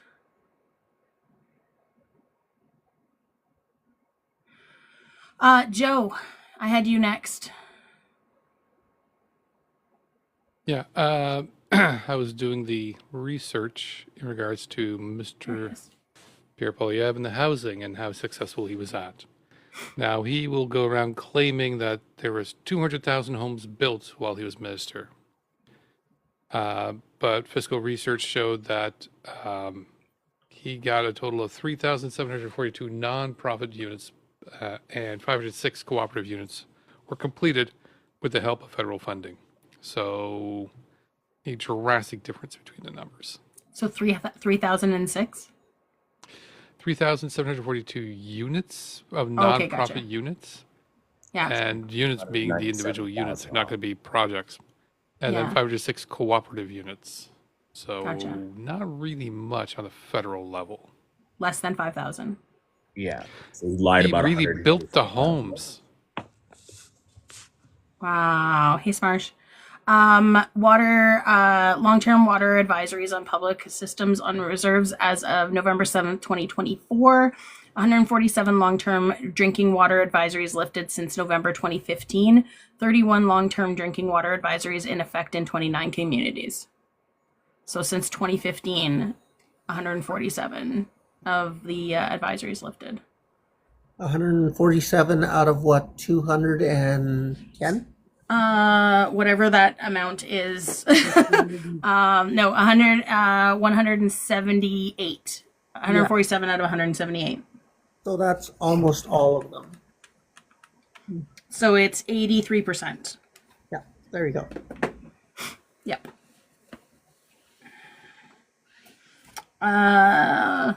Row. Barry Harper did 0. And then then Grandma Sandy. Sorry, what was that? Well, Harper lifted absolutely 0 of the water restrictions. I mean, you got to put that into aspect too, right? He did absolutely nothing. Exactly. He, like I said, he was saying that it was the indigenous people's own fault that they had no clean drinking water.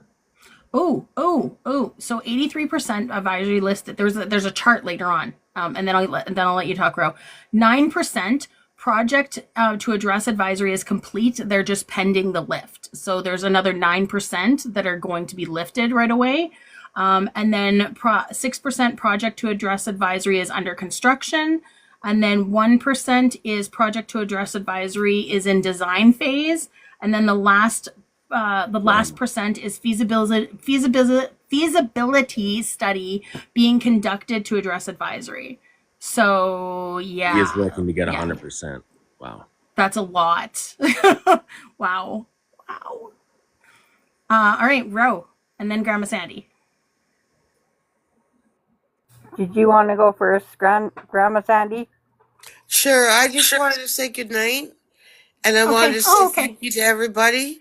It was extremely excellent live. Thank you, Nerdy. I'll just definitely join you next week. Yes. But thank you, everybody. It was very informative, enjoyable, polite. I can't say enough good things. So have a good night, everybody. Perfect. Thank you. All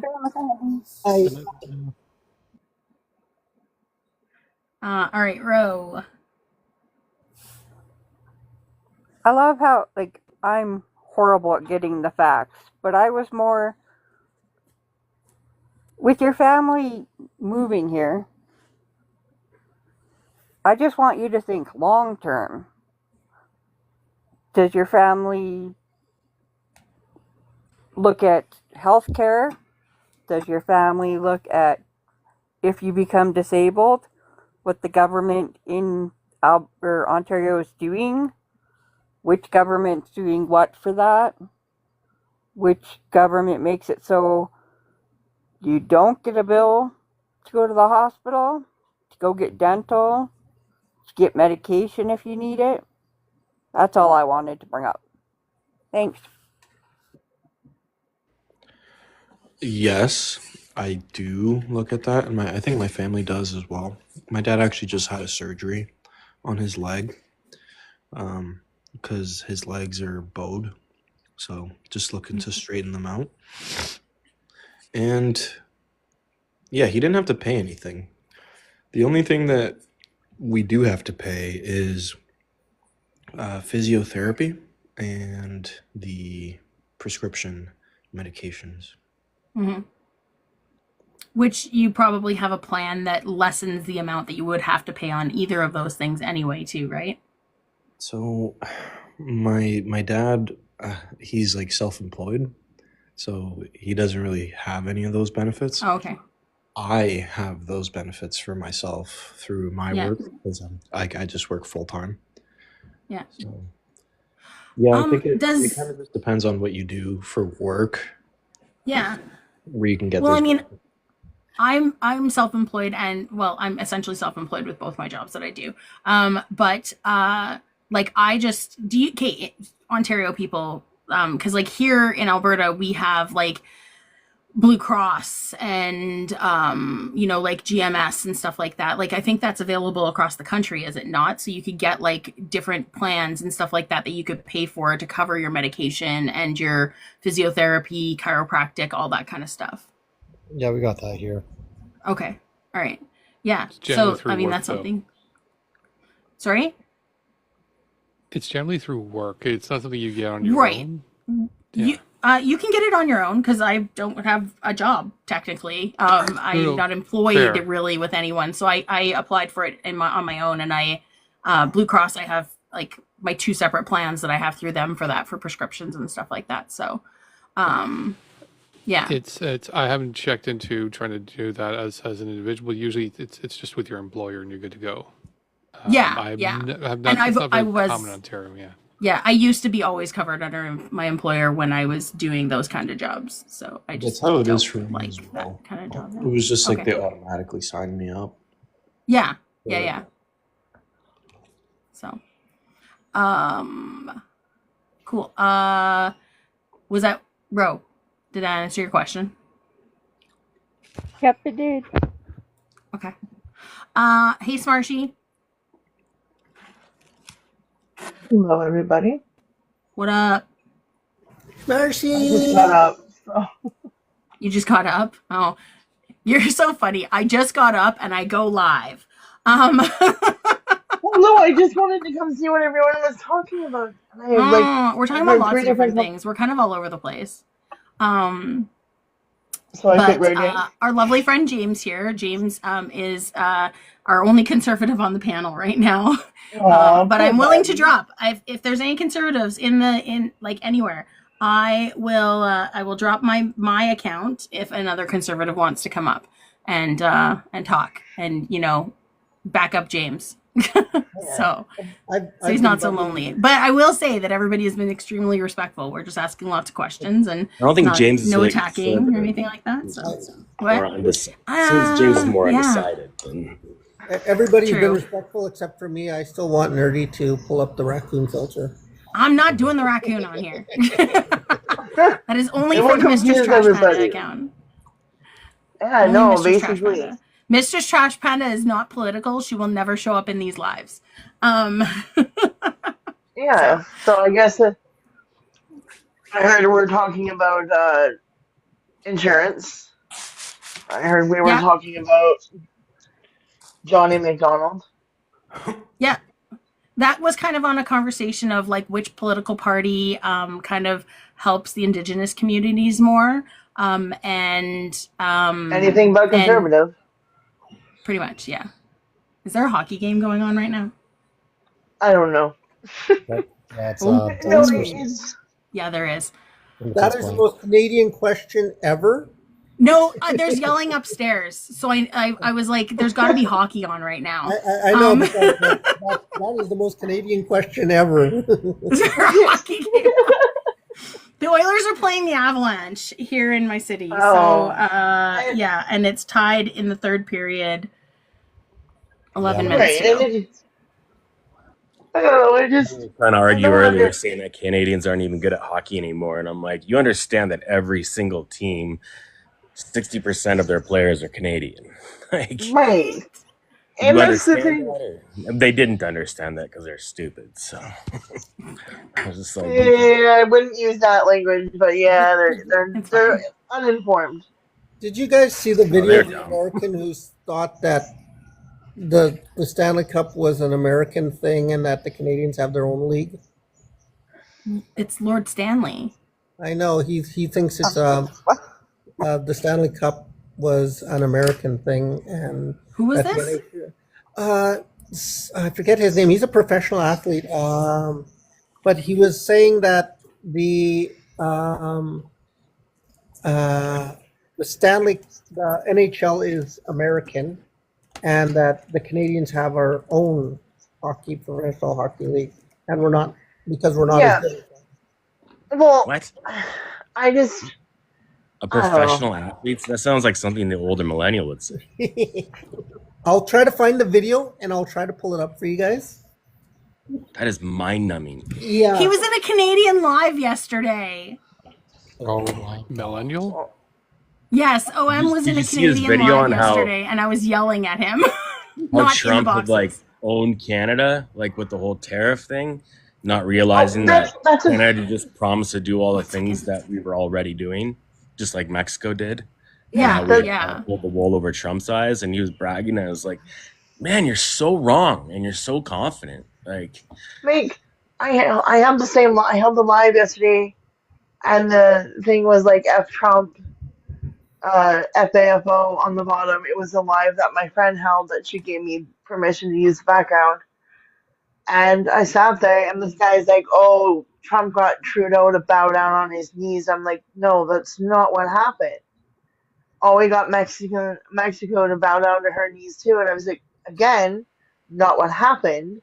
These were put in place when Biden was in office, so it was a game of reverse psychology. We're just gonna let him think he made us do this, so that and now we're making trade deals with other exactly, countries. exactly." And they're So, like, "Well, I hope you like go becoming Lebanon." I'm like, yeah, "What?" I hope you like not having oil or any Yeah, I of the hope you. resources we Well, need and to that's the acquire. thing, right? I feel bad that this is going on, but at the same thing, our country has to stay. And then the whole conversation went from Trump is is saving America and Canada, and I'm like, how is he saving Canada? Like Trudeau is the one that's saving Canada, and it just went into a How is he whole. saving America? I don't know. That's He's not what. even saving his own Yeah. country. Like, But he doesn't even He's know trying to what save his to. own ass. Wait, exactly. I was talking with the American about this, and they said that when they do briefings with him, they have to do bullet point by bullet point by bullet point for him to actually understand this. And I'm like, they have to Mm, put wow, in I they think just even pictures. get. that's a. I think that's even like stretching it. I'm pretty sure that it's like, you know, pictures only book. Yeah, they do. They actually have to Right? put in pictures, and they But have to or like dot to make it dot, you about know, him. like connect the dots, Yeah. right? Because he just, but he can't even focus on his own country. He's so worried about what our country's doing, and This they're is like, why oh, him and Elon's ego, when those two things finally do burst together, it is going to be spectacular. oh, Yeah. absolutely. Yeah. Hey guys, regarding Elon, real quick, Yeah. I just actually want to address a lot of the things I've been hearing on lives in Canada is like super negative about Starlink and saying that they can spy on your internet Yeah, connection and all that. they can. So that's actually not true. I I know about this because I'm a network engineer. I have been doing this for about 6 years now, and it functions just as any other internet service provider does, like Rogers or Bell or Telus.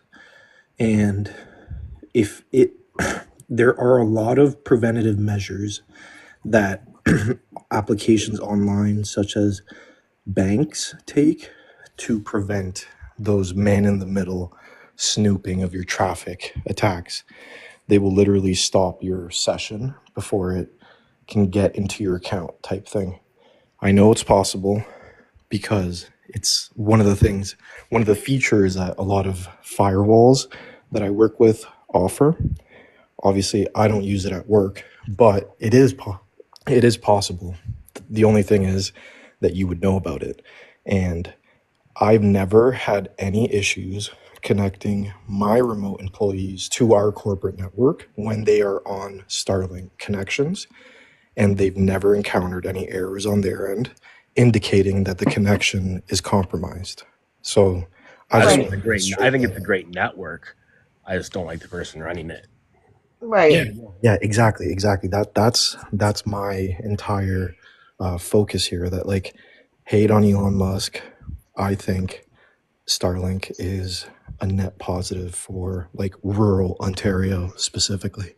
Yeah, well, especially for people that travel a lot too. I mean, it's all these people living in their vans and stuff. It's great for that. I mean, yeah, and for rural, it's amazing. It's just it's owned by not such a great person who walks and talks and acts like a duck. Smarsh wanted to say something and then Ro. I'm gonna drop right down because I'm absolutely not feeling good, and I feel like I need to go back to bed. Did That's all you wanted anybody to say? see the?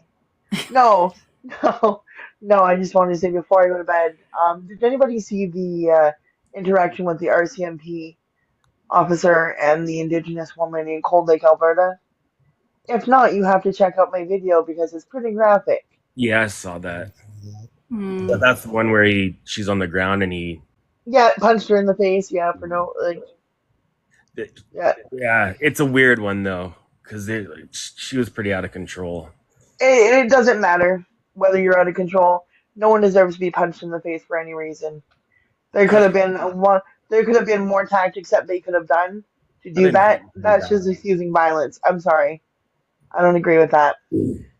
Yeah, I If know. you're belligerent, It but if was you're belligerent and you're resisting arrest, do they have the right to punch you in the face? No. They have, Nobody has the right. and she's been punched in the face. So. It doesn't matter. But you see, the thing is, it doesn't matter. It's not a matter of like they have or they haven't. They don't have the right to do that. This is why I say give a man a badge and a firearm, they turn into a monster. That's what I believe ACAB the entire way through. Yeah, I don't disagree with you. Yeah. I was a I bouncer I for 12 years, so I see things from both sides when people are out of control. Yeah, I don't. my Sorry.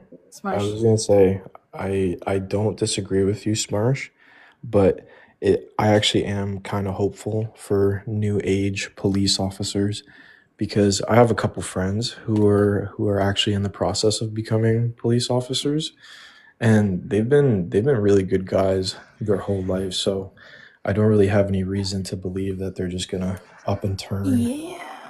yeah, So, this is a native one woman. one second, Thin one blue second, line is one pretty second, one thin. second. So I just want to say two things about what you just said, though. Okay. Uh, just speaking wise, when you say something and then you say a but, everything before the but is invalidated. Like you're literally saying, like, you instead say and instead of but, because when you say but, you're literally, everything is moot, and you're everything that you say after that is the only thing that matters. So what I wanted to say was, um uh they get corrupted. That's the problem, is that there's so many people that are in the police force already that are corrupted, and the other people who are new to it, they don't want to be on the outs with anybody else. And so they give in to not speaking up or speaking out about things. And that makes them complicit with everything that happens. And they become part of the problem. And that's why people say ACAB. My Hey, aunt don't is get a me wrong, I law don't like enforcement officer. cops. I was just Oh, saying one I'm sec, kind of hopeful. Okay. My aunt is a Smarsh. law enforcement. My aunt used to be a law enforcement person, and she says the same thing. ACAB all day. She'll never just she'll never say anything bad about her coworkers, but she understands where I stand. Yeah. There's a systematic problem. That's the root of it. There's a systematic problem when it comes to the police force and how policing is done. And until that's addressed, it doesn't matter how many good cops you're throwing in there, it's still going to be the same system in the end, doing the same thing. Row.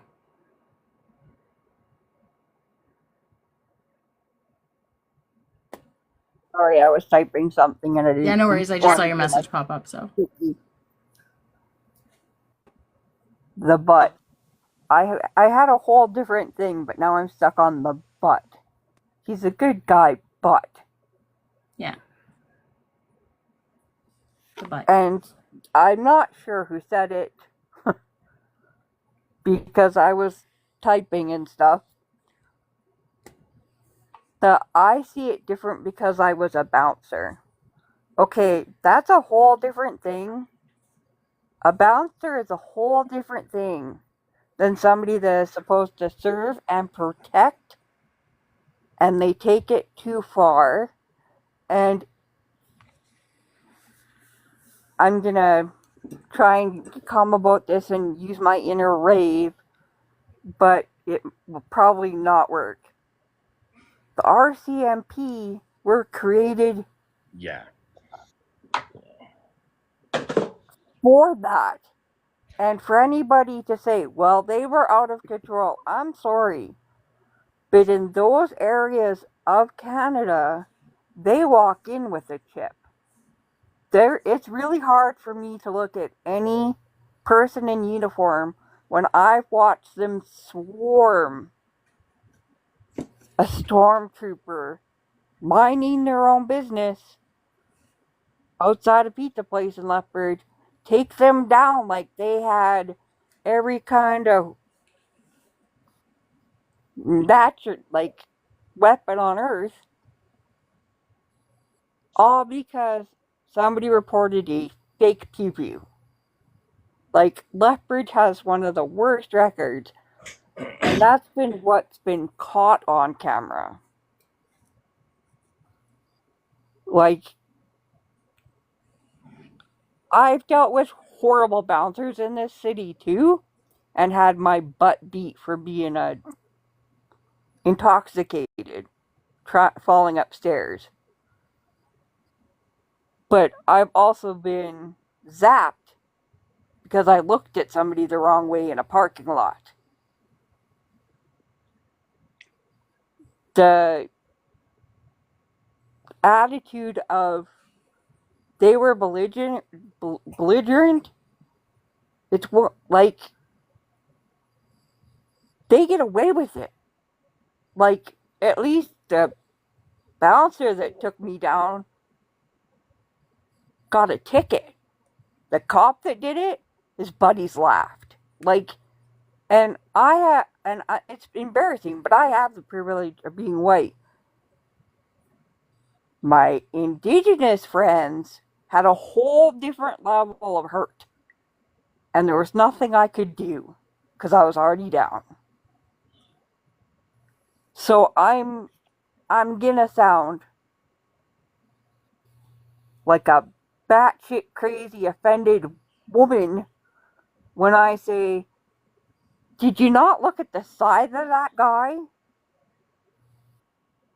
Like, and him taking her down. Like, that was. It was hard to watch. I'm sorry, I'm just shaking with the thought of somebody defending that. When the way the world is right now, there's no justification. None whatsoever. I don't care what color your skin is. There's no reason to attack a woman that was down on the ground. Like, sorry, I have to take a breath. But you get where I'm coming from, right? Yeah. Like, for how big of a population there's like 3% of the entire population Mm-hmm. that go missing 10 times more than a white person. And we should be talking to people and saying, this is not okay. I don't care if she went after him with full force. There was no justification for him jumping on her. Not. I'm sorry. It makes me angry. Those are my friends. Okay, I'm shutting up for a minute.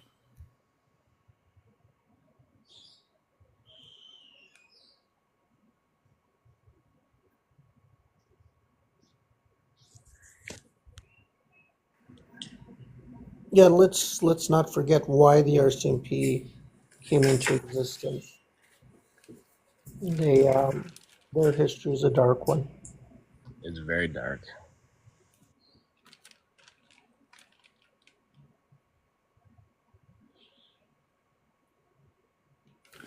Are there any Canadian Somebody just government scrolled in. Oh, agencies sorry. that aren't or don't come from a dark history? Yeah, it's true. What was that? No, I was just saying, like, it seems like every government agency in Canadian history just comes from a dark place. And I guess that's the nature of it, things when, like, literally the place got colonized. Well, I mean, to this day, we have, with the exception of my Caucasian friends in the live here, there are some that are upset that Indigenous people have rights within their lands that are different than the non-native population, and they tend to get racist about it. And it started with the governments back in the day. They were the lieutenant governor who signed the treaties was fired when he returned to England because the Queen did not want him signing the treaties for all time. That was a condition that she was upset that he gave us. So she fired him on the spot. It's yeah.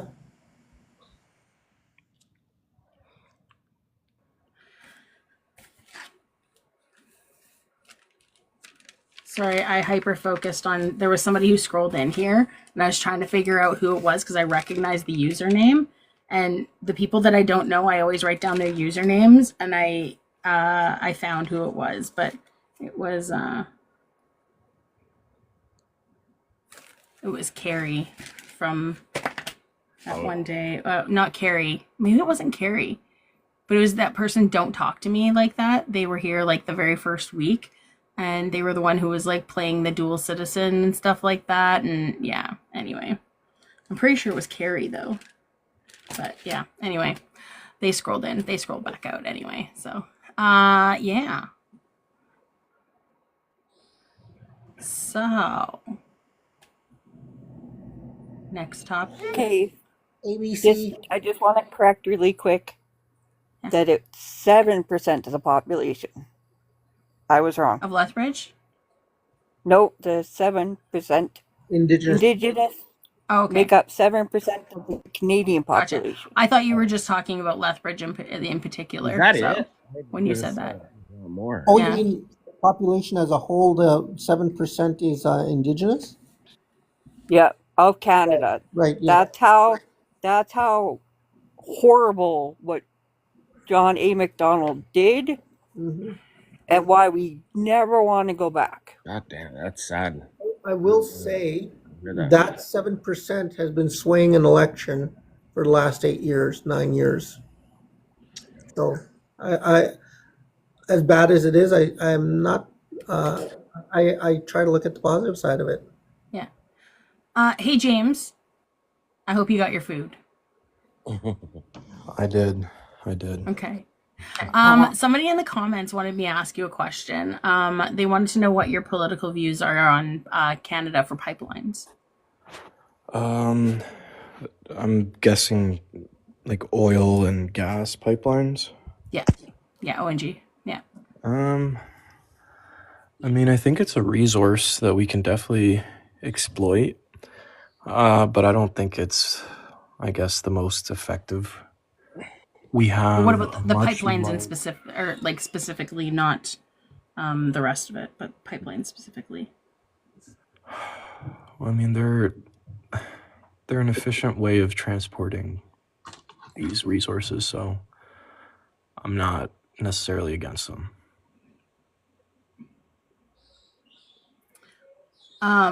Raven, did you want to come up? Because I can drop my main down, and you can come up and ask questions if you want. So I'm not playing in between. The reason I said I don't think it's like super effective is because we have more uranium resources here in Canada. So nuclear energy, I think, would be the smartest way to... Nuclear energy is actually the most efficient and effective and clean out of all of them. Yeah, I've seen a lot of like studies and videos suggesting that. So while I'm not against pipelines, I think they're probably like the fastest option right now that, to build them, because I think that's less complicated than building an entire nuclear energy facility. The other thing is I feel nuclear energy is the most dangerous. You look at Chernobyl. Yeah, that was Yeah, so yeah, I mean, like when you look at it on a grand scale like that, but if you look at like the amount of times that actually does happen, though, it doesn't happen that often. But if you look at the amount of times we have oil spills or anything like that, like there's, yeah, so it's very rare. I have a thing saved for it, and I think it's in one of my folders. I actually have a chart, and it talks about different energy sources and like the effectiveness and the cleanliness, like the environmental factors of it and stuff like that too. So I'm going to try and find it. And I don't know who else wants to talk. I know Ro had the hand up again, but did anybody else want to talk as well? Angela wants to talk. Anybody else? Hey, Arch. I'll pipe in. I'm actually going to drop down. Okay. My second set of eyes is drying right out right now, and they're bugging the hell out of me. Contacts? Yep. Oh, gotcha. Mhm. All right. You Okay. must Thanks for all being have here, that. friend. Thank you. Later, guys. Bye. Yeah. Later. Take care. And if anybody else wants to pop up, feel free to request. I'm going to find this thing. I don't know where I put it. Angela or Angela, let's do Angela and then Ro. I just have a quick question because I missed some of the conversation because I was off. I was on and then I was off. But I just had a question for James. Did they answer your question as far as the provincial election that's coming up? Because I know that was the main concern you had about learning about different candidates and things like that. Did you have any kind of understanding about any of the different candidates or anything like that up to now? No, that's on tomorrow's homework for me, I think. I was gonna say it's kind of late here, so I was thinking Well, I gave him the resource of the what is it? The election promise tracker. Yeah, but just want to clarify one thing before. You mentioned about rent. So rent is a provincial, and in 2018, when Doug Ford came in, what he did is any new buildings that the new buildings, there were no rent controls in there, so that developers or landlords can raise the rent to whatever they want. So that's the main concern you might want to think about. Yeah, no, definitely. I mentioned that was my primary concern, paying That's too much one for thing rent. that I remember. You were speaking about rent, about how the rents are very high in Toronto. Yeah. Yeah, there's like you said, there's a lot of information on the website, and you can look up anything you want because this election is really important in Ontario, and it's only 20 days away. Is it coming up that quick? Wow. Yeah, it kind of took me by surprise. That's why I thought I'd, try to discuss with people who, you guys seem to know what you're talking about, so. I'm glad. I hope we can help you out. Yeah. Like I said, come by. We have like nine shows a week. So there's a different show for every flavor. It was nice talking to you, though. Thanks, guys. Have a good night. Yeah. Thanks for being Night. here, James. Appreciate you. I appreciate the respectful conversation too. I missed some of it, so I'm Enjoy sorry. your food. I missed some of the conversation because it was Mhm. on and I was off, and I just came back. It kind of went everywhere. Yeah, it's very undecided. Yeah, and my ADHD won't be able to tell you exactly what happened. It's okay. It's okay. I just my apologies if I kind of went backwards a little bit. I didn't take my Vyvanse today, so yeah, mine is off. Oh, I was on Vyvanse. I had to stop taking it because it was actually doing bad things. I would start getting crashes in the middle of the day, like huge crashes. I had to switch to Vyvanse because I was abusing it. They actually took me off of stimulants, and now I'm doing. They're focusing more on like my anxiety and depression instead, and so I'm on Wellbutrin and Seroquel. Yeah, I'm on Seroquel as well, and clonazepam. I love it. I like take it half an hour. I'm like, I've got to talk to my doctor about upping a dose because I'm.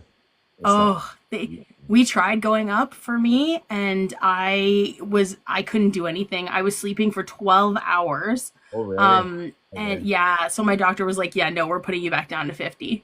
So because I have like a spinal disease as well, so I'm on everything. Literally. Wellbutrin can cause weight gain. That makes Which a one lot of can? sense. Wellbutrin. I'm not on that. Oh, I get really bad dry mouth from the Seroquel though. Clonazepam, oxycodone, Vyvanse. Oh geez. Seroquel. Yeah. Everything. Do you just like stick it all in a smoothie and just like? I don't know, but I suffer from depression, anxiety, and I still can't find a good doctor that can get I'm me bad out. at not taking Vyvanse, so because it keeps me awake, I have a hard time sleeping when I take it. So I'm kind of bad at that. That makes sense. Like I said, that's finding a Was that doctor. Angela? I'm having a hard time finding a doctor because I suffer from depression, anxiety my whole life, and I can't find a doctor to put me on medication. It's I don't know why it's so much harder for women to get prescribed the proper drugs than it is for men. Yeah.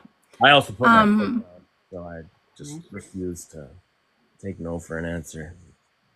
I didn't know that I had depression until I talked to a psychiatrist who was like, "You sound like you have depression." Because like he's like, when are you ever happy? And I'm like, I don't know. And he's like, I know when are everything until I you? was like 35, 36. Yeah.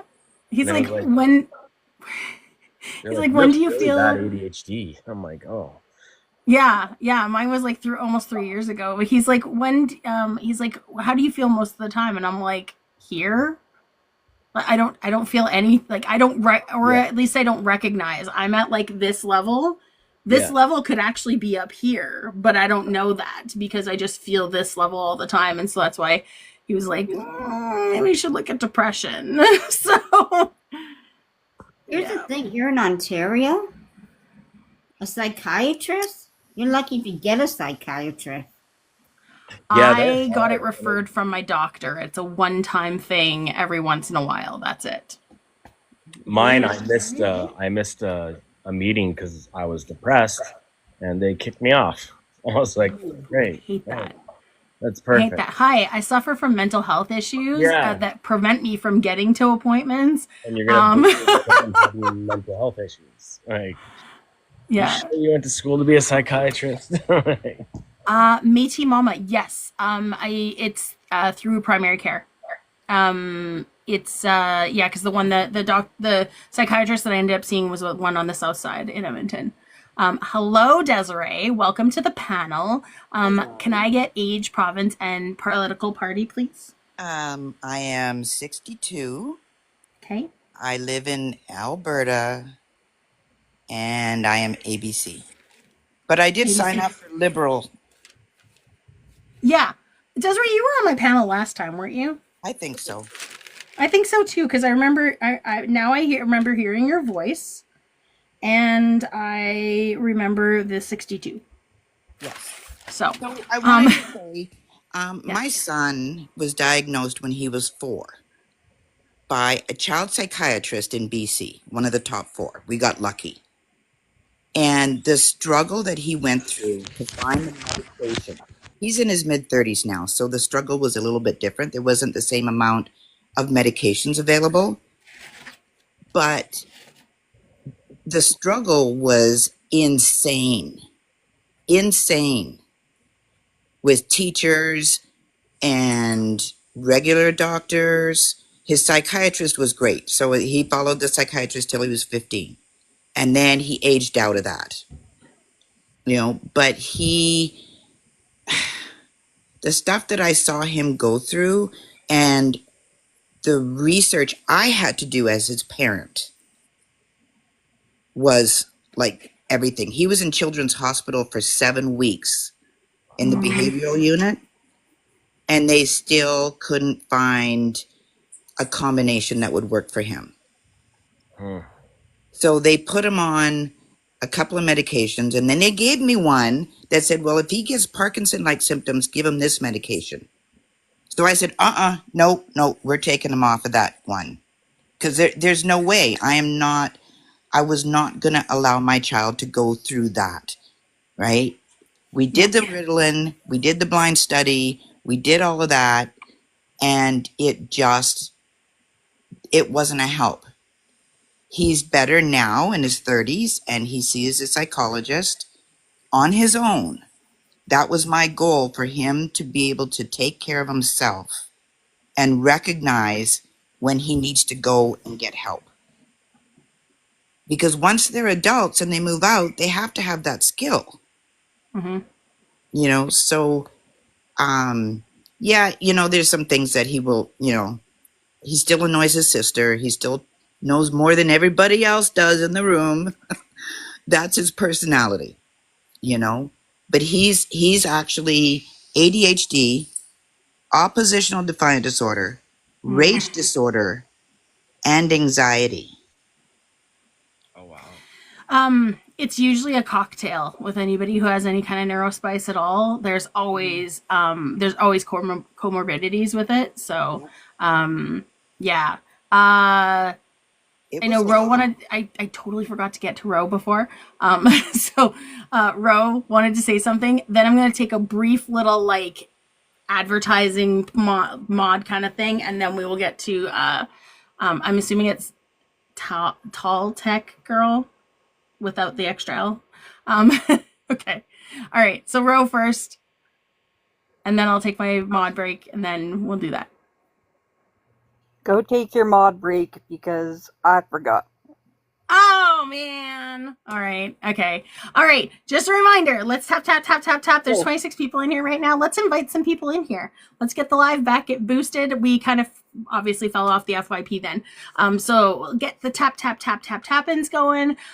Let's get some shares. So if you hold your finger down on my finger right here, hold it down on the screen, and then a screen's gonna pop up, and then you can go send to all your friends. That's how I send them out really super fast to everybody. Thank you for the tiny diny.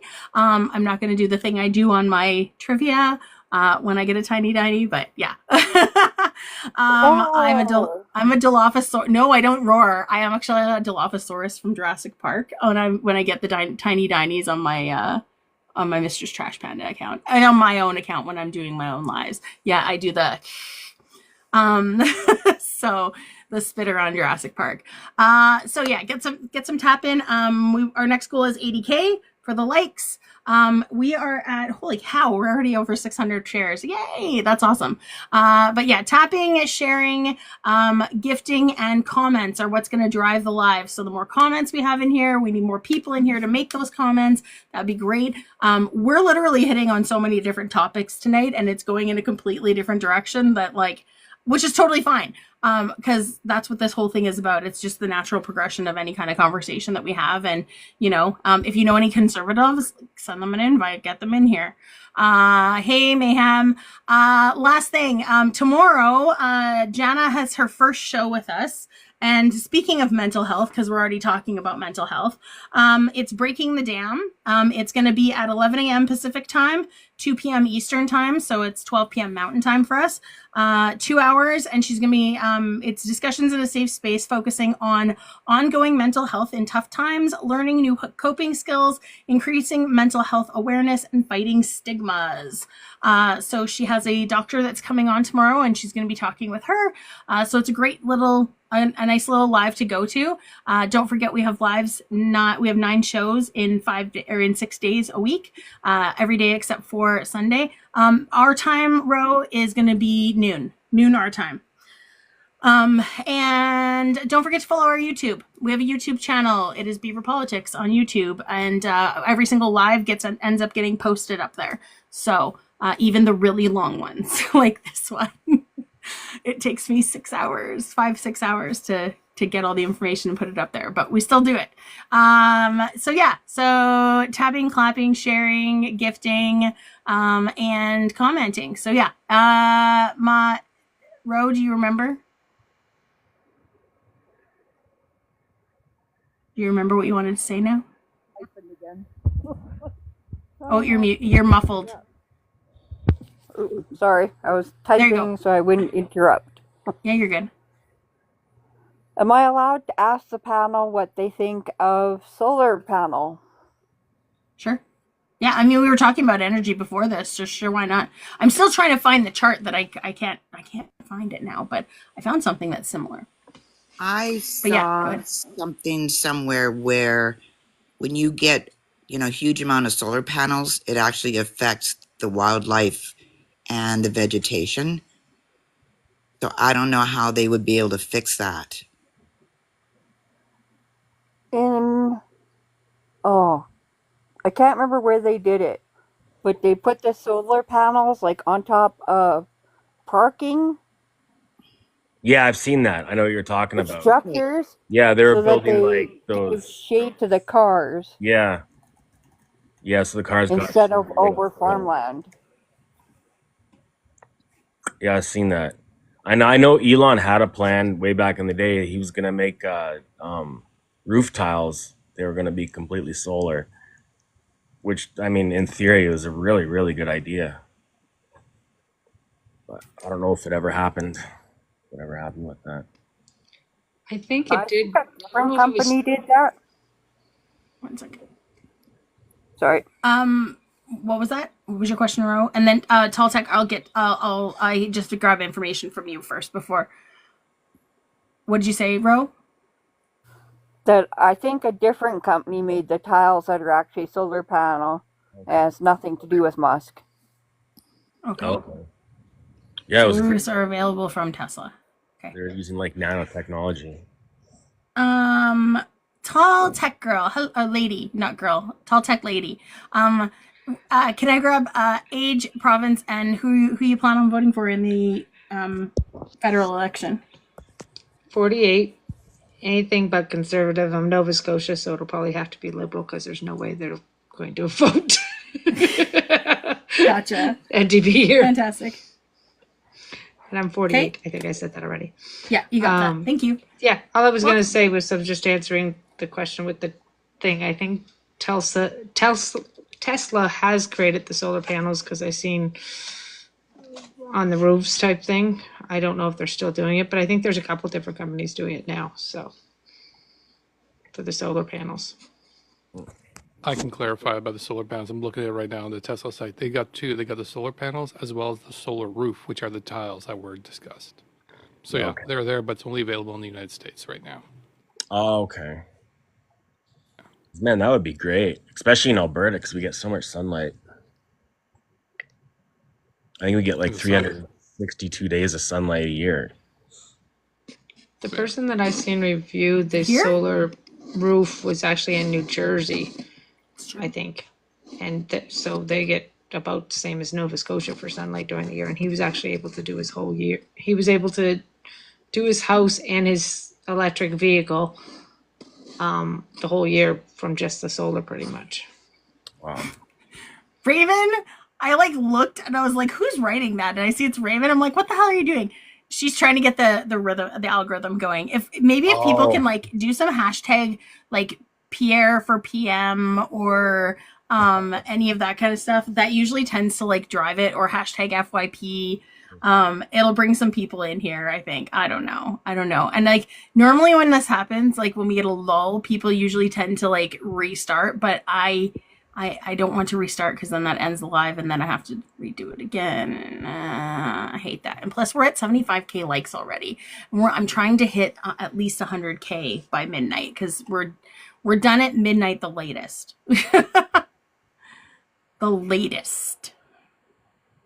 I'm so glad you said something. I was starting to get worried that somebody took her account. No, I see that every once in a while people do that, to where they go and they'll put in comments like that just to drive the live and get it pushed out onto those algorithms. So but yes, that's funny. Forms of energy. Why can't I find this? I had an amazing chart for this before, and I don't know where it is. It's a great chart. It actually compares exactly which is the best efficiency and output and everything. I'm Canadian. All of us in here are Canadian. But yeah. But we talk to Americans too. Nerdy, actually. Yes. Did you see who's making a comeback, actually? I just seen that on the news. Do you remember that old, mostly Canadian commercial? Or it's my name's Joe. Oh, yes! Yes, I actually Joe posted Canada. a thing on it because CBC posted it, and I was like, "We need this right now." He was my favorite commercial guy ever. I remember being Joe. His name is Joe. Yeah, Joe Canada. I was gonna ask Joe, but I'll be like, "Are you him, Joe?" Oh my god! Now I have to. I need to get a flannel shirt again. Joe, you have to make a TikTok video doing that. I got a nice black and red one. So. I used to have some red and white ones. I used to have a lot of flannel shirts. It was the 90s. Yeah, fair enough. Okay, I'm turning this up. This should be the Nirvana and Pearl Jam and Smashing Pumpkins. This might be loud. I apologize. Send it to me if it's URL. I can play it straight in. Hey, I'm not a lumberjack or a fur trader, and I don't live in an igloo or eat blubber or own a dog sled. And I don't know Jimmy, Sally, or Susie from Canada, although I'm certain they're really, really nice. I have a prime minister, not a president. I speak English and French, not American, and I pronounce it about, not a boot. I can proudly sew my country's flag on my backpack. I believe in peacekeeping, not policing. Diversity, not assimilation. And that the beaver is a truly proud and noble animal. A toque is a hat. A Chesterfield is a coat. And it is pronounced Zed, not Z. Canada is the second largest landmass, the first nation in hockey, and the best part of North America. My name is Joe, and I am Canadian. Thank you. Okay. Did anybody else get chills during that? Because I'm serious. I got goosebumps right now. That brought back childhood memories for me. Pretty awesome. Oh, I love this so much. That. Yeah, I saw that and I posted on my Facebook. That should be our new national anthem. I'm just saying that should be our new national anthem. It's so good. It's so good. And like just for clarification, I will say, Easterners, you do say something that's almost a boot. Okay, almost. Out west here, we say a boat. We don't say about. We say a boat. Yeah. All the time, and I hear it because I had a friend who always constantly called me out for saying it all the time, and so I hear it all the time now. When other people say it, they say a boat. Out east, they say a lot of words differently. You guys can dogpile me. Yeah. You guys Go can ahead, Desiree. dogpile me because that commercial kind of annoys me. No. Oh. I love it. Why? Because it's coming from a white perspective. Oh, okay. I can understand that. Yes, I can understand that. You know, so I just there's bits and pieces of it, but for the most part, it's annoying. Yeah. No, I can appreciate that perspective. I think just like when you're looking at it in comparison to the US, and especially with everything's going on with like the tariffs and, you know, him wanting to annex us and 51st state and all that kind of stuff, like that's something that like really just sticks out and is like, we are our own country. We are not you. So, Joe, I know you want to. Ro had her hand up first, and then Joe, and then and I'll get to John too. John, you're unmuted, so I thought you wanted to speak. Okay. Ro, Joe. I'm going in opposite order instead of the Joe Ro. I'm going Ro, Joe. Can I add in the Handmaid's Tale and how so many pale-faced people are like, "Oh my God, it's this all over again," and I'm like, so glad you skipped everything before that book. Like, what have they been doing? Mm-hmm. So that's my grief. Like, and I wear the red and black flag. Hey, we have an American in here. Hi, Tyler. I love the Canadian accents. I'm from Michigan. I moved to Wyoming, and I was told that I have an accent. You do. Michiganders would have like I'm pretty sure it's like a Yooper accent. Do you not? Like, cause you're like you're a Yooper. Canada is annoying, friends. Raven, you're killing me. Oh gosh, tall tech girl, where'd you go? Tall tech lady. Joe is next. Ro, you said your thing, right? Yes. Joe. Ro? I didn't say my thing. No, Ro said their thing, right? Yes. Yep, I did. Yeah, okay. See, not even 5 minutes, and it's gone out of my head. This is what happens when you change the order. It gets confusing. I just had a whole conversation in regards to nationalism and borders and this exact kind of conversation earlier on today with a bunch of red and black. So it was very much a different conversation. One of the particular things I was highlighting there was it's very easy. It's very, very seductive to get swept away by the pull towards nationalism, especially when you have something like a Trump down across the border, talking about trying to annex us. It's very, very it's very seductive. But with that said, I mean, the first thing I think of when, as has already been mentioned, like, oh, we're afraid that they're going to come across the border and turn us into the the Handmaid's Tales, to which the indigenous people are turning around going, oh, straight out of the movie Scroggs there. Oh, this your first time? Sit back, we'll tell you how it happened. But sorry, John just wrote Convoy Hong Kong, and I'm like, oh, Jesus nice, Christ, well done. But yeah, entertaining. Oh, yeah. Okay, sorry. I'm looking at comments and reacting to them. I don't know if you're being facetious, if you're being like everybody else is right now in the comments. Who is this? Who is this? The other thing that's really, really concerning me in regards to the nationalism is like I said, while it's seductive, it's unfortunately, it's also feeding into the nationalists that have been working on this for a year or two. They're the ones that have been running around like downtown Toronto or in Hamilton or even Alberta, holding signs saying mass deportation now. They're viewing this populist. I was in St. Albert. St. Albert's, yes.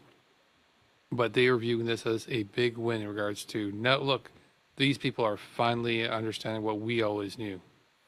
When it's not the same thing. Yeah, like you're talking about the video, it's not the same thing. Well, it's not that. It's the feeling that people are in regards to trying to view, like their renewed view of nationalism, community identity. These guys who are like deportation, mass deportation now, that nationalist movement, combined with what liberals in regards to ending that, plus trying to, because again, right now a lot of these guys are also saying, Trump's trying to do this. We need to go Canada first. And that's been said for about a year or two right now by these guys who are doing mass deportations. Pierre Poilievre's got a rally in a week, and he's saying Canada first.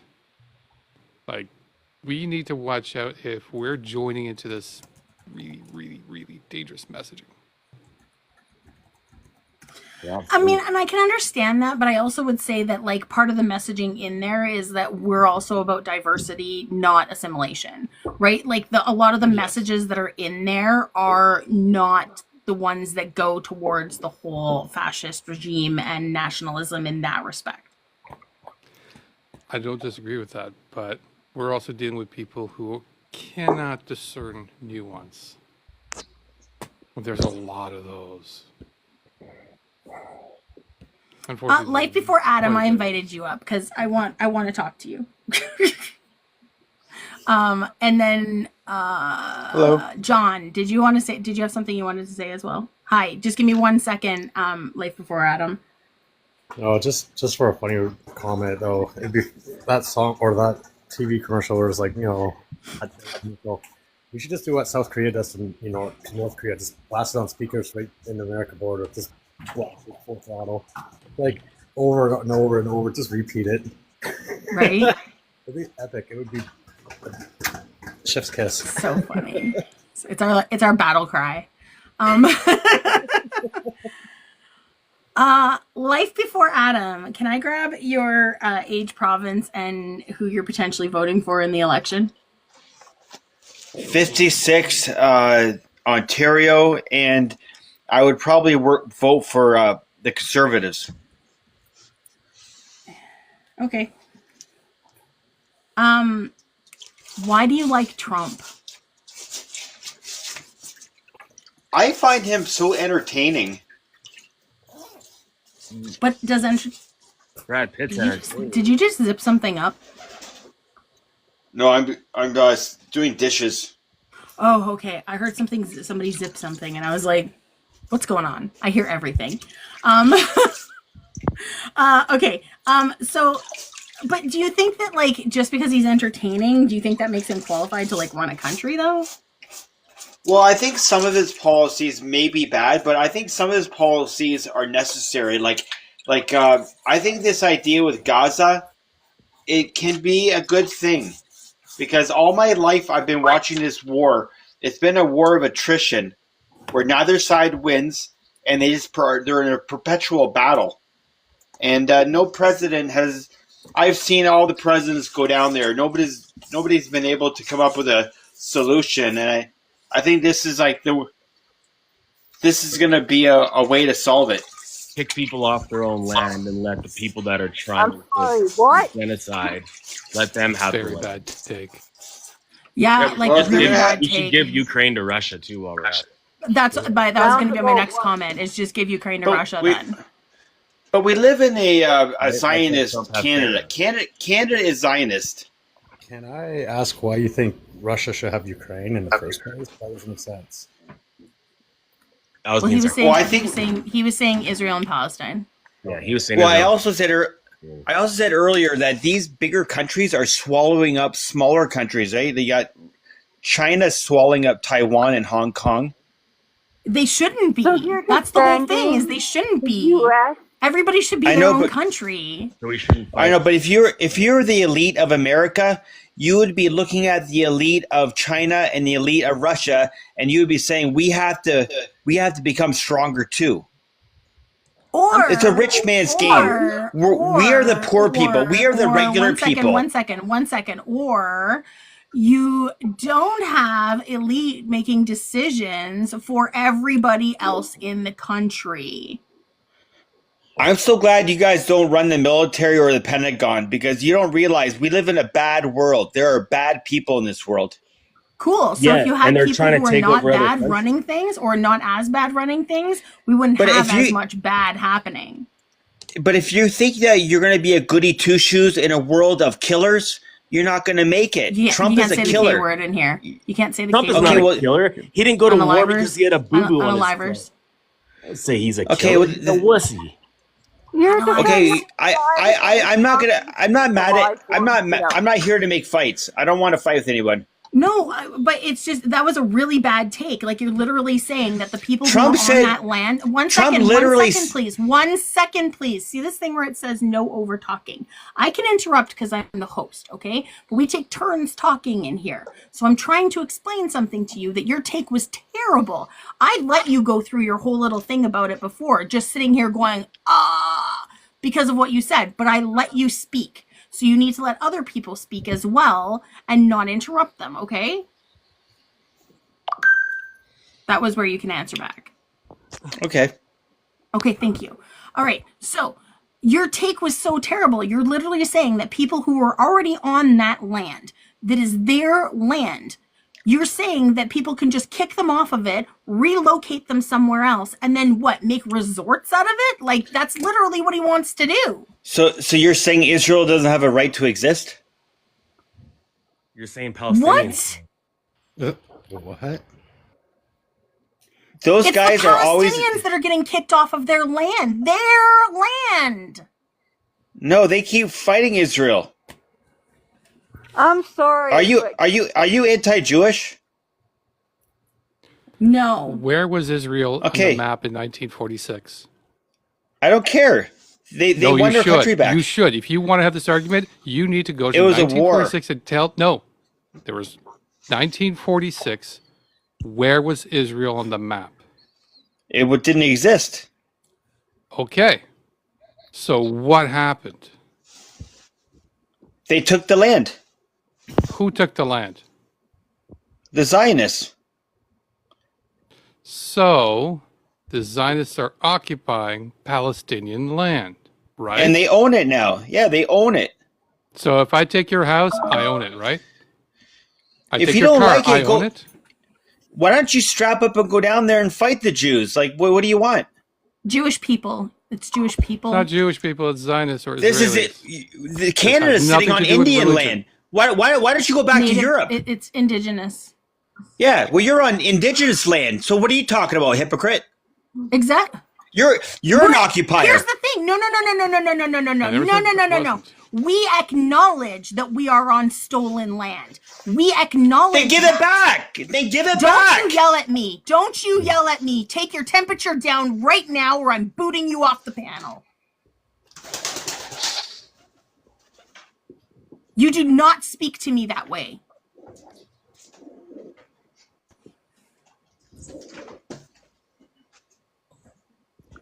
We acknowledge as YT people that we are not the owners of this land.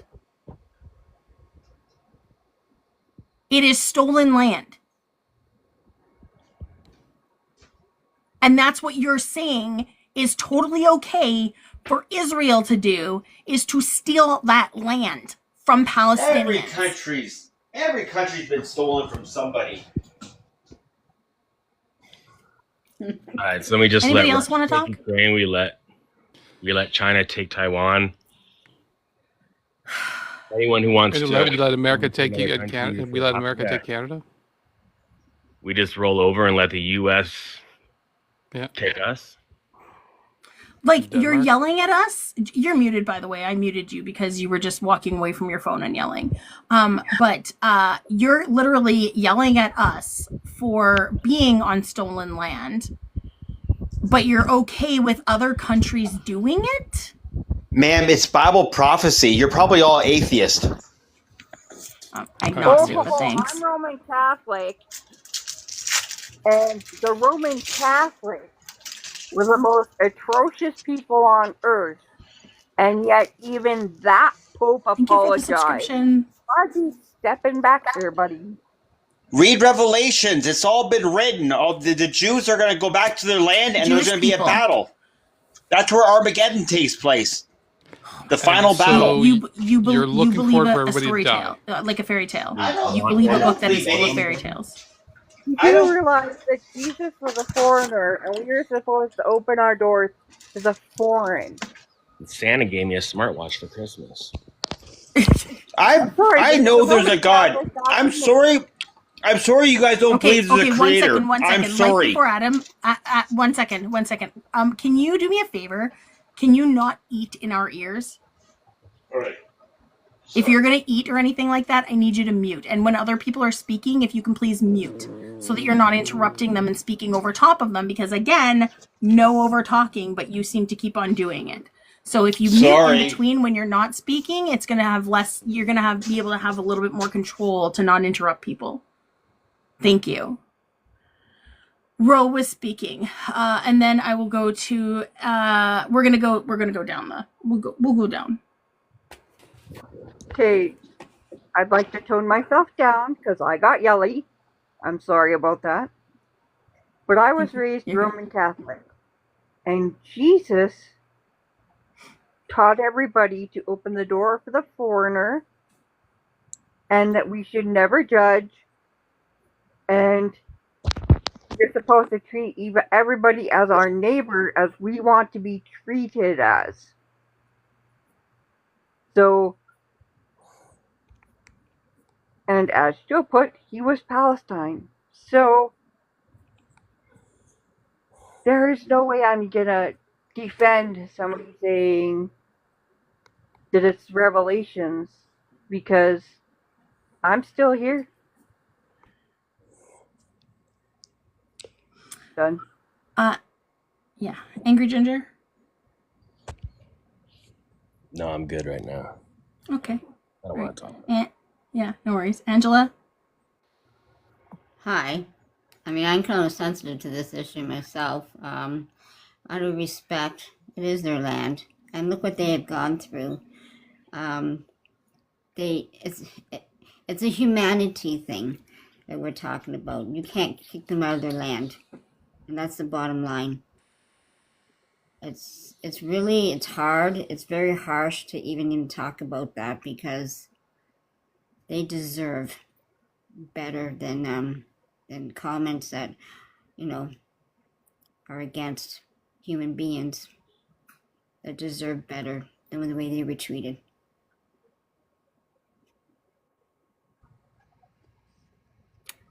Joe? You understand? Okay, whatever. Whoa! I didn't acknowledge you. Yeah, thank Well, you. nobody thinks like me though. We just start That's fine, screaming. but I'm letting everybody else have a chance to respond to everything that you said beforehand, because not everybody else has had a chance to respond. Joe. Nakba occurred in 1947. This is when the Zionists removed forcibly 750,000 Palestinians from their homes. Just tossed them out and walked in their houses and said, now that's ours. Since that particular incident, United Nations identified Israel to then be existing. And only at that point, they had original borders. They're known as the pre-1967 borders. Because since then, those borders have inched further and further out. There's many maps out there you can see in regards to where they've been moving further and further out. And right now, they're looking to not only finish taking over the rest of Palestine and occupy it to completely engulf it. They've already started moving out, trying to inch their ways into Lebanon. They've already taken over areas there. They're moving out, and they're also eyeing to move out towards Egypt, towards Jordan, towards Syria, so that they can establish what's now called Greater Israel, a much larger size than just Palestine. And this is completely, entirely funded by the United States. It is their equipment, it is their money, it is their resources, because the United States wants to have bases everywhere in the world, and Israel is the friendliest place that they can have because they just throw some money there. This is nothing more than a Zionist capitalist trying to get property to establish their own place. That's it. And it's not their land to do it. Why are these countries upset with Israel and attacking Israel? If I took over your house, tell me how happy you'd be.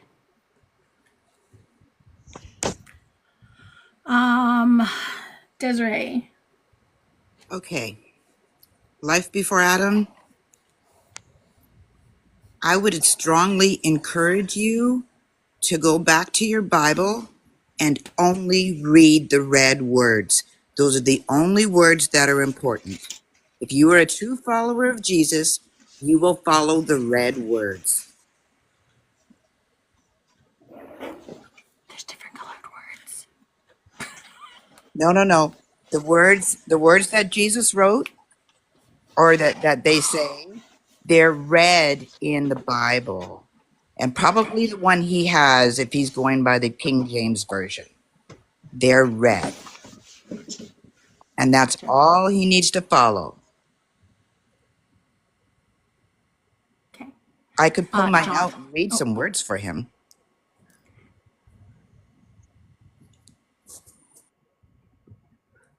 John.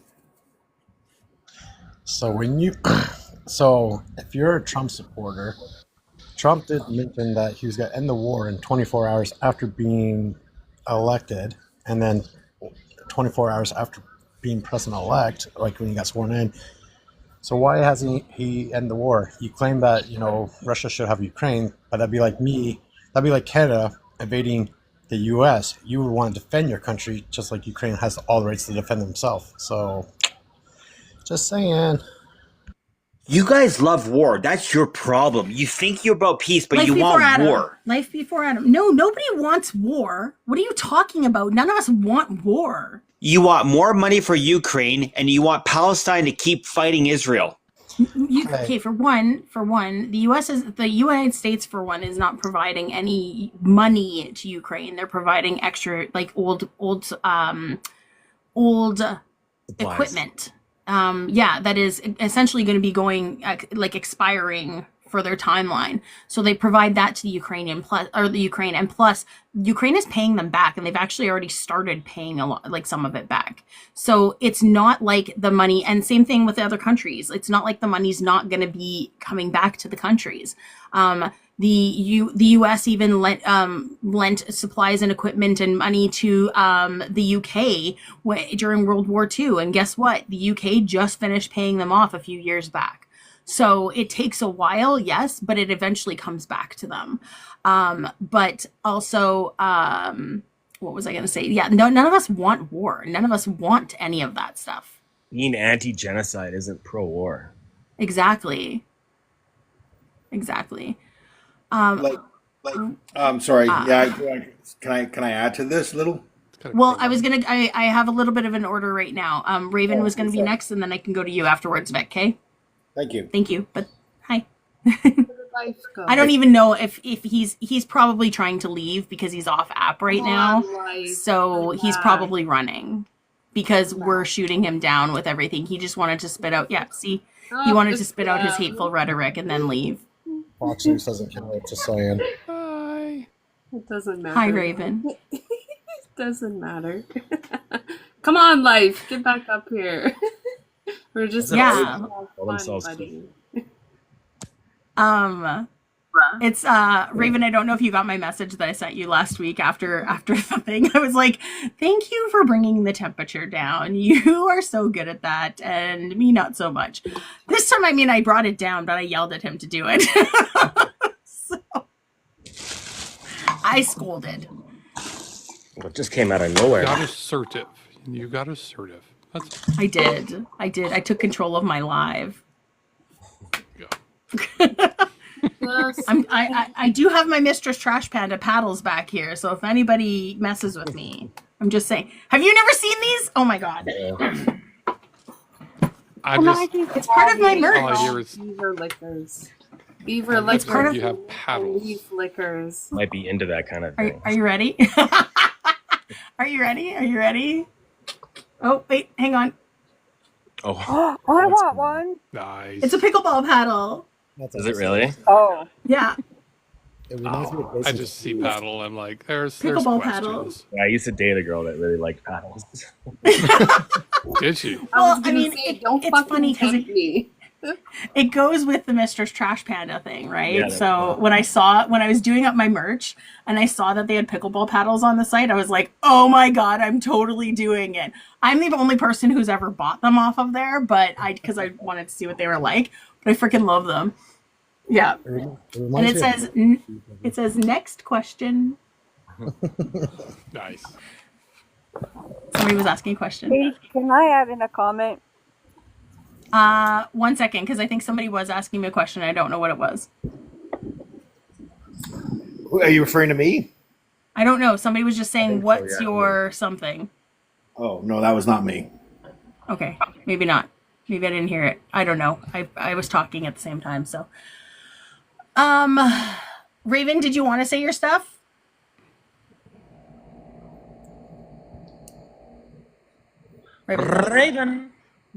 Raven's off app. So Vic, go ahead. We'll come back to Raven. Yeah, I was just gonna. I forgot what his name was. Life Before Adam. Life Before Adam.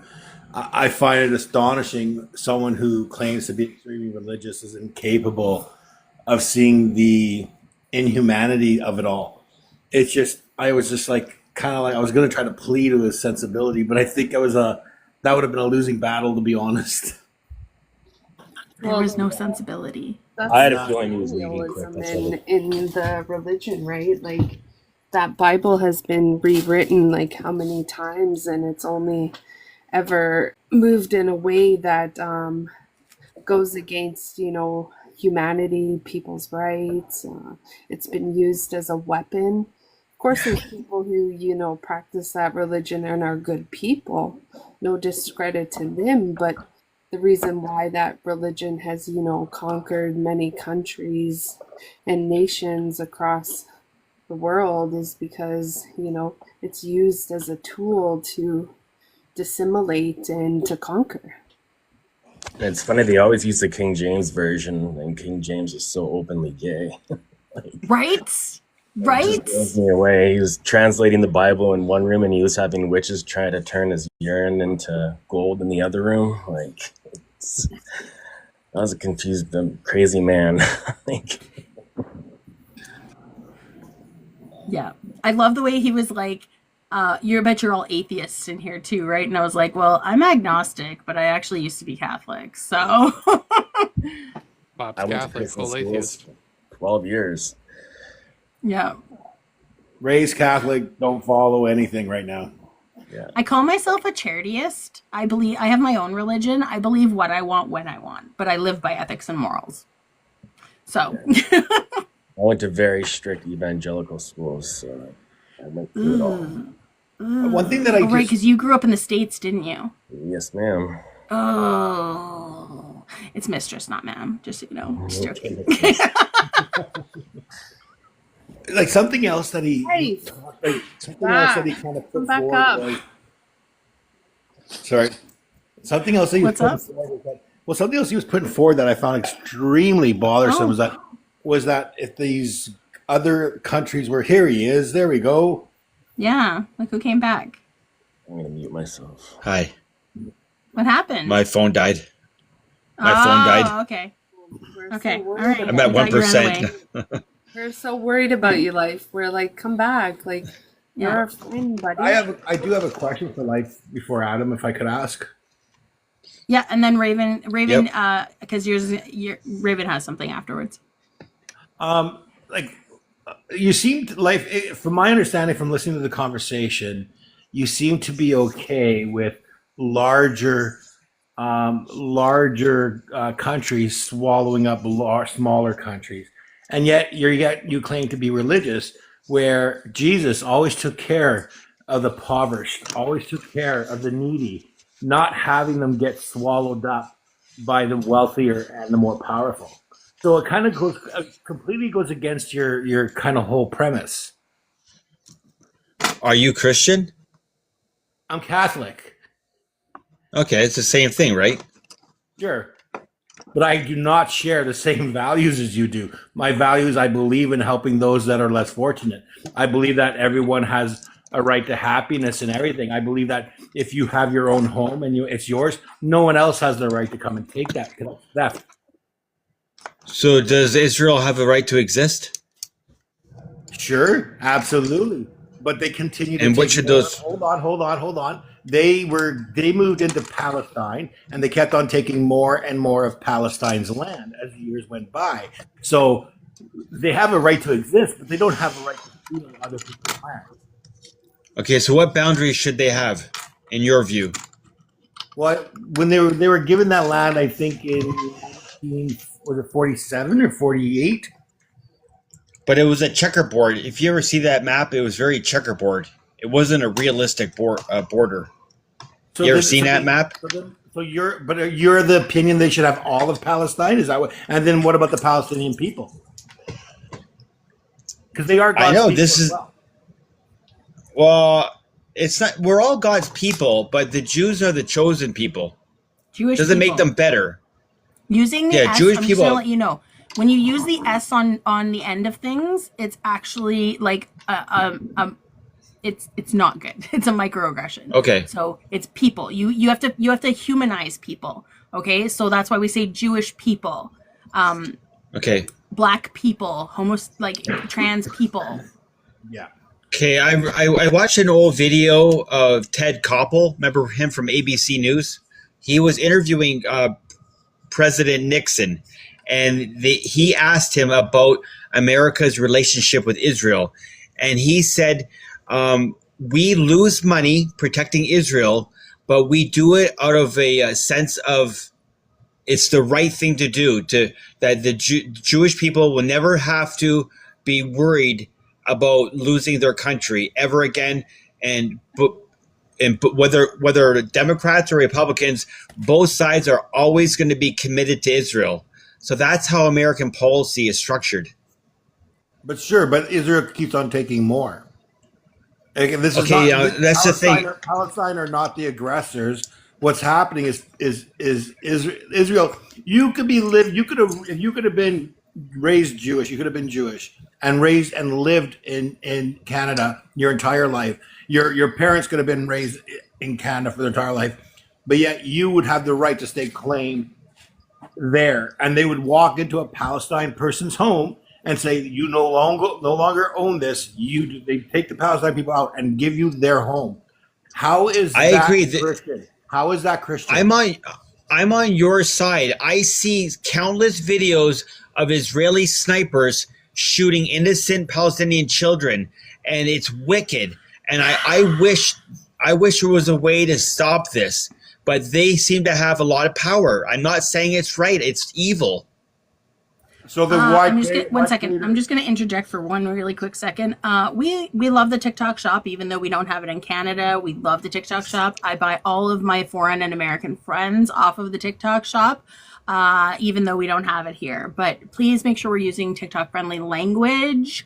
So instead of like we would say like pew pewing or unaliving or that kind of stuff, okay? Because TikTok has sorry, certain TikTok. trigger words that doesn't like. So yeah. All right, Vic, you can continue. And I have to get to Raven afterwards too. Yes. So my last point, you just said that you witnessed in the video, Jewish people shooting children in the field, like out in the open, and that's evil. But yet you said they were a higher calling. They were the better. So you're contradicting yourself. It's chaos. It's chaos out there. I don't pretend to have the answer, but like the Jewish people need to have their own nation. You need to let him finish saying what he's saying. Oh, sorry, my bad. Okay, because he wasn't done saying his sentence okay, yet. Go ahead. So, yeah. Yeah. Thank you. I was just going to finish off by saying you can't, but you're talking about giving them even more. You're talking about completely allowing the Palestinian people to be completely erased from their land. And that's not right either. And that's just so and giving it to a group who you said have been acting in an evil manner, and it's absolute chaos. So eradicating or removing an entire group does not actually bring you peace. That's not the solution. It's a poor solution, is what I'm saying.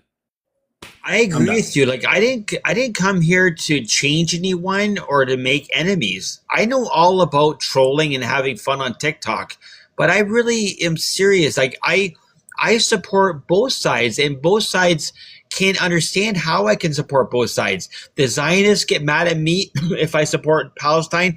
Palestinians get mad at me when I support Zionism. So I'm hated by both sides. But like you literally said that you support what Trump is doing, and that's not supporting both sides. The part, it could probably go horribly wrong, but theoretically, the way I see it is, it's bad. I mean, it is bad for Palestinians. They're going to lose, but what did they have before though? Like, I want to go back to like the way Zionism came in. Can we go back to how they had their places? Okay, can we go back to? Can we go back to 1948? Just 1 second. Like that's their home. That like the mindset I know that you're having is like. But they don't. Okay, 1 second. Okay. Like before Adam. I can't get my Raven's phone been waiting across. for a little bit, please. Across. Okay, I haven't made my point though. I wanted to say the border of Israel. That's the problem. We don't know what the proper boundary should be. That's never been determined.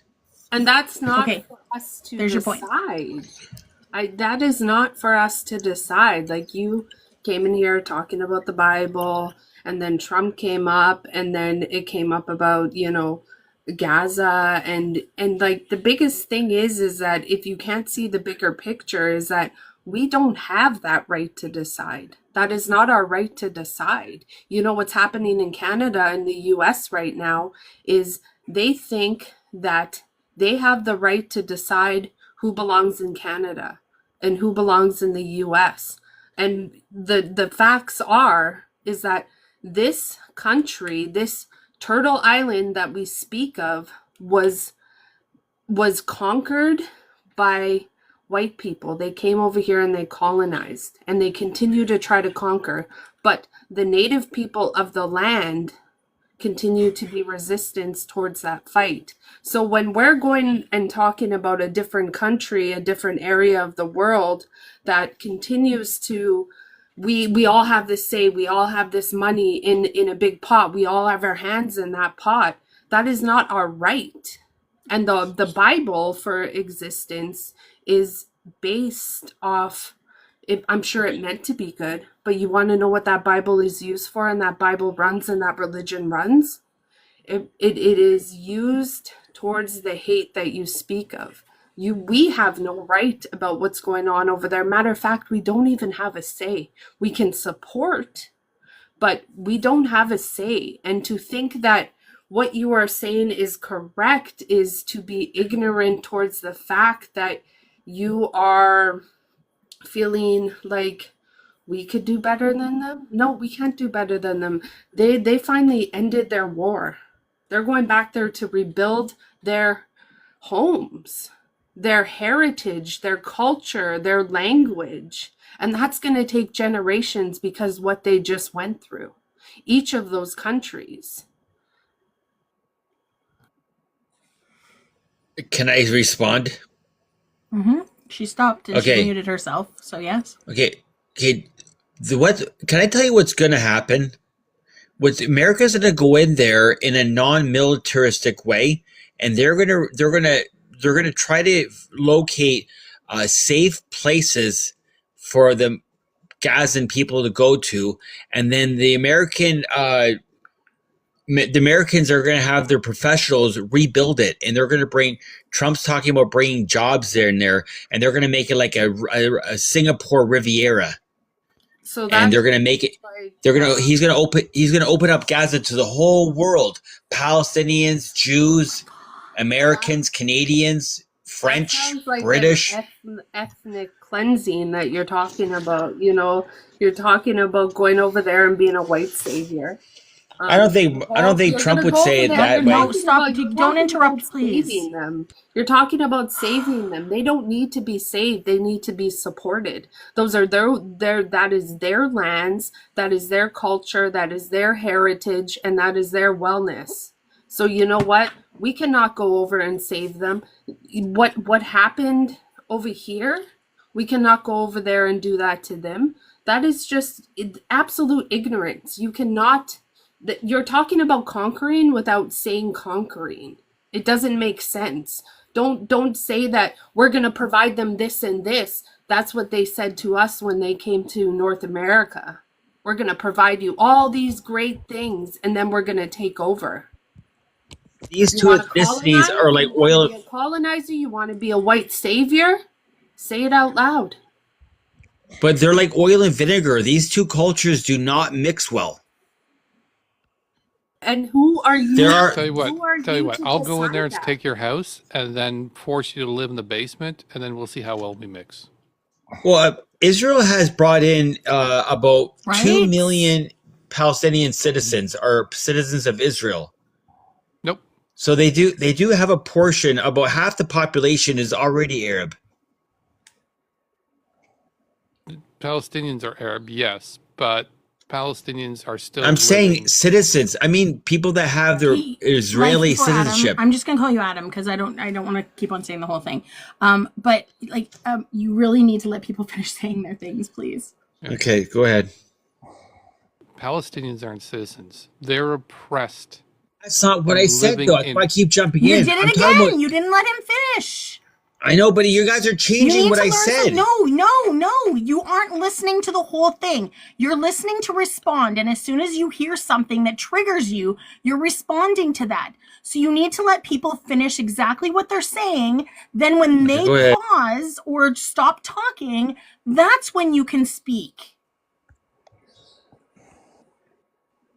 This might be something as to why you're finding people are getting frustrated with you in other lives. If you're only listening to respond to me, which means you're not going to be listening to have a conversation with me. You're not going to be listening to understand my ideas or understand the information I'm trying to give you. Palestinians are not citizens. Palestinians will never be citizens of Israel because to be a citizen of Israel, you have to be Jewish. That is the first rule. It's right there on the signs. It is part of the market. It's part of the flyers. They will never be anything more than the oppressed population that has to live behind the walls and have to go through all the military checkpoints. And every single outpost are run by highly adrenalized, highly radicalized 18-year-olds that have been drafted into the army to deal with them. And I'm going to tell you right now, teenage kids tend to be some of the cruelest kids there are out there. And that's intentional. For this purpose. They are trying to push the Palestinians out in the cruelest of ways. And they don't care because they've all been taught that Palestinians aren't really human. They're not to be treated any better than animals. And in fact, they'll treat animals better than they treat the Palestinians. There is no way to say that both sides are kind of equal in the conflict. When one side came in, and one side has a very, very superior firepower over the other one. One of them's running around with AK-47s and bulldozers. The other one's got F-35s and anything else the Americans will send or sell. It's not even the same thing. Adam, your message is coming through, but by you talking in the comments, like it's basically telling me that you really weren't even listening to what Joe was saying. But I was saying there's 2 million citizens of Israel who are Arab. Right. So we cut off your ability to comment up here and cut people off. So instead, you reacted in the comments and then didn't listen to the rest of what he was saying. The people of Gaza are not citizens of Israel, but they go into Israel to work. Sorry, what? What's the point of that? What's the point of that statement? Well, they're not all citizens of Israel. No, I don't They understand. don't live there, so they wouldn't be a citizen there. Just because you work there doesn't mean you're a citizen. So Same what do thing you with people want? from Mexico. People from So what do you Mexico want? live in Mexico and they go and work in the United States. They're not What do you citizens guys of the want? United States. They're citizens of What- Mexico. What do you guys want Israel to do with these people? How about not Give back run their an land. apartheid state where they're oppressing their and Leave them alone. occupying Okay, their land? where are they? Where are they? Where are the Israelis? They're No, in Palestine. where are these Palestinians that you need Israel to do something with them? Are you talking about the ones in the West Bank? Are you saying you don't want no more settlements in the West Bank? Are you saying that you want the settlements to be abandoned? All bombing them and let them Israelis need to rebuild. go back to the original the pre-1967 borders as established by the United Nations. And Every Benjamin single- Netanyahu every says that'll international never body- happen. Every international body and every international law says that Israel's been breaking the international law since 1967 after the Six-Day War by occupying land that is not theirs. And Netanyahu says it's never. And Netanyahu said it's never going to happen. We're never going back to the 1967 line. Never. So then arrest them and try them for war crimes. All right, do it. I don't care. Okay, one second. I don't One care. second, guys. Do it. 'cause Ro's been waiting for a little bit to talk as well because Ro Sorry, was supposed go to be ahead, Ro. after Raven. Okay, I have two things. I know we Adam, all I need you to joke mute that- in between because you've got Yep, a lot okay, of all background right. noise happening. Okay, go ahead. Sorry.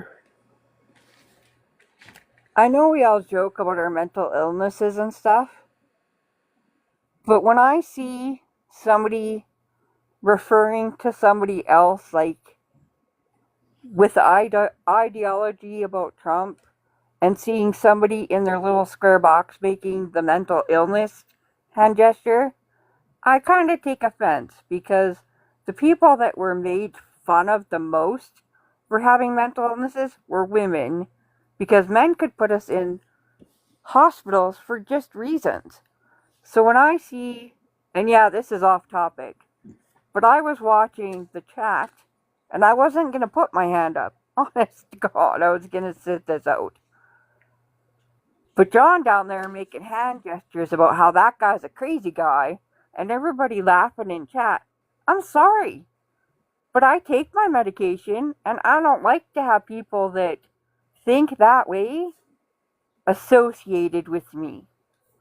So when I see, and yeah, you're thinking, what the hell? But I saw you make the hand gesture, and then I watched the chat and people making jokes, and I'm sorry. I take my medication and I try and be as logical as I possibly can, and I come up here and I ask questions. So please, if you think it's funny to do that, please, cover your screen. I wasn't making fun of you. What? I wasn't making fun of him. I don't like. I didn't see anything that happened, so I don't know the situation. The only But thing I did, I just put like I don't know what the hand gesture is. I just put like a Snickers bar in my background. That's all. No, it was before that. It was when he first came up. You made a hand gesture of that twirly thing that we all used to use for. Oh, look, they're crazy. No, And he was I'm saying, sorry, but we've been up here talking about our mental illnesses on and off all night. So no. I was just saying about how he was saying how that Russia should have Ukraine. I thought that was crazy. That's why I was like, that's crazy to think that because that's like I was saying earlier. That's like, that'd be like us. and I'm gonna say, yeah, so I please know where you're don't. going with this, bro. Yeah, so when it's because when you're talking about a person, you're saying something that's crazy or that person is crazy. It's actually ableism. So that's where she's going with that. So when Okay, you're talking see, about a person being, yeah, so it's like when you're saying that's just where it's coming from. So when you're saying like they're crazy or he's crazy, she's crazy, anything like that, because crazy when you're talking about a person specifically is deemed as ableism. But if you're saying something like that's crazy, that's completely different, right? yeah, So like that situation is crazy instead of the person is crazy. Oh no, that's the thing. I wasn't saying he was crazy. I was more saying that was a crazy situation. How he said how Russia should have Ukraine and everything else. That's all I was saying. I was like, that's crazy to think that because, it's like, our country, our country. It's like, I don't know. I'm just emotional with that subject. So because I'm a volunteer for Ukraine, and No, I just, get it. I'm sorry, but like the context was you were mute and you did that thing and then you pointed to his box. no, never. Like,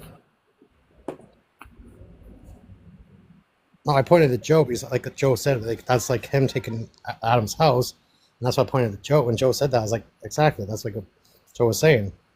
I'm not going to debate you on it. It'd be impossible Because, for him to point at his box from where he is. well, he pointed up, and on my screen, the guy's at the top of the screen. So it came across that way. I was pointing at Joe because Joe made a valid point. That like when Joe said, that'd be like me taking your house, Adam, and you living in the basement. That's why I pointed at Joe because it made a lot of sense. Okay, but still, making that gesture when you're on mute, it comes across as ableist. Oh, okay.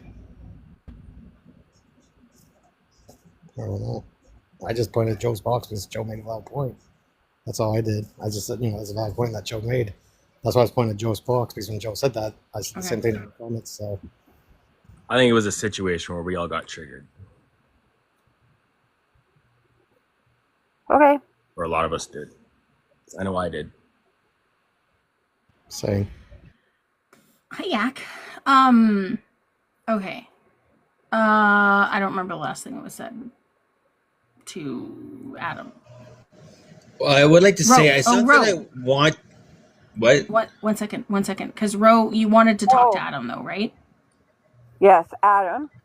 You said you're in Ontario, right? Yes. Okay. Think of it as all of a sudden you move to Quebec.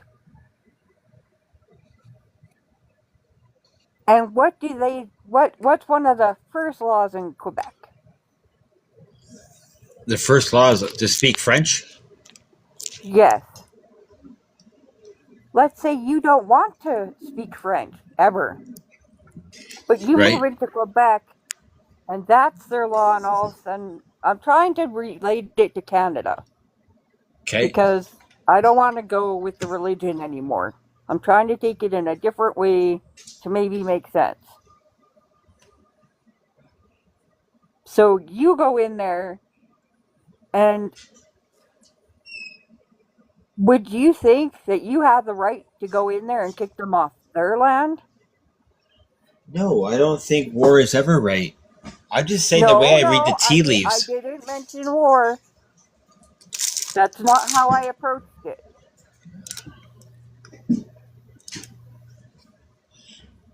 I don't make foreign policy though. Sorry, what? And I'm not saying like what should be done, or sometimes I do, but I'm also looking at what I think is going to happen. I'm trying to predict what's going to happen. Okay, when you come up into these spaces, are you coming up to listen to other people to hear like the facts, or are you coming up to just give your side? No, I like hearing you guys talk in terms of Turtle Island and the colonialists and problems with capitalism and you talking about ableism and trying to stop discrimination and being a better person. I think that's good. Okay, thank you. Those were my questions. I have a question if I Yeah, go can. ahead.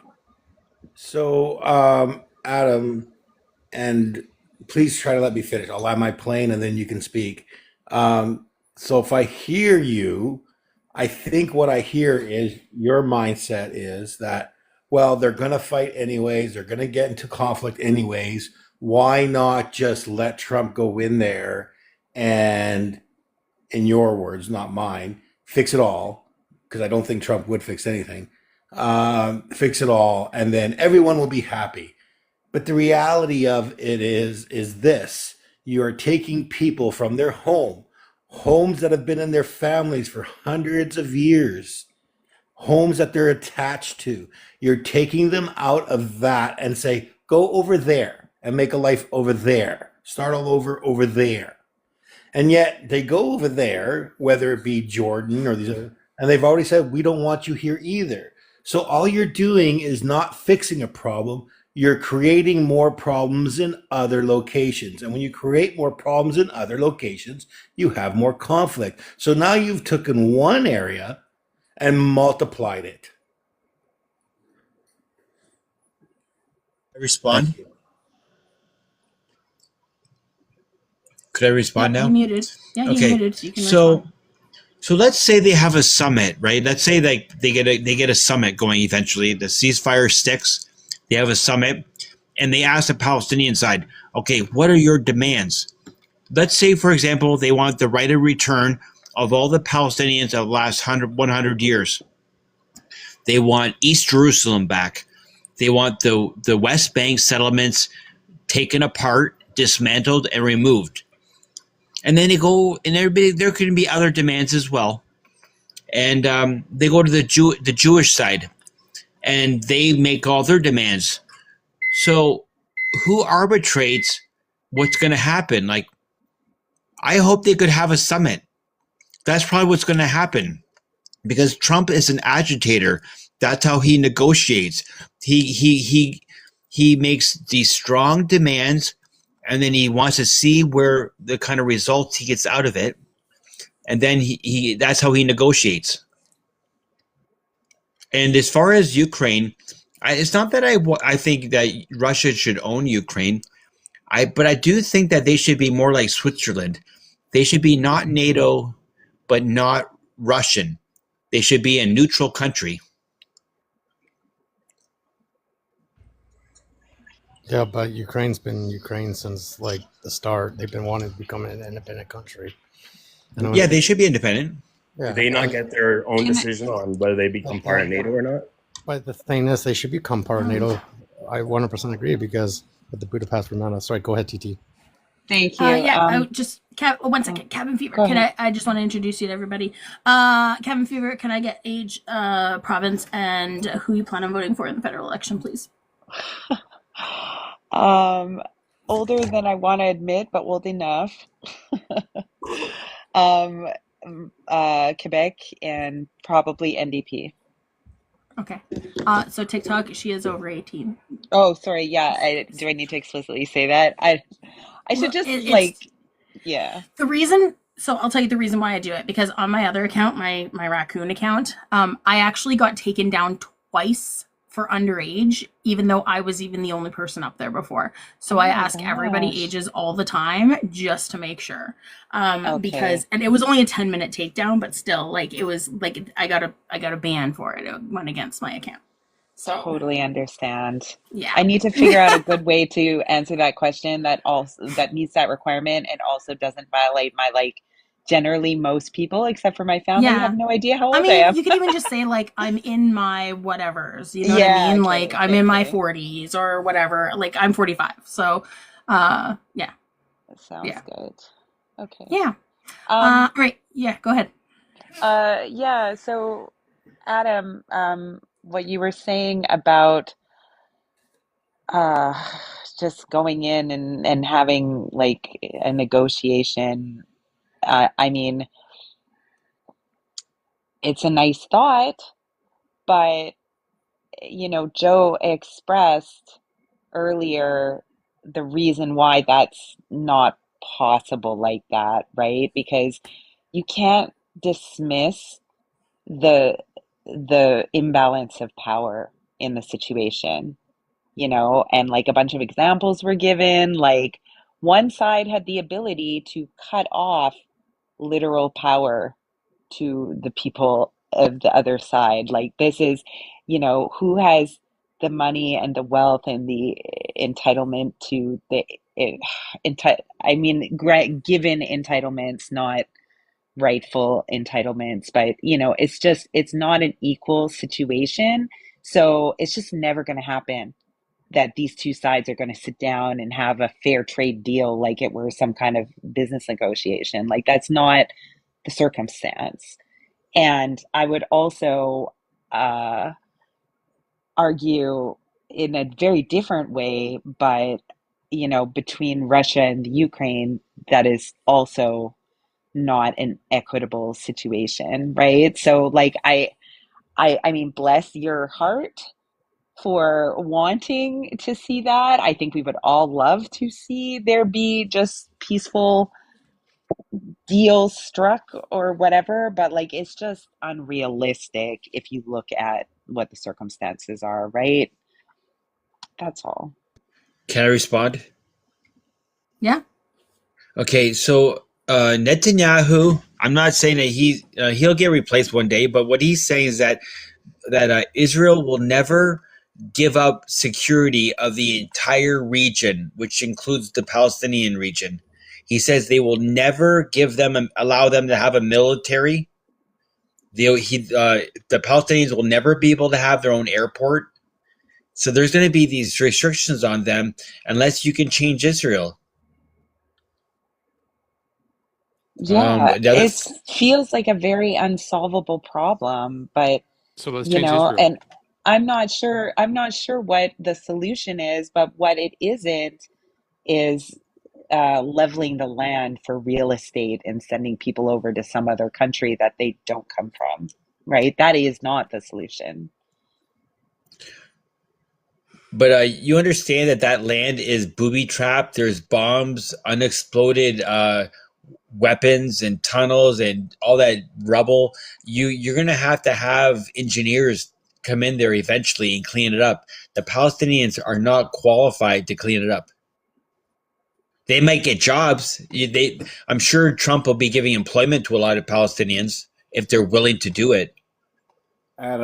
Adam, you made a statement saying they're not qualified. How can you sit there and say that the 2 million people, none of them are qualified to rebuild their country? How can you make a statement like that? That's wild. Oh, that's a loud Because microphone. Israel is trying to eliminate rocket attacks. Eliminate them. Zero That has nothing to tolerance do for with people's rocket attacks. capability of doing something. But they want Hamas exterminated. Do you know what extermination means? That's not what that is not what he was like going towards. You said that the Palestinian people were not capable of doing it. Their capabilities. It's because Hamas would be. They're not capable because their you gotta get rid of Hamas. I'm sorry, they can't do anything until Hamas is gone. Me. Adam, for fuck's sake! Can I interject? Can I interject? Just 1 second, Mustafa, please. Adam, I don't know what it is about you, but I start talking and then all of a sudden you just interrupt me. You have to knock it off. Seriously. This is ridiculous. Your statement was they are not capable of doing it. You are questioning their capabilities. That is independent of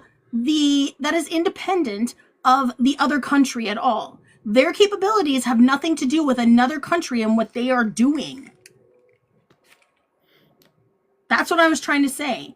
Mustafa, I think you've been up here before, but can you just refresh where you're from, like province, age, and political party you're voting for in the federal election? Hi, my name is Mustafa and I'm from Saskatoon. I was an ex-official or former official of Afghan government. We have worked on different levels, economic levels, security levels, and all that. Can I get age for TikTok? So, 1 second. oh Can yeah, I get my age for TikTok? I think I'm 46. Okay. And Another are one? you so are you're a Canadian citizen? Oh yeah. Okay, who are you planning on voting for in the federal election? I hope I could keep it to myself, but right now, It just gives us an idea. I mean, if like, I had a choice, I would go for Carney. Okay, so Liberals. Okay. Yeah. Okay. Okay, So cool. All right. Yes, you can address Adam. I was once in a meeting and a top Canadian general who had been to Afghanistan, and he wasn't here in Saskatoon. He was presenting. He made some points about the mistakes they committed in Afghanistan, and because of that, the Taliban grew back in power, and there were certain reasons for them. First of all, underestimating the cultural background of Afghanistan. Second, the actions that they were committing was actually helping Taliban to grow their military or militancy power. If you are entering people's homes in the middle of the night and breaching their privacy or attacking their homes or killing innocent people, unaliving. I will go with the proper dictionary so people understand. Unaliving. Yeah, the thing is that those words get us flagged from TikTok, so that's why we have specific words we have to use instead. You can't say the K word; you have to say unaliving. Okay. Okay. Yeah. I know it's silly. Thank you for reminding me. It's a TikTok me. thing, not a me thing. Okay. Thank you.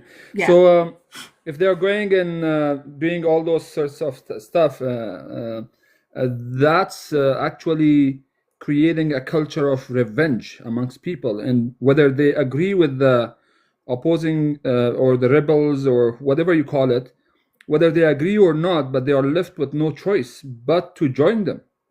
And like, for example, if someone lost his father or brother or son or sister or daughter or mother, what is the ultimate thing that he can do? He is gonna go and join the other side, and he will do whatever to take revenge from you, because emotions are taking over our brains and minds, and we cannot control ourselves anymore.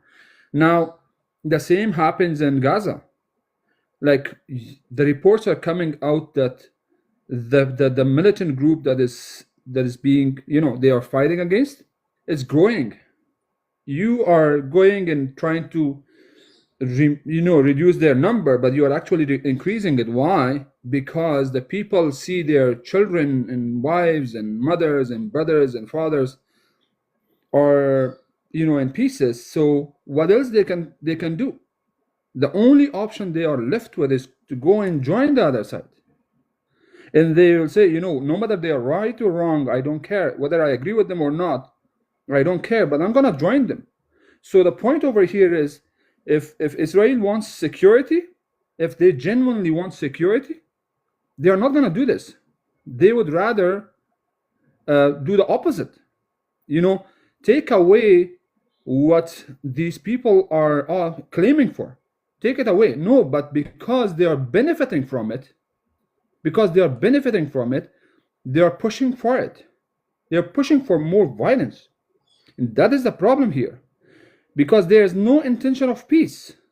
You don't see the intention of peace. Like, when you see the map of the greater Israel, you will understand that there's no intention of peace. You think these people from Gaza will go to Egypt, they will be left alone over there? No, they are going to follow them there because these guys are planning to go to Cairo.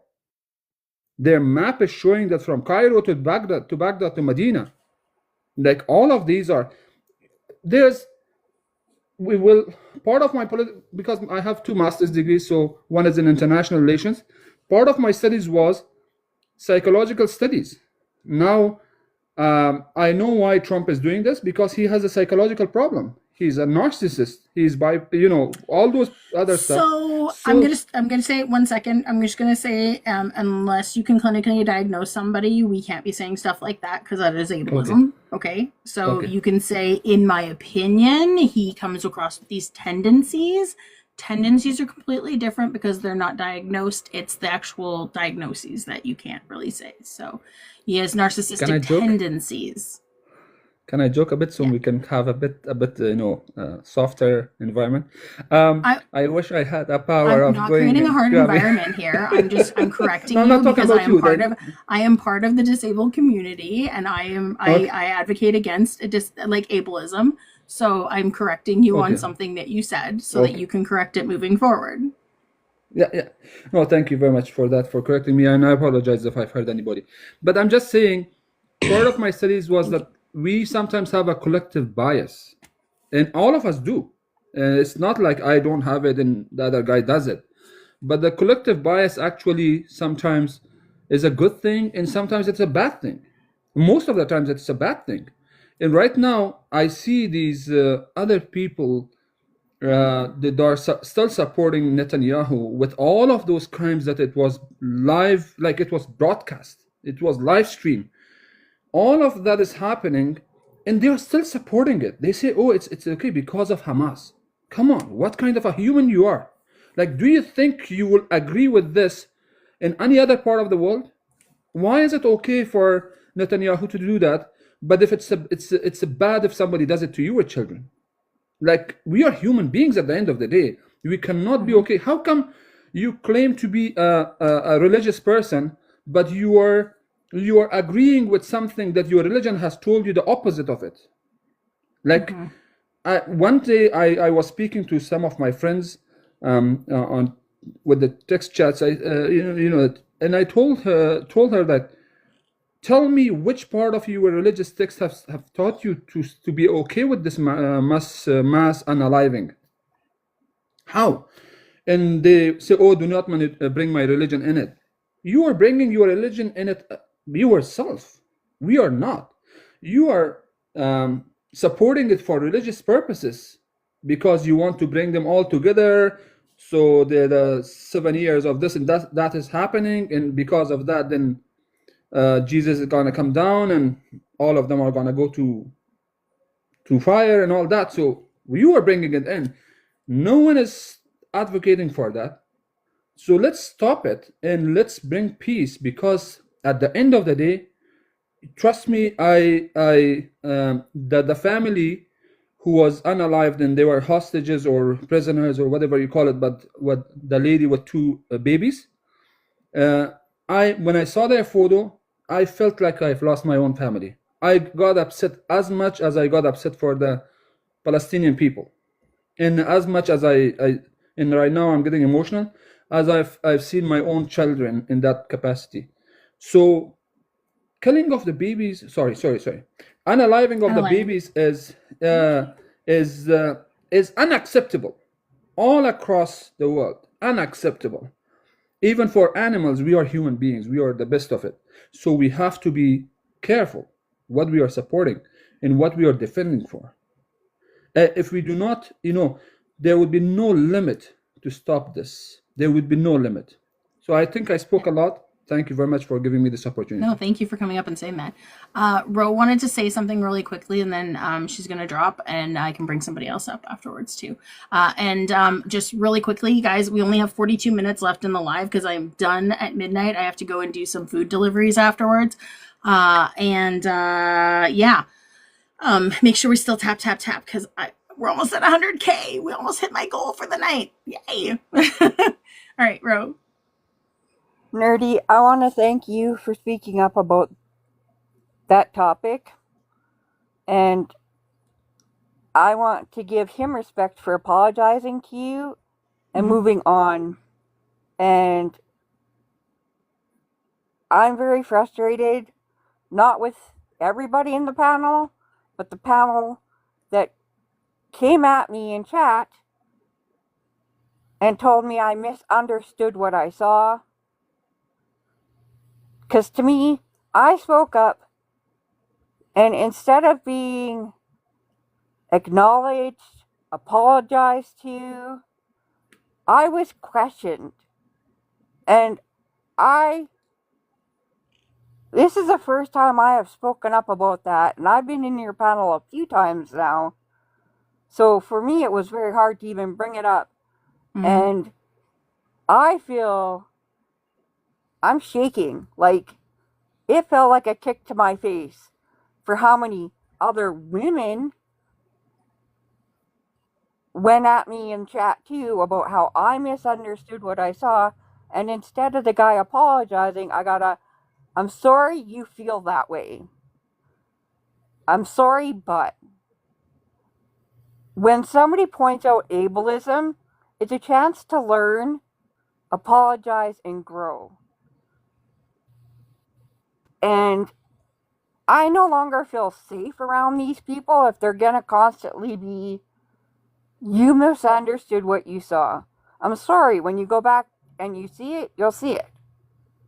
I tried to explain what I saw and how it came across, and I know I'm going to get trashed in the chat. What And I will see, it's over and done with. No, like they're telling me I can't even speak up about Ro, it. what I'm gonna make one suggestion to you when you are up in panels. Ignore the chat. Honestly, like, because the chat's gonna say a lot of things, right? Because there's always people who are gonna disagree with a lot of stuff or be on either side. But that's the one thing that I've always learned by being in panels is ignore the chat. Like, even when people say stuff about me, I'm just like, what? I don't care. Like, yeah. But I know it's hard to do, and I totally get where you're coming from with that. I 100% get where you're coming from with that. And yeah, I don't know. I just want to thank you for having me allowed to say it.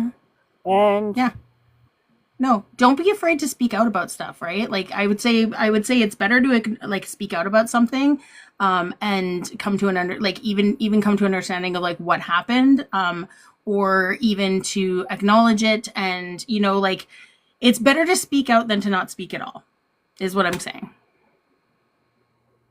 And they also brought up the Ukraine part. They don't know my history with Ukraine, and I didn't question theirs. To me, it had nothing to do with that. What I brought up had nothing to do with it. So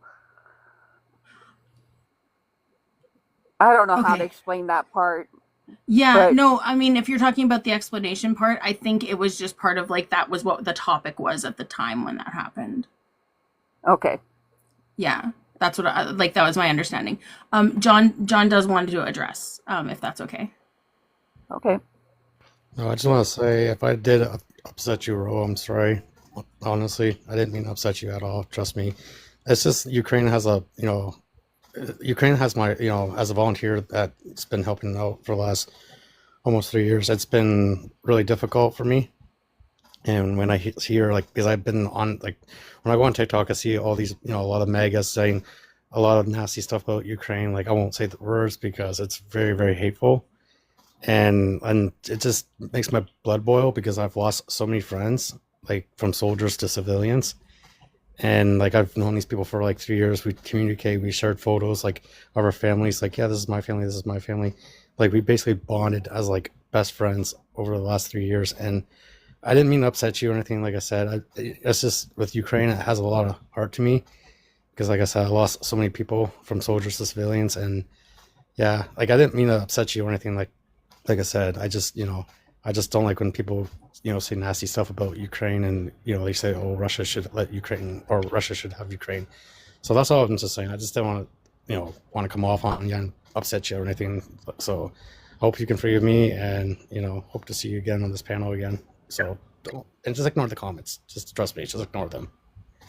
And I'm sorry for your loss. Ukraine means a lot. My mom's best friend, my adopted auntie, was from there. So I'm with you on that. Like, I'm not questioning any of that, and I'm sorry. I accept your apology. You're good. So, thank you. You're welcome. Okay, I'm going to drop down Thanks, so you have a guys. seat. Yeah. Thanks for having me up all night. Thank you. Bye, dog. Absolutely. Nice meeting you. Night, everybody. Night. Good night. Could I I add think. something to what Mustafa was saying? Yeah, absolutely. Thanks. Mustafa, I agree. And, you know, I think part of the issue when it comes to the topic of Israel is that, you know, it's well known that the United States has strong ties and financial ties to Israel, but also Canada does as well. And, you know, it just in terms of media, there's also unfortunately been instances where media advocating for Palestinians has been suppressed. And so, you know, I think as a result, unfortunately, for some part of Canada that doesn't have direct connection to the area, some people are woefully uninformed and have only maybe one part of the story. So I think that that impacts the way people respond to it. And it doesn't make it all right, but you know, I just it's unfortunate. That is really unfortunate that that information isn't well known to everybody. You know, a lot of people only found out about it like or learned.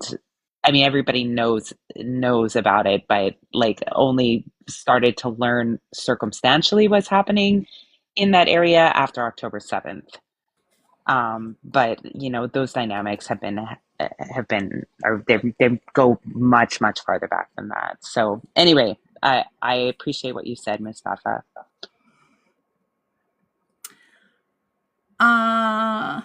Yeah, go ahead. You can reply to that, and then I'm gonna get Mama Goldilocks.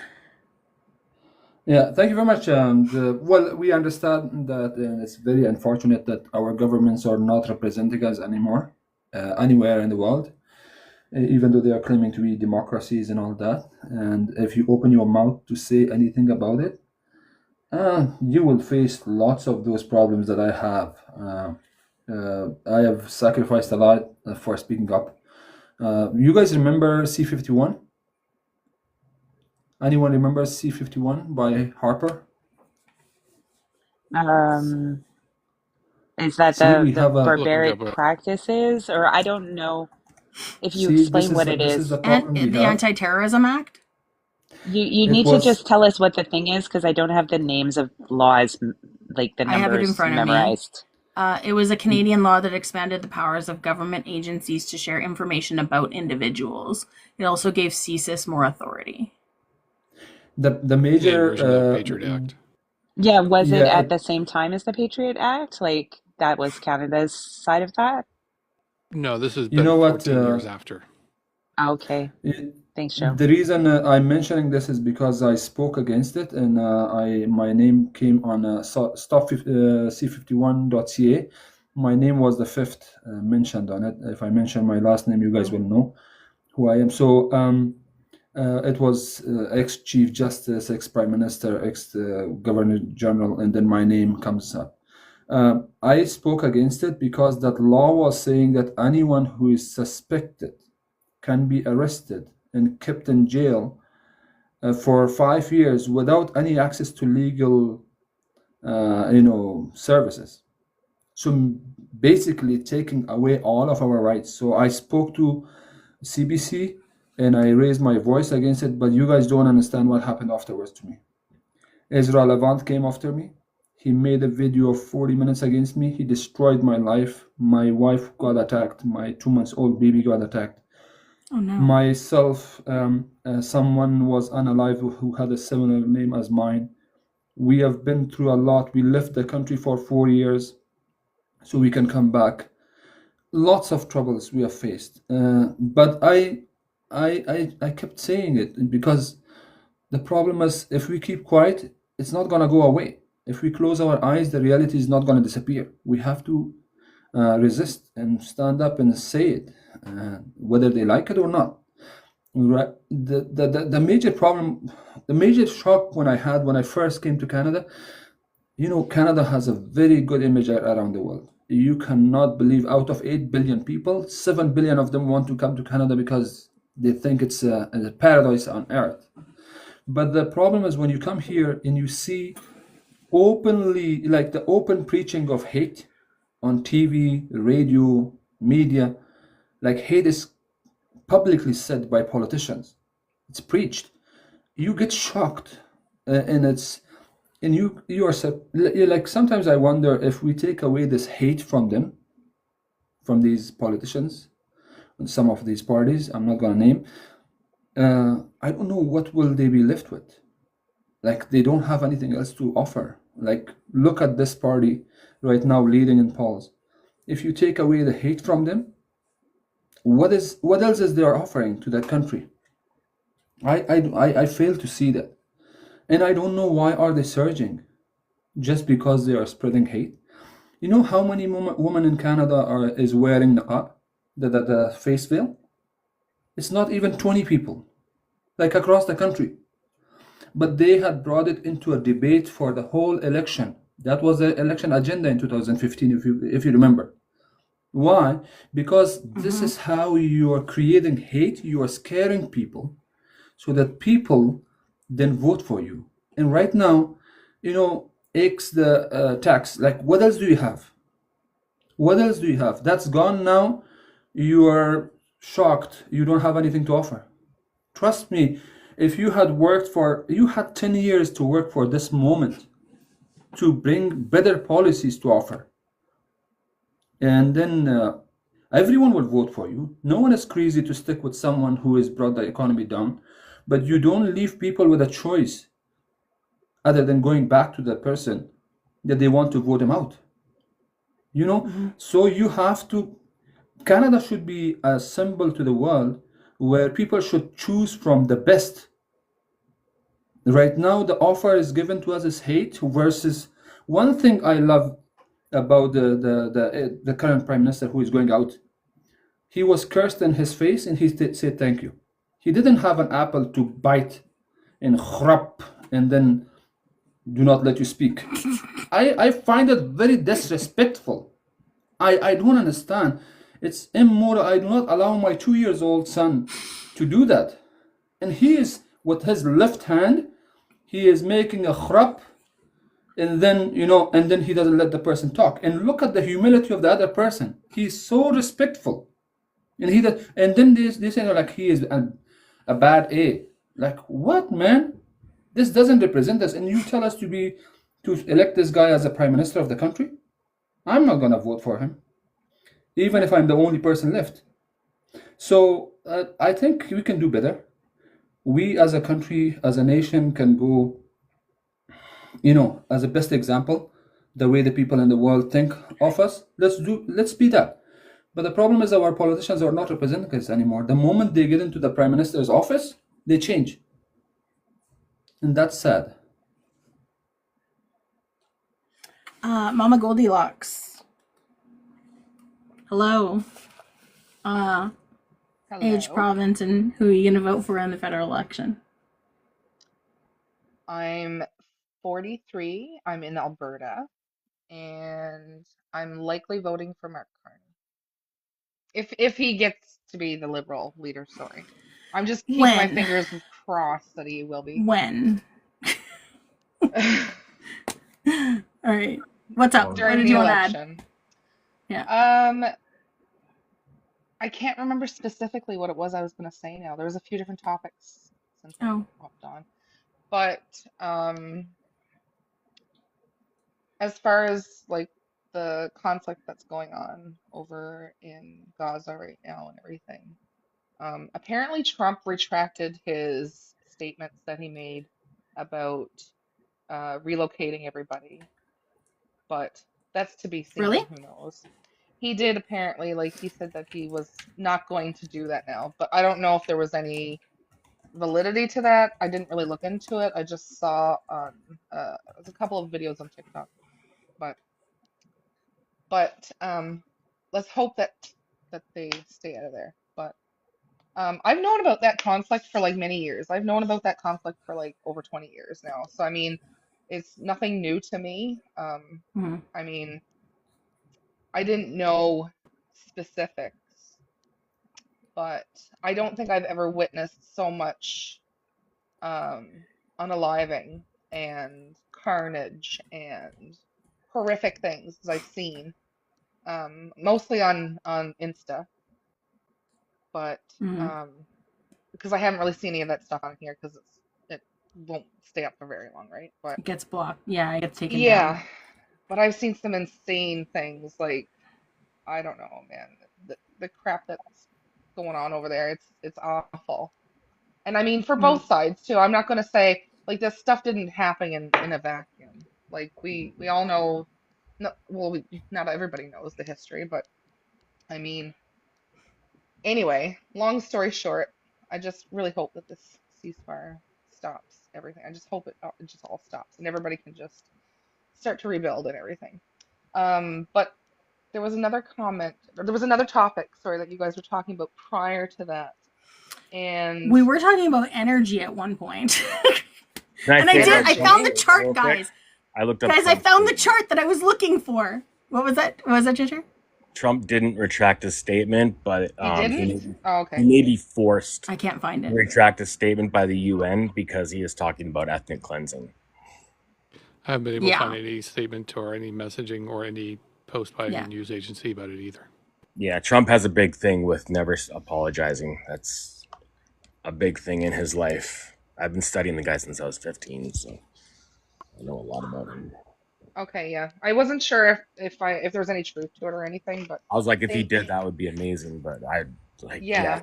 Every book I've read about him, he refuses to apologize. Well, you can't have these two groups fighting each other. It has to end. Absolutely, yeah. Oh, of course it does. But I mean, you can understand, like, I don't know, these poor people have been like living in an apartheid environment, right? Like they But can't. the thing is, they don't want the existence of Israel. Adam, you're but doing you it guys again. keep forgetting. You guys keep forgetting. They don't want Israel. Period. She was in the middle of a sentence. Sentence ends and. But you don't talk about the issue. You can speak, Adam. You can speak after she's done her sentence. Okay. I know, but you guys go around in circles.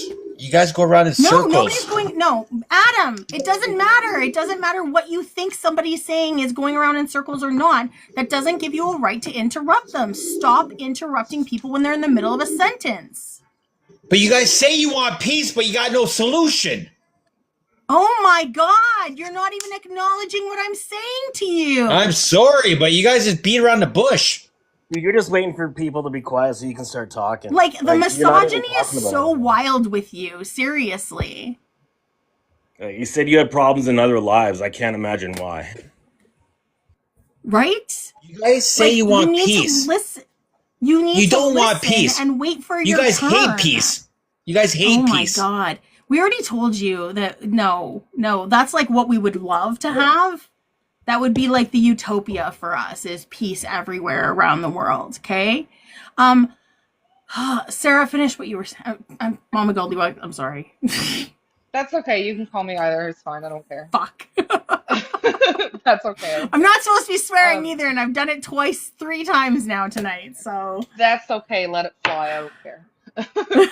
I was just, you know what? I gotta make a point too, though. Like, how can you say we don't want peace? Like, when I'm making a statement saying that, you know, these people have been oppressed and all that, those are facts. That is not hearsay. Those are facts, right? Like those types of things. I mean, that's not like it's hidden it's hidden information. But you're expecting them to go back to war. That's the Stop problem. interrupting.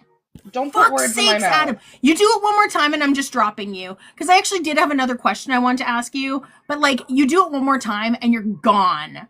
Like, seriously, Ginger said it. Like, you wonder why you have a problem and people, like, think that you're rude in lives. It's because of this. Stop. Learn some self-control. I was just gonna say, don't put words in my mouth, please, because that's not the case at all. But anyway, I'm just trying to make a point. Um, when you look at this whole situation, it's not like an easy fix because both sides are fighting, but one is the aggressor and one is the oppressed, right? It's kind of like, put it this way. Say if Israel's wait always wait bad. no no no Israel's no no always bad. no, Nope. they Nope. are. You're That's gone. because You're they done. are. You're done. You're done. You're done.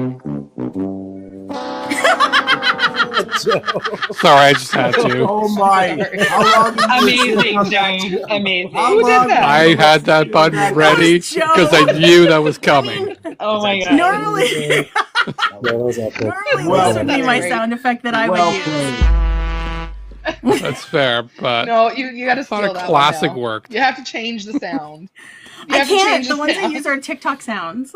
Oh, Yeah. damn it. Unfortunately, compared to Nerdy, I have a larger selection of sounds I can play. I have a Yeah, soundboard I'm that's limited to my separate. TikTok sounds. So, oh my Anyways, god, that was Predator funny. Beaver. Oh, Holy.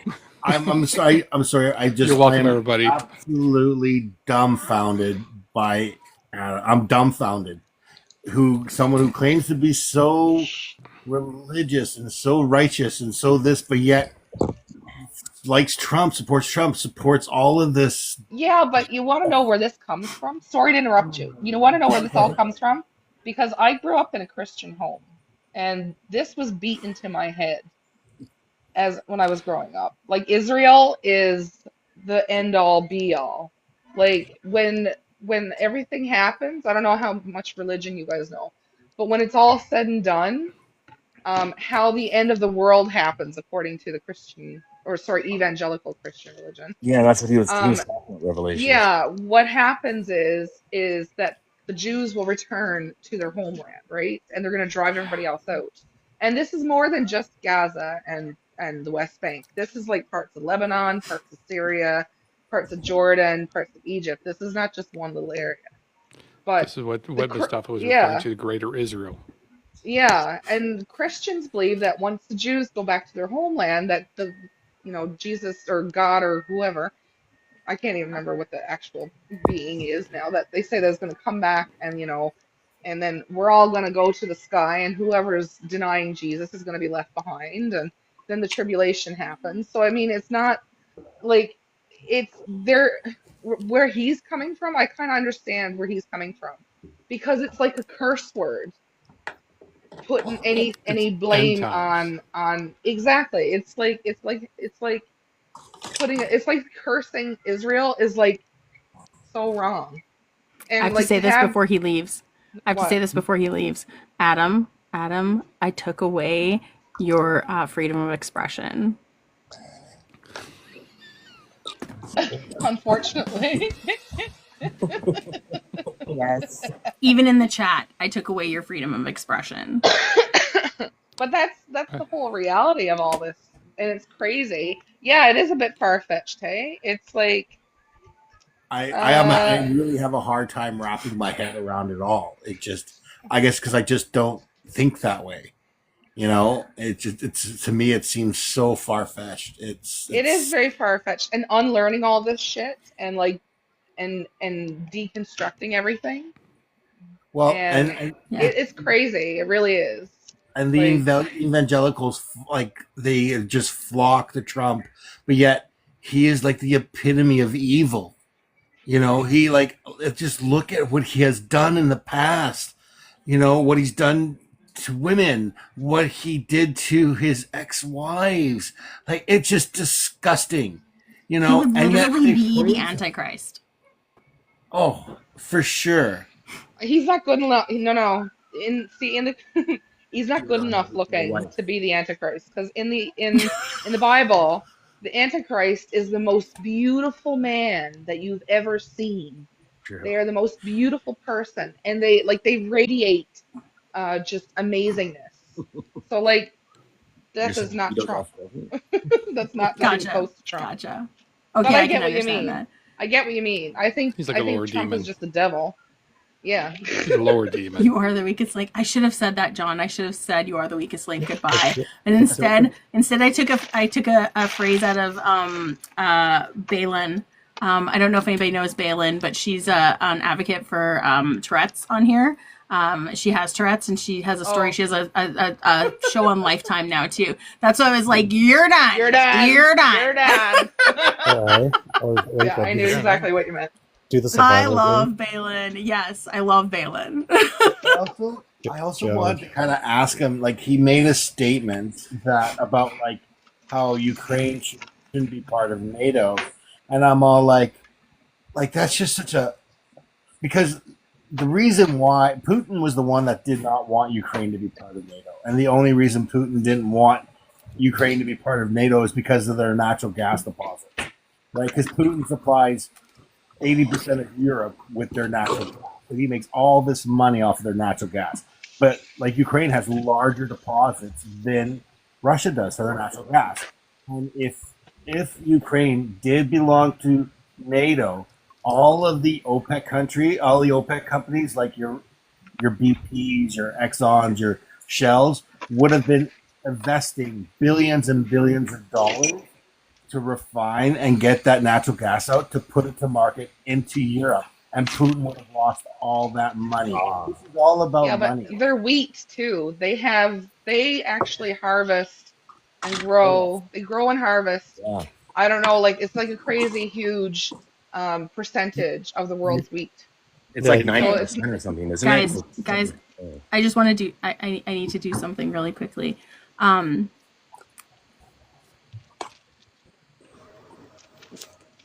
Okay, so Adam, I don't think we gave you a very fair chance. So maybe let's start fresh. Tell us how you really feel. I would just like to ask you guys. I don't care. Or the weakest link. Goodbye. Oh. You don't get kicked and then asked to come back up again. Especially the way you got kicked. Yeah. I find on the Ukraine thing, because I argue with a lot of MAGAs about that, and they don't tend to know what NATO is. Like, there's a very, very weird theory when they're talking about it. Yeah, trust me, I've been on those lives before, and it's like heart-wrenching because they're like, oh, Ukraine has, German World War II soldiers, and it's like, no, they don't. Give me a break. It's like, frustration so much. So we have 13 minutes, like just over 13 minutes left. I kind of want to give everybody like a couple minutes just to like decompress, like, and have their little, like a little breakdown of like, their final say of like the, our concluding words for the night kind of thing. So, I am going to do live show, which I'm going to have to exit the countdown then, but whatever, I don't care. Live show. Yes. Okay, there it is. Okay. And I'm going to go from bottom to top. We'll start at the bottom, work our way to the top, because then that means I'm last. Just final thoughts of like anything that was going on. While I'm doing that, I do want to say the one thing I wanted to ask him, because one thing he'd said was that he thinks that Trump will go in there and like not use force, but like ask them to move and get them to move. And I'm just like, do you seriously think that they're not going to go without force? Like what? It didn't make any sense. Like, please move. Okay, sure. Like what? It made no sense. What the hell do you think Israel's been doing the past 70 plus years? Just saying. Yeah. So everybody gets 2 minutes each. It will be starting with John and working our way like this, and then like this, and then like this, and then there, and then me. I'm like I'll do my final thoughts at the very end. But everybody else will be silented when this happens, and then you get 2 minutes uninterrupted. I already said yes. I'm so nervous. Hang on. There we go. All right, I just want to say thanks for having me, Nerdy. Joe, keep it up with the soundboard, loving it. And panel, you guys have been great. And like I said earlier, I'm sorry if I, upset anyone in the chat or on the panel tonight. Thanks for having me again, Nerdy. And everyone just keep on spreading truth about everything. Don't let these, bullies come in here and, bully you thinking they know everything, because they think they do, but they don't. They just do that so they can have high momentum and get more followers, and they just do this to think they're all that. So just everyone keep on doing what you're doing, and like they saying here in Canada, it says keep your head up, or was it keep your stick on the ice and keep your head up or something or something like that. So yeah, just keep doing what you guys are doing. And Nerdy, I appreciate you, and keep on doing the hard work. You're doing great. Important us Canadians, and I can't thank you enough. And yeah, Joe, it was nice seeing you too. I'm gonna give you a subscribe because I haven't seen you in a long time, and this is my new account. Am I following this account? Yeah, I am. Okay. Oh yeah. Okay. Yeah, I am on my Nerdy account. Yeah. Yes. All right. Sorry. You don't have to go for the whole 2 minutes if you don't have all that to say. I think that's about it. And yeah, go Leafs, go. Okay. I'm sorry. We're gonna have contentions about that. I'm sorry. I had to finish it off with that. I'll be that funny troll. Get you back with the go Leafs, go, because I know you're an Edmonton fan. All right, Mustafa, 2 minutes to say your piece. Yeah, thank you very much for letting me speak. And it was after a long time. In the beginning, I was a bit, nervous, and I made some mistakes, so I apologize for that. And at the end of the day, I think the major thing is that I think whenever they are trying to spread hate, we should confront them, and we should challenge their humanity and their senses. And even we can challenge them through their religious context, and that they are not allowed to do that. And their biases should be pointed out, and then they should be exposed for their hate. I think no one is allowed to spread hate. I strongly believe that in a country like Canada, it should be illegal to spread hate. Yes, the person is allowed to speak his mind. Maybe he is not violent, but the other person who listens to him becomes violent. And that is the reason for all these troubles that we are facing around the world. I'm not just blaming one group of the people, everyone. One person speaks and 10,000 people listens to it, and one of those 10,000 people is a crazy person. Therefore, we should stop this person from spreading hate. Maybe not crazy person.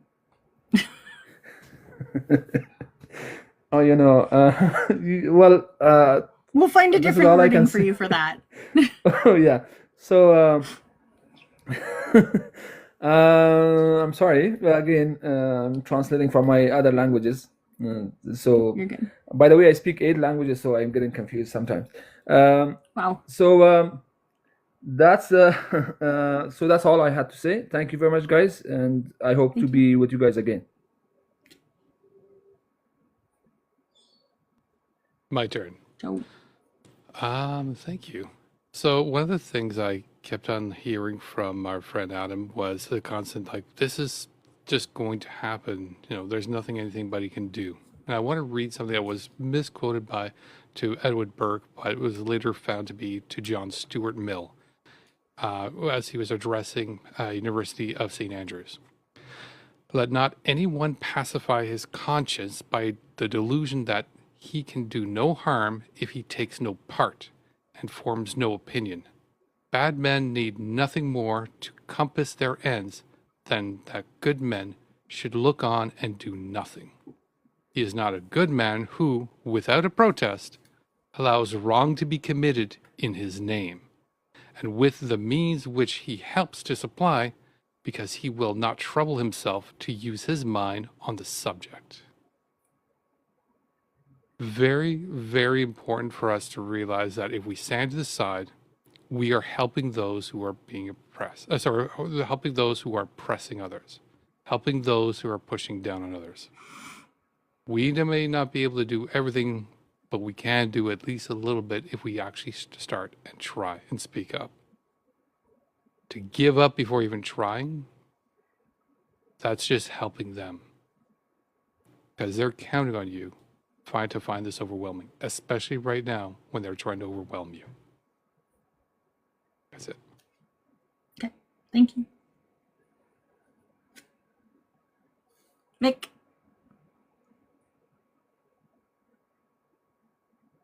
I think you might be muted. You're muted, Vic. You have to unmute. There we go. There we go. Can you hear me now? Yeah, you're good.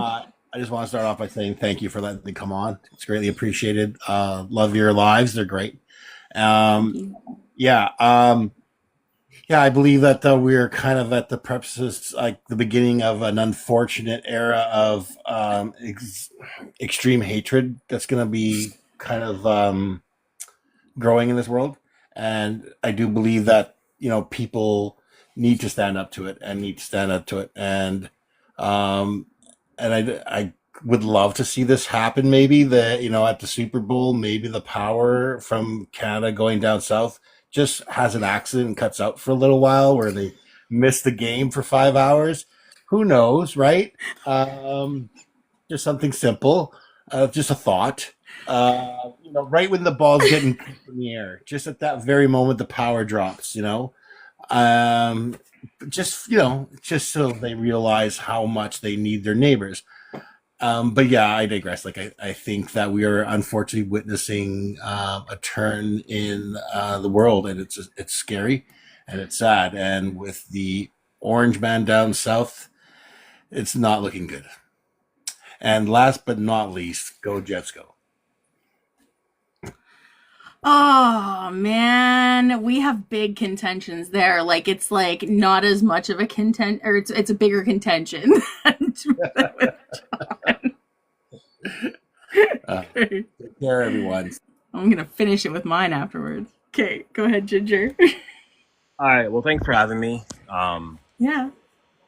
It had a pretty good time there. I mean, it got a little crazy for a while, but I think we can agree that, genocide needs to stop, and not wanting genocide doesn't mean that you want war. It literally means the opposite. Yeah, I just want to see countries and people be allowed to live. So I would like to see all the wars stop.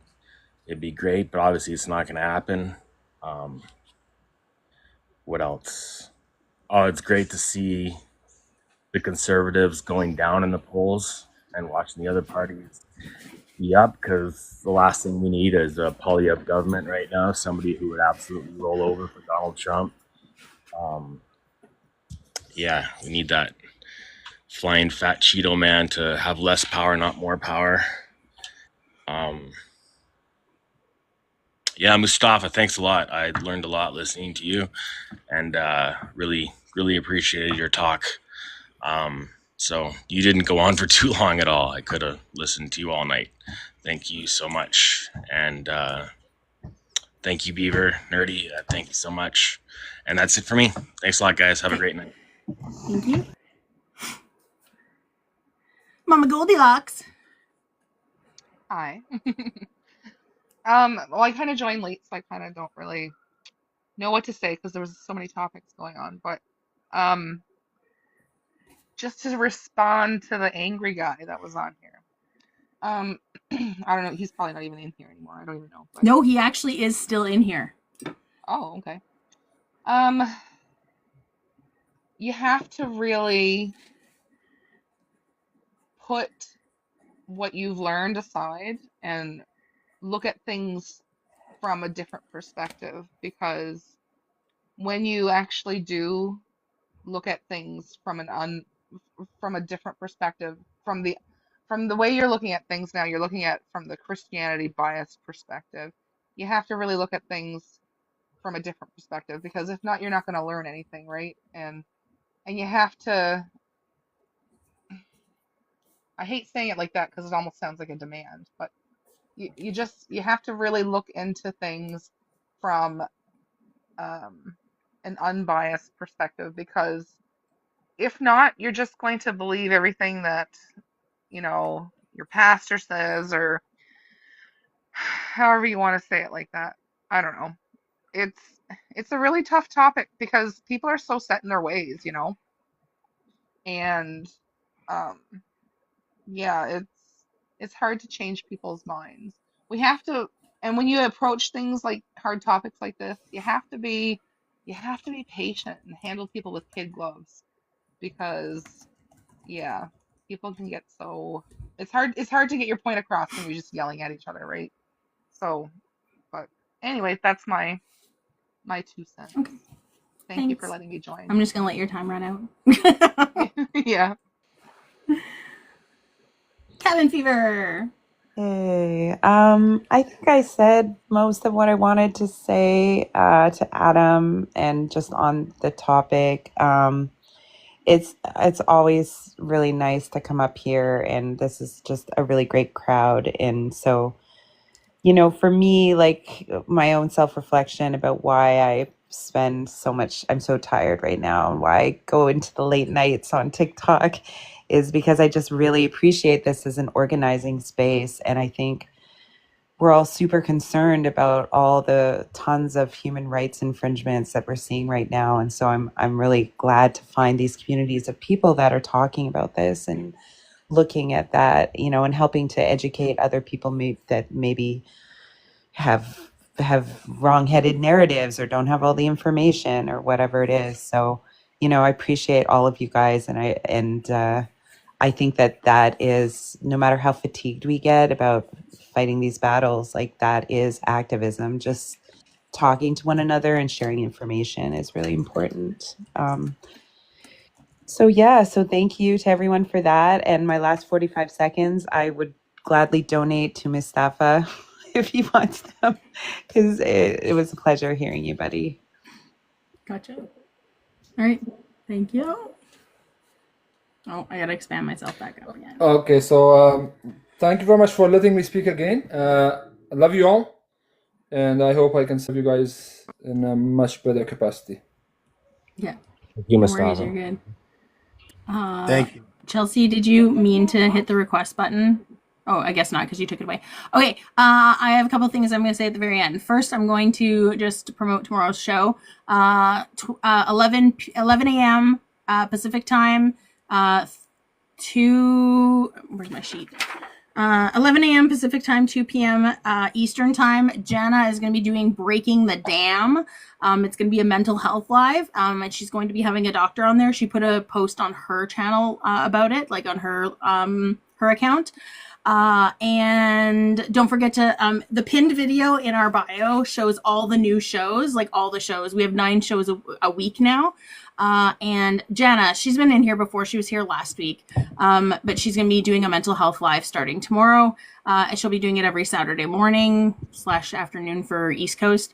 And yeah, Mike, yeah, I already said my question for him. Thank you to those who acknowledged the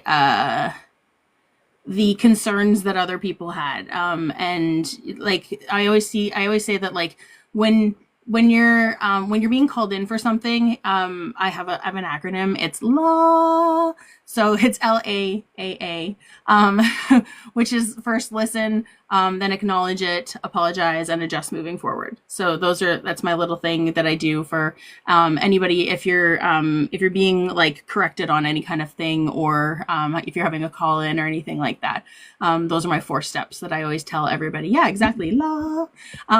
Is just like I said, listening first. You have to listen to the other person, hear their concerns and stuff like that first. So, and then my other thing I wanted to say, don't forget to check our YouTube, because afterwards, like tomorrow, it's not going to be at 7 o'clock for this one, just so you know. I'll post the other one for 7 o'clock, but not this one. It won't be ready.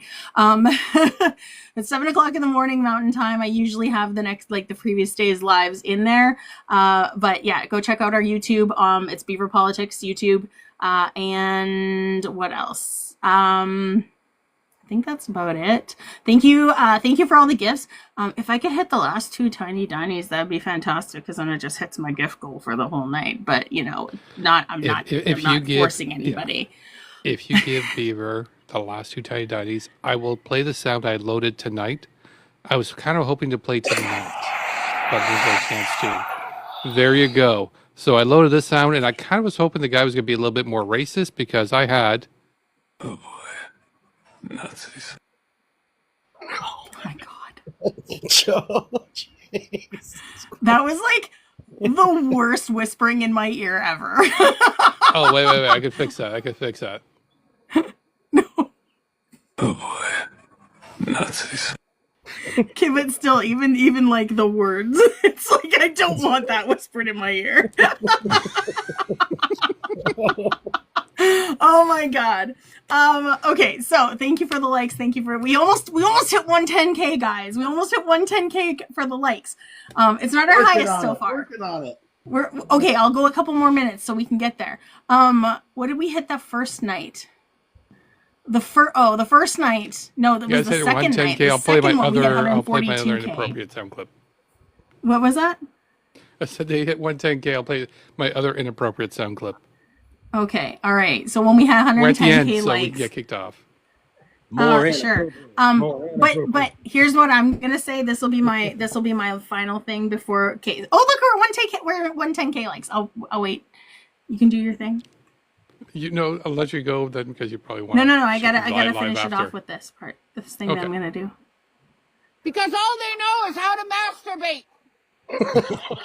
That's not gonna get us kicked off. That's funny.